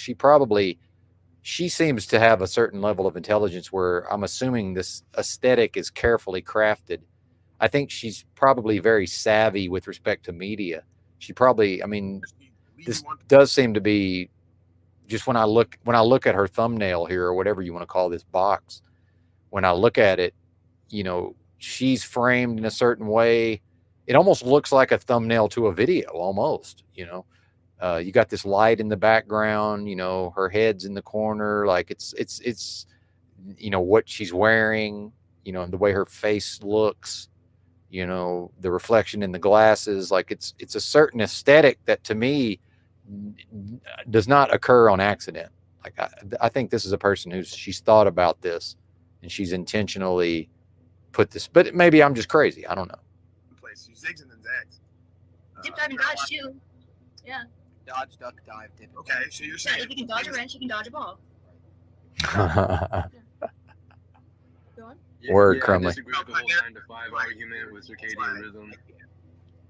I think that's nonsense. You can get up early and not be. Well, but then Crumley, and I agree, but then we get into, you know, back in my day, old man Benton, you know, in the olden days, a person, if they wanted to be viewed as athletic, there had to be some level of athleticism and skill. We seem to be in a time in history when people can, you know, they can go into these certain aesthetics and styles, like what we would have called a poser, and they don't have to actually be able to do anything in the real world, you know. And that's kind of where you get into this Ready Player One and the metaverse and all this. Like it over time, it's less and less important what the human is actually able to do physically in the physical world becomes less and less important, it seems like. But yeah, and I think the narcissism is it's just baked into the cake at this point, honestly. Yeah, Vance is just, yeah. Oh, Vance has showed up. Yes, yeah. I got so in love with my own bullshit. Yeah, I didn't even realize this fucking doofus. Yeah. I mean, and listen, it's like Alex Jones says, you know, I'm not saying this is a person who molests children. I'm just saying if you went to Central Casting and said, hey, we need an actor to play a child molester, like this is probably what you would come up with. I mean, that's what I think of when I see this aesthetic from John Vance. That's what I think of. Yeah, well, that's how you get a bunch of people to work for you, and then they judge each other based on how much you also work in a cubicle. That's 4 a.m., 5 a.m. That's like what I do. But there's two kinds of people. There's people who either work for someone or you work for yourself. Okay, so you have to. Again, if you're not confident enough to be there. Well, and there's a lot of people who just get a check. Let's not forget about them. But I see the point she's making. You can always, sing along to rap songs about being the king, but you'll never be king.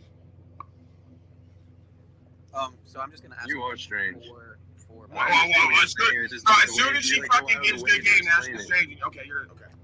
Yeah, I'm sorry, Paul. So she's telling men how to be men finally in a way that would benefit them instead of a way that disempowers. Well, that's why I look like I'm gay, right? It's because I mastered that. Oh no, it's not. I get it. You just tell everyone like these people you're gay to keep away from. Yeah, but listen, you can't tell them that they're wrong. They're gonna listen. Okay, you have to have them come to you for advice, and you're only gonna do that if you're something that they want to impersonate. Imitation is the highest form of flattery, and it's because the brain says, "Hey, that's working, and I want to be like that," and so they naturally just want to try and imitate you. That is how you get them to listen, but they'll never fucking hear you. Yeah, Who changes sides at a picket line? Okay, yeah, but you're trying to flip the game. Like you're neglecting your work for their work. You being less of a woman to try to get a boy to listen to you impersonating a man is foolishness. No, I am trying to secure another empire to unite with my empire. As all, Right, and the way you do that. Well, but you don't have an empire, lady. That's the. See, I think she's actually being somewhat genuine here, like. And this is, I think, the narcissism that you guys were talking about that I was a little bit resistant to. See, this isn't narcissism, by the way. There's a different term for this. Let me, this is actually not narcissism, although I guess probably it is, but this is even worse.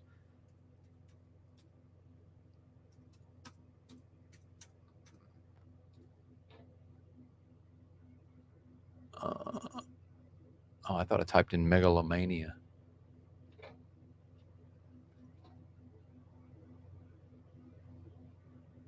Megalomania, obsession with the exercise of power, especially in the domination of others. And what did she just describe? And I know you guys probably can't see this. It's too small. So anyway, just take my word for it. Or don't. Look it up for yourselves. But so if you listen to what she said just before this, I think she's starting to reveal herself here. Yeah, delusions of grandeur. Yeah, like a literal megalomania. Which again, how much of this is her own mental illness versus how much of this has been done to her by society. That is by being a woman. But let me back up just a little bit, because if you hear what she describes, it's almost like now that Paul starts talking about actual, like almost like pimp game, right? Which is a power dynamic to a great extent. And I've just Iceberg Slim, I've read Iceberg Slim. So not that that's the final word on all of this, but if anybody's interested in this stuff. And then the 48 Laws of Power, like basically you just, read Iceberg Slim and the 48 Laws of Power. And that's a lot of what one would need to know, at least to be somewhat competent in these realms. Either you can always, sing along to rap songs, but that 4 a.m., 5 a.m. That's like what I do. But there's two kinds of people. There's people who either work for someone or you work for yourself. Okay, so you have to.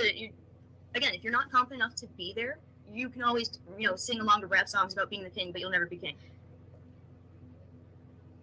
So I'm just gonna ask. You are strange. It's good. As soon as she fucking gives good game, that's the strange. Okay, you're okay.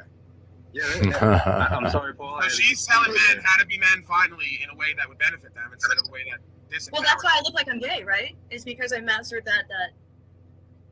Oh no, it's not. I get it. You just tell everyone like these people you're gay to keep away. Yeah, but listen, you can't tell them that they're wrong. They're gonna listen. Okay, you have to have them come to. So the megalomania, somebody obsessed with the exercise of power and domination of others. She's talking about. She's like agreeing with Paul to some extent, but then she's saying, you can't come at them in a way that's going to immediately turn them off, because she needs to necessarily lure these people in so that so that they will choose to be in her orbit, right? And that she can then exercise power over them and dominate them, right? Versus Paul seems to be coming at it, just from what I've understood. This is just me talking. This isn't Paul talking. He seems to be coming from it as far as, he wants to build, he seems to be building whatever he's doing, right? I'll let him describe it, but he's just, my opinion is he seems to be interested in some version of a so-called bottom bitch, a woman who knows enough game that she can sort of screen the other potential women, especially when you get into these ideas of polyamory and all this stuff. And I'm not even saying this is good, bad, indifferent.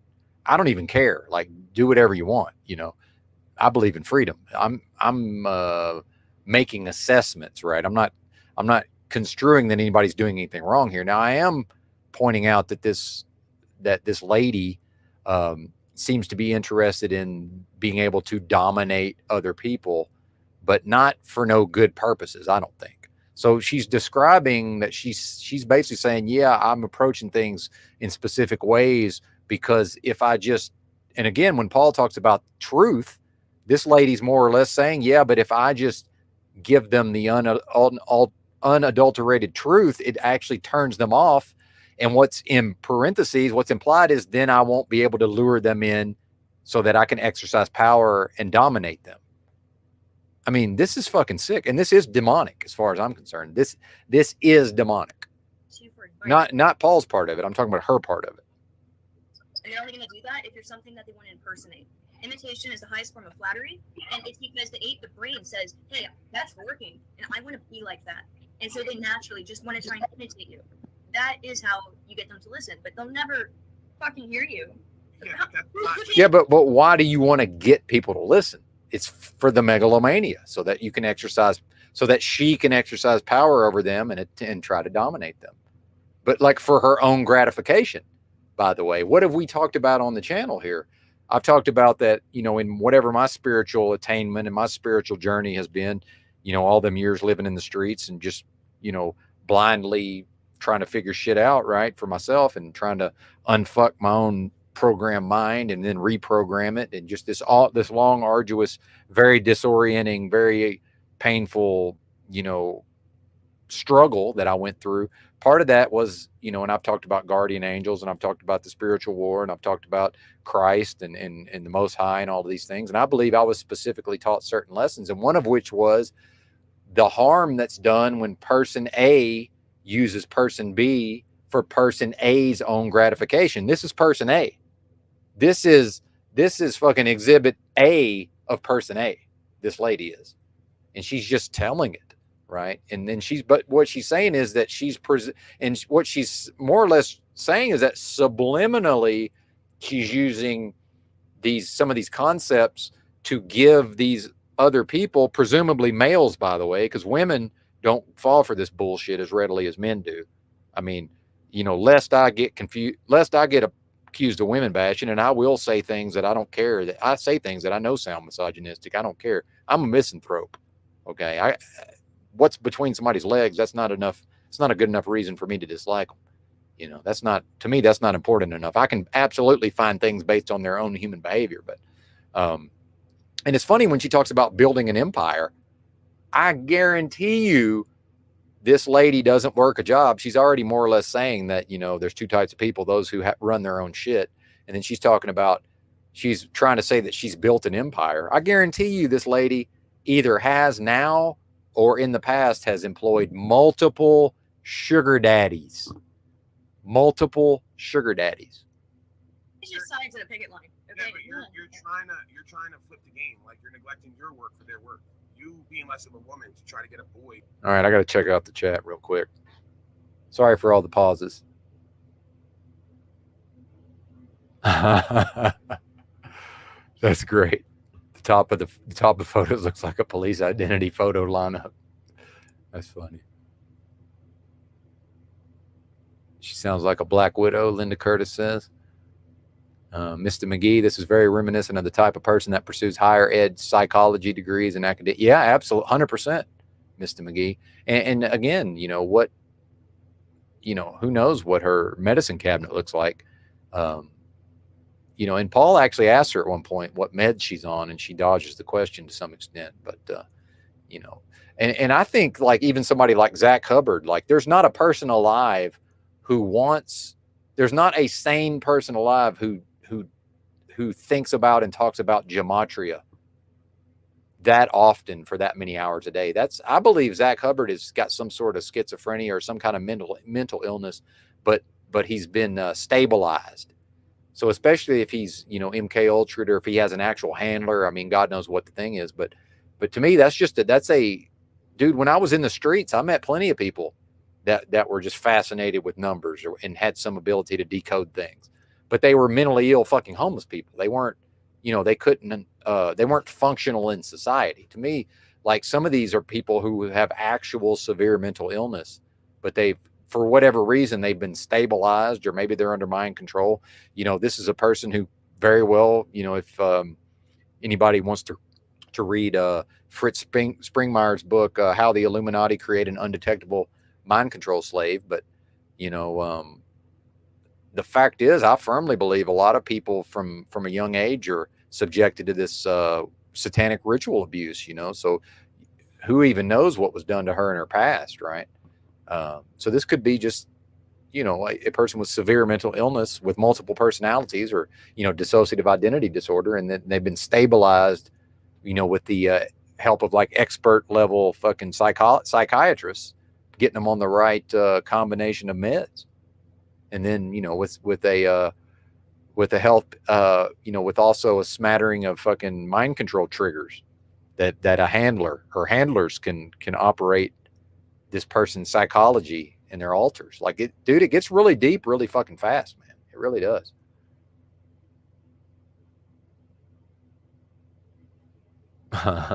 Yeah, if it was 40 years ago, she would have already had 4 marriages and divorces. Oh yeah, there'd have been whole fucking unsolved mysteries of people getting murdered, and life insurance payouts and the whole thing. Yeah.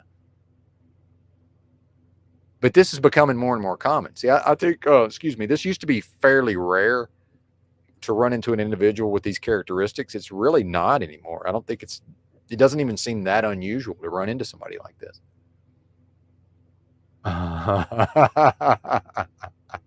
Well, you might be right. Dallas Don Juan says, dude, it's fucking modern woman speak. They all speak the same language, sir. Hey, you might be right, man. I haven't been involved with these women for a long time. And, I was with ex-wife number 2 for 10 years, and that ended, I don't know, 6 years ago. And she grew up on a chicken farm in Arkansas. So, I mean, dude, I recognize I'm way out of touch. So maybe I'm trying to figure this out. Maybe this is more common and like I just said, it seems to be becoming more common. She does seem to be a little unusual just in how quickly, and because Paul Unslaved is high level with his discourse, and she's able to go, she's more or less able to be kind of on his level with respect to some of the concepts anyway. But then not being a man and not, because remember, no offense, ladies, but in honesty and integrity has nothing to do with how you view yourself as a woman. I shouldn't even say how you view, I don't know how you view yourself, how society views a human being based on their biological sex. Let me be very specific before I offend the ladies. And I'm always, I'm fascinated and I find it a compliment that at least some ladies will actually listen to me talk. But, so thank you for that. But, I think it's like 8% women, according to YouTube. But anyway, but for me, especially being socialized in the olden days in a time warp, like how I'm viewed by society based on me as a man has a lot to do with honesty and integrity. That women just doesn't exist for women as far as being viewed as less of a woman, right? Now, I probably just offended all the ladies, but anyway, that's how I see it. So whatever.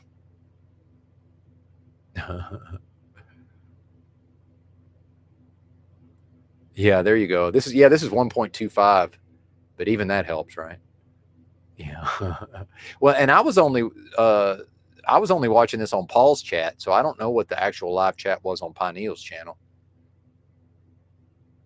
To listen to you impersonate a man is foolishness. No, I am trying to secure another empire to unite with my empire. As all, right, and the way you do that. What empire?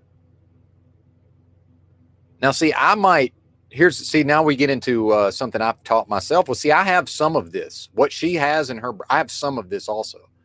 But at a certain point, I realized that in order to be functional in society and to not be medicated and to not be insane, I had to face reality as it exists.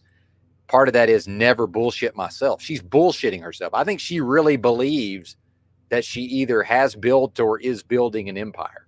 Now, maybe she will. Now, what does that even mean, by the way, build an empire? Like, I'm already giving her a lot of rope and even entertaining this notion, right? But I do find it to be interesting, but like she seems to really believe this on some level.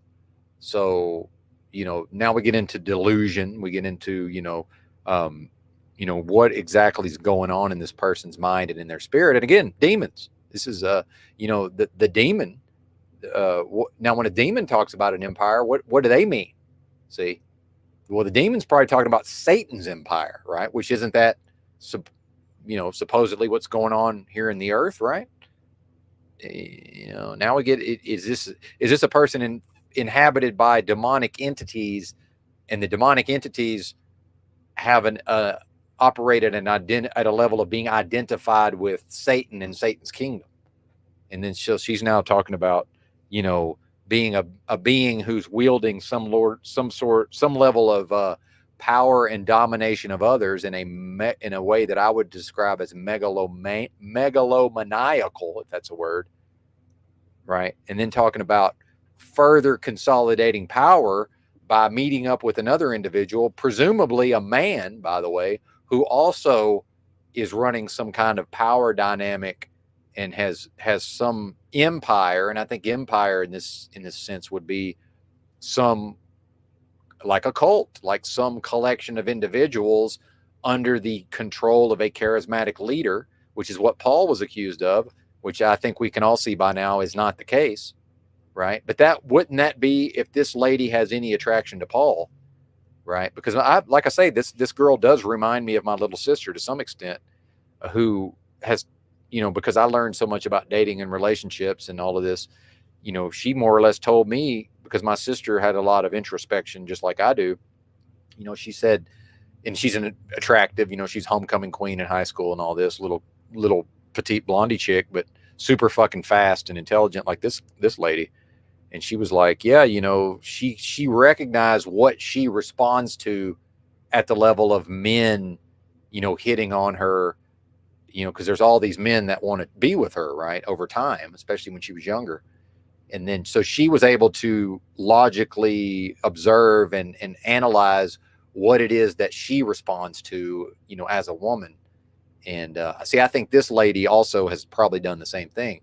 So she understands, like, yeah, there's things that can make her, panties wet, right? But she's looking beyond that as far as what can she get out of it, But then also realizing she probably most likely, where does she live here? How does she get the money to pay for that place? Now, I'm sure she'll tell us that she's involved in some kind of business, but does this seem like a small business person to anybody? Does this seem like somebody who's, pulled themselves up by their bootstraps and, in an American dream kind of way has went out there and struggled and toiled and built some?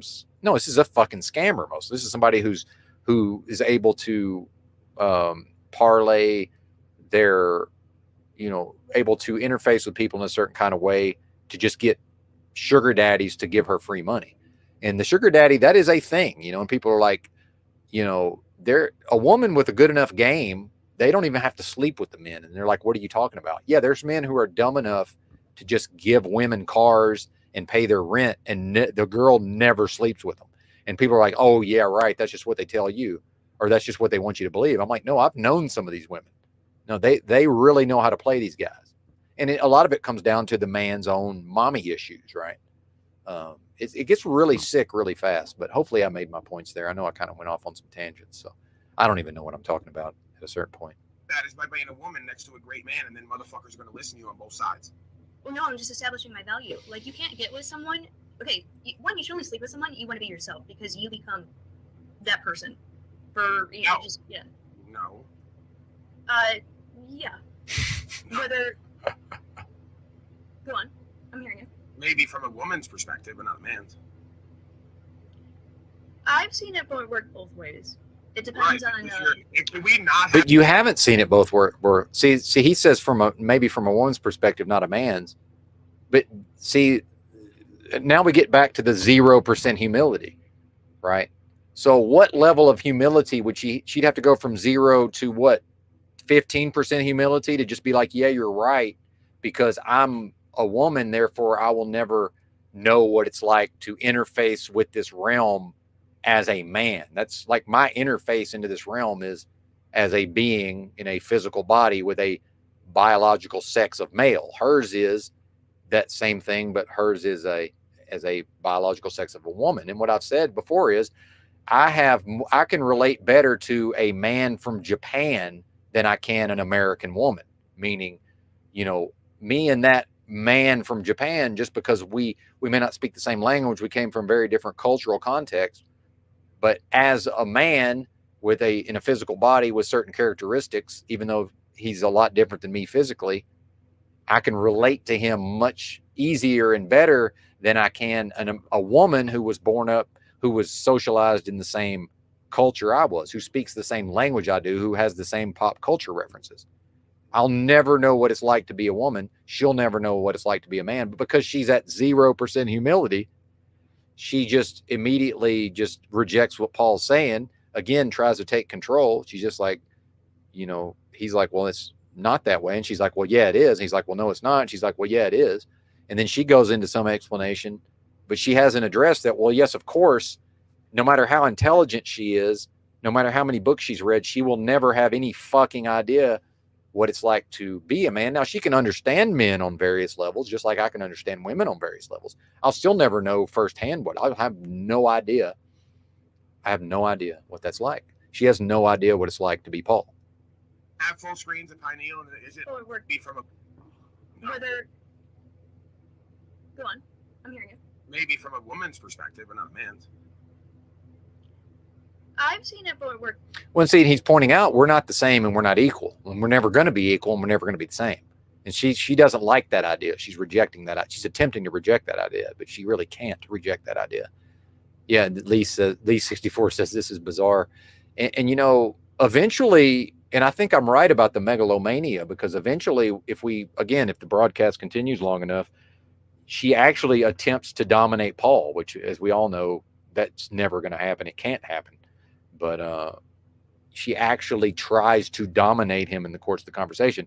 And that's when I say, and in fact, I posted that in Paul's live chat as it happened. I said, here, she just tipped her hand. She showed her cards, because remember, Benton's a poker player. And I'm always playing poker to some degree or another. So it's like, okay, finally, she's just showed us her cards when she tried to dominate Paul. And then megalomania. work both ways. It depends on. Can we not have full screens at Pineal? And is it okay? So I get it. You don't want me to talk to this. You're like, there's some kind of subtle hating going on. What is that? You're the agent of chaos. You're going to interfere with this flow and this rap. You're going to make sure that this. Well, but and I do want to point this out, Snafu, because I'm not negating what you're saying, but I do think it's important to point out, Snafu. You realize that this chick her raw fucking mental horsepower is greater than yours and mine put together, right? I mean, you do recognize this, I hope. That compared, she's very at a high level intellectually. I don't think that can be debated. Yes, it's completely unwatchable and unlistenable. It's a broadcast podcast, avant-garde shit show. So get it right. Right. Circuit shit show. Sorry. Right. Kind of stealing your rap there, sir. Star Daddy. You were just up here for about 20 minutes and didn't say anything, and you dropped off. Now you're back on. Do you have anything to say, sir, and/or ma'am, and/or, you know? You had it right the first time. Technical difficulties. Got it. So do you want to tell us your pronouns before we get any further along here in the? Say that again. Would you like to tell us your pronouns before we get any further along into the podcast, sir? Is that electronic facade? That nectar collector? Is that like nice? Okay. I'm in a hotel right now, so it was a must. I'm extra binary and gender rock solid. Okay. It's a mushroom. It's a mushroom. Yeah, I made it clear that I'm a transvax cantaloupe. Paul said I stole that from a Reddit forum. I didn't. I actually created it on my own. I curated it all on my own. So. No, that wasn't an official statement. I was just more alluding to the idea that it was sort of. No, Snafu, I just mean if you give all three of us an IQ test, me and your score combined might not equal her score. Now, I'm being a bit hyperbolic, but I'm probably not that. I mean, yeah, me and our combined IQ would be higher than hers, but I'm just saying, like, that's all I'm saying. I'm just talking about raw mental horsepower. That's the only thing I'm talking about. How she chooses to behave as a human being and present herself has nothing to do with just the raw horsepower, between the ears. Gamer boy nerd language. It made no sense. You know, I haven't played a video game in years. Controversial, but really meaningless. If you really doubt that, Snafu, that says a lot about you, sir.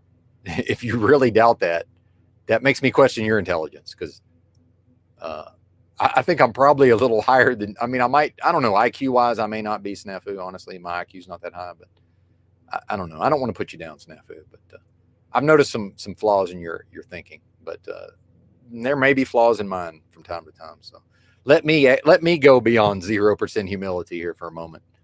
And now I realize I'm making gestures and nobody can see me, but yeah, let me go beyond 0% humility here for a second. But yeah.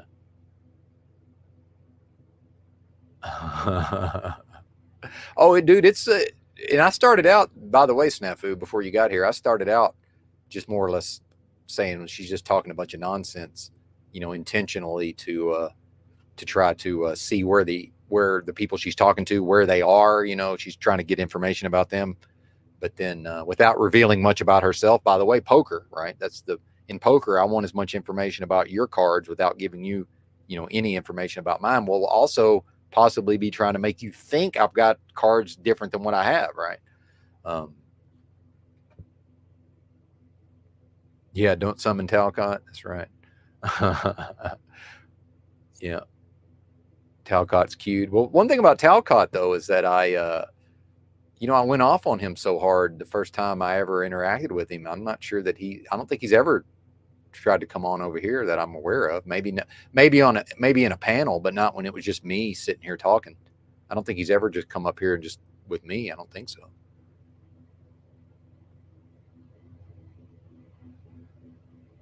I don't know, Snafu. I don't want to get into it with you. Really. You'll beat me just based on your level of energy at some point. I'll fall back on my various illnesses and my the fact I do work a pretty full schedule here with the truck driving. So, and this is my entertainment to some degree. I haven't played a video game in years. Right. You just became the video game. You play Oh, the video game. Precise. If you don't think you're in a video game, then what are No, yeah, in real life, like I'm the character in the video game, and then we come on. Legit. So. Game within a game. Ready Player But One. Isn't that the beauty of it? Isn't that like the greatest game? I one time did Ecstasy, and like that was the entire fucking. No, I thought. Well, I threw up and a three-legged German Shepherd ate my puke and also rolled with me. And then I didn't recognize my glasses, but I could see out of them. The next one mine. But This is what I mean. If you would stop dressing like a boy and take ecstasy for the right reason, which is to copulate furiously. at this time, I didn't dress like a man. This is new and recent, so I can survive the cold winters of the north. All right. Well, the next time you take ecstasy with me, which obviously is never going to happen because publicly I can't say that, but privately, it's going to be for very different reasons than throwing up with dogs and having some bizarre story to tell. Oh no, I only do it for meditation. Right. Okay. We're gonna meditate. Get out the ecstasy. Yeah, no, it's what they do in Silicon Valley.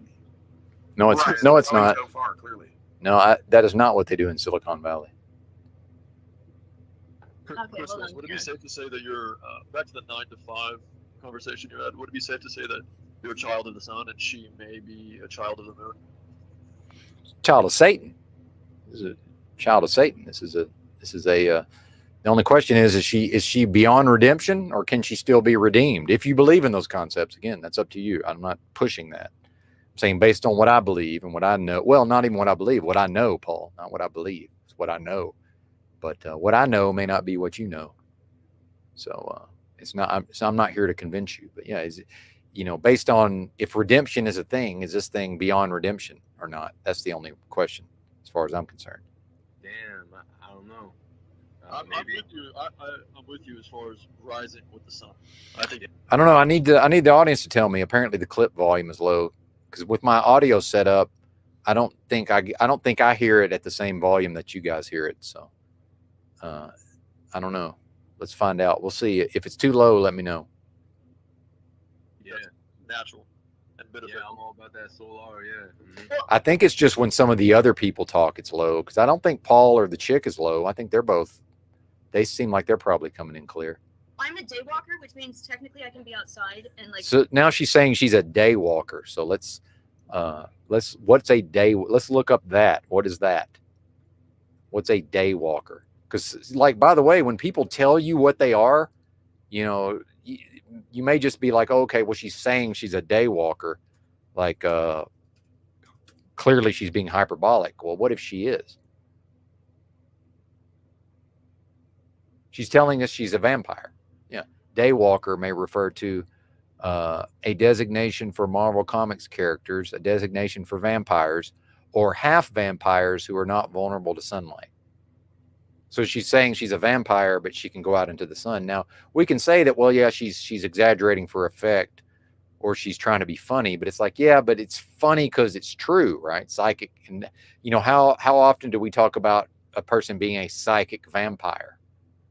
You know, so, you know, I don't really, me personally, I have trouble existing in a realm where, you know, I'm in these so-called truth communities and I'm talking to people about these various ideas, and one of which is that a person other people may be psychic vampires, except we never actually find an example of one in the flesh. Well, here's one who's telling you that they're a psychic vampire. She just said it out of her own mouth. She said, I'm a daywalker. See, I don't even like repeating that because I don't want to apply that to myself because I'm not that. Now, maybe there's been times when I didn't know I was functioning as that. Who knows? I hope not. Babel virus. Oh, this is that's what's his name? JFK Beta. So I got lost in my tabs. Okay, is this it? No, that's not it. Where is it? Oh, it's this one. Okay. I only get minorly burnt compared to like full on gingers. I don't know where you See this? See, it sounds like comedy. But see, what if somebody tells you the truth about themselves, but does it in a way that seems ludicrous? It seems exaggerated for effect, and it's also simultaneously funny. Does that make it any less true? I'm with you as far as rising with the sun. I think that's natural. But it's also in the context of what they're talking about, rising with the sun, because Christos has been, especially at his age, by the way, good shout out to Christos for actually recognizing that getting up early in the day can be very beneficial. But so she actually mentions, this is what I mean by how quick her mind works. You know, she waits until they bring up the concept of rising with the sun, and then goes into this humorous description of herself as a vampire. All about that solar, yeah. Mm-hmm. Well, I'm a daywalker, which means technically I can be outside, and like I only get minorly burnt compared to like full on gingers. I don't know where you stand.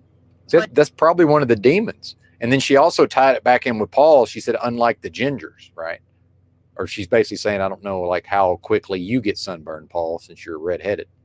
All right, listen to this. This is I'm telling you, man, this is a demonic creature on some level. Be a child of the moon. Damn, I don't know. I'm with you. I'm with you as far as rising with the sun. I think that's natural and beneficial. Yeah, I'm all about that solar, yeah. Mm-hmm. Well, I'm a daywalker, which means technically I can be outside, and like I only get minorly burnt compared to like full on gingers. I don't know where you stand, but I mean I turn pink, but like not extra done. Take all those fucking clothes off. Maybe you get some color. Get outside, take some. Dude, this is sick, man. Snafu identifies as a furry. Yeah, well, it's mental illness amongst other things. That's definitely part of it. A modern woman witch can't make this. I know is this real life? Hey, what is this? I got to get a better microphone. My $15 Amazon dynamic microphone is starting to fail me. But what even is this? Right? Yeah. Well, but again, Daywalker has an actual vampiric connotation, according to Wikipedia, anyway. But I hear you. Some ecstasy, copulate in the sun a little bit. I've been maintaining my skin tone so I can go to Florida and be like a reflective emblem of I don't know, pulp or ceramic, I guess. I don't know. I don't know anything of antiquity. As Jax Halcott once said. You know, I like your style, and I like, you know, this presentation you have, but at the same time, sometimes just the way that you speak, it's like, normally I understand people that speak strangely. No, she's doing this thing. But there's You know, it's like all my ex-boyfriends right now. She's elevated. And then they run themselves in circles for years. You're like, what did you mean by this? Like, Right. yeah. And this is a tactic. These women have developed an advanced security system. Women. One second, man. I'm trying to explain this to the chimpanzees. He's right. Listen, if He's you don't right. understand a man, all you have to say is no. Okay. That's it. That's fucking it. Okay, you say no, and they're like, Yeah, exactly. Dude, just imagine, Big L, the sick shit this woman does on camera. I mean, seriously, I'm sure it's appalling. I mean, don't imagine the things this woman's done on camera for money. Yeah, an OnlyFans empire, precisely. I try to explain your kind to these chimpanzees. This is for like anthropological sort of scientific purposes. I explain my kind. My kind's fucking crazy. Please, I'm not trying to activate your defenses right now. I'm trying to No, explain. I'm not. No, I'm saying I don't understand females. Like I don't understand females. I understand. I'm getting it. I'm saying that these beings will cultivate, much like myself, you've seen me do it, a way of speaking that runs you in circles, to kind of just throw you off track so that they don't have to spend much time around you. Right? This is usually for the fuckboy. You can see we're sort of going back and forth, me and her, and she's testing me. You know, and we're rapping a little bit. But the rest of you, you're just completely thrown off, confused. And He's so right. now she They're not tracking. Paul's absolutely right. They're not tracking what's going on here. say who's the fuckboy and who's going to be my daddy, right? So you all don't know what to say next. You're looking all over, asking her about her vape pen 5 times, and you're like ready. Moose, shout out to Moose, by the way. This was on Pineals, but it was also on Paul's. I saw it on Paul's, but yeah, it was the original. The actual panel is on Pineals. Yeah. Well, and I agree that it's retarded on some level, but I do, with whatever my pop psychology and the sociological and the psychological and the anthropological, I find this fascinating from those aspects, right? When I just want to be entertained and not do a bunch of analysis, there's plenty of just, very pedestrian YouTube content about just uninteresting topics, right? Like something from stand-up comedy, something that Brendan Schaub's involved with, or, Bobby Lee and Kalila, or, Steel Toe morning shows, getting into it with Chad Zumach, or, Cardiff Electric, and fucking Who Are These Podcasts? Like there's plenty of that content out there, right? That's just kind of like a junk food level. But yeah, I hear you, man. Yeah. Well, you don't have to agree, Moose. Dude, trust me. It's fine if you disagree. I'm more like, yeah, it is retarded on some level. So, almost like I'm defending myself. Like, why am I interested in this? So anyway, that's why I'm interested. Ready to check out. Because I can pause it and sound smart. I mean, ultimately. It's a system that is far outwitted you chimpanzees. It's a defense mechanism to keep you away, to not mate with you. And I don't. Snafu, I just don't care. Like, I don't care. I don't think it matters at all. I just really don't. It's not important to me. But over time, and I will say this, Snafu, that I subscribe to something. It's an aphorism. And as far as I know, I came up with this, although maybe I didn't. But, how much of this is just, I had an epiphany one day. Everybody, Snafu, always reveals themselves. So part of why I would choose to engage with Tommy in spite of his reputation is because I will observe him over time and I will decide what he is. What you guys say he is, you might be right. And a lot of times Drew will say something just right off the bat. He'll just dismiss somebody out of hand. And then oftentimes I will come to the same conclusion, but I'm going to judge for myself. Right. And I'm the type, and I think Moose is probably this way to some extent, maybe. I can't speak for you, Moose, but I believe in giving someone enough rope to hang themselves. So sometimes when I'm given the rope, it's construed as like, why is Benton giving this person a platform, or why is he? It's like, look, I don't think that whatever Tommy does or doesn't do, I don't think that reflects on me. Now, the Peanut Gallery will think that. I just don't care what the Peanut Gallery thinks. But I'll tell you this, Snafu, if that's the type of person he is, I will be able to figure it out in the poker game. Eventually we'll have enough betting and raising and folding, and eventually I will be able to tell what cards he's holding. And I'm starting to agree with everybody else to some extent. I'm moving more in that direction, but I'm not convinced yet. But this Lauren de Laguna, this lagoon creature, and I haven't even seen that whole interview yet, Snafu, but just the few times I dropped in on the timeline, that's already, that's making me more and more suspicious. Oh, I riled up his demons. And let's not forget that it wasn't that long ago that JG was threatening to inflict violence upon Drew and was describing it in graphic detail. So I do want to, and this was on the heels of JG also like being very paranoid in his speech. He was speaking in very paranoid ways. So lest we forget. Let's not forget those. Let's not forget all of that. But yeah, I think I'm dead to JG at this point, which is fine. But look, I'm everybody's friend I do take an immediate dislike to some people, but if I don't take an immediate dislike to somebody, I'm everybody's friend at first,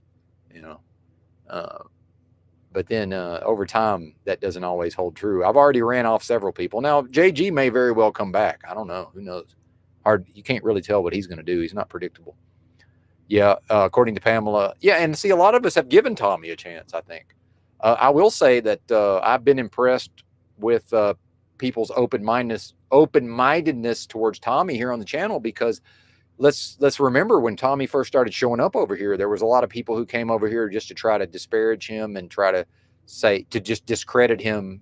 And so some people will hear that and just will be turned off. And then other people are like, well, I like Tommy. Like I know, haven't seen D-Rex around lately. So hopefully I didn't run off D-Rex, but I know D-Rex liked talking to him, and, I think Tommy's got his fans around here, but, so I will kind of big ups the audience for giving Tommy a chance, but he does seem to be revealing himself here. Does he not? I mean, that's the way I see it.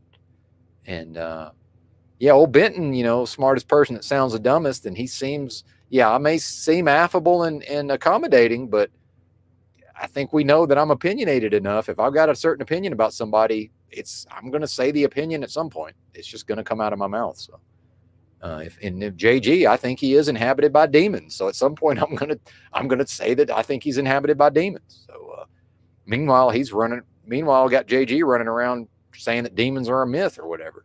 It's like, well, how convenient, JG. Those things that you're probably inhabited by can't possibly exist. Okay, sure. Did it? Oh, today. You're not talking about the Lagoon Creek. You're talking about Monday. Is this story still unfolding? I say I don't know what the fuck's going on. Yeah. Well, and that's a good point. 0.5 Talcott. That's because he's humored the fuck out of Jack Talcott, hasn't he? Yeah, he might be onto something there.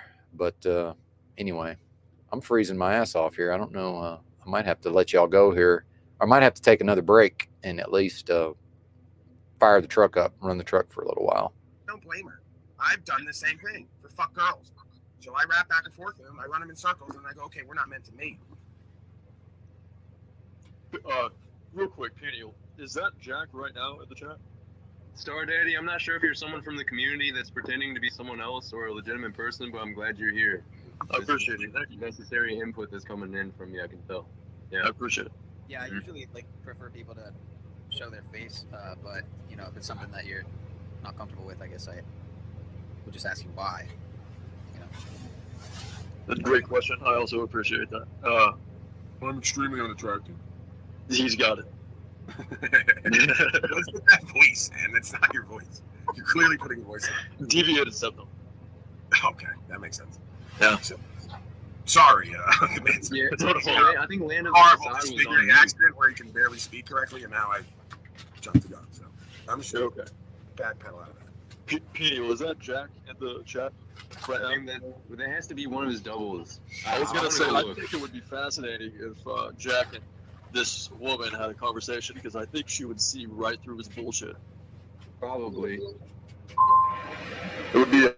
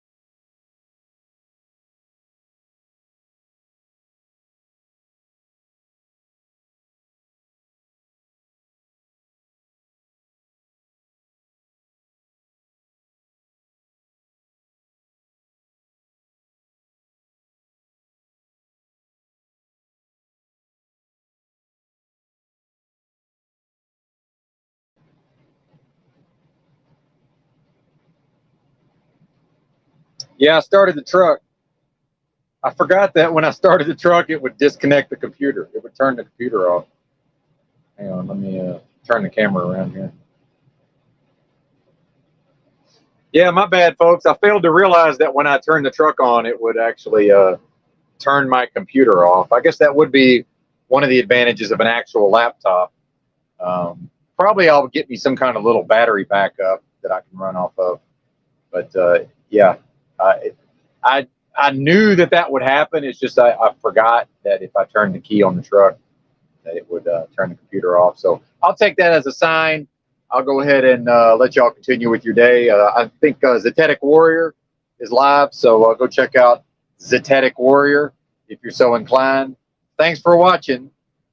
Bye.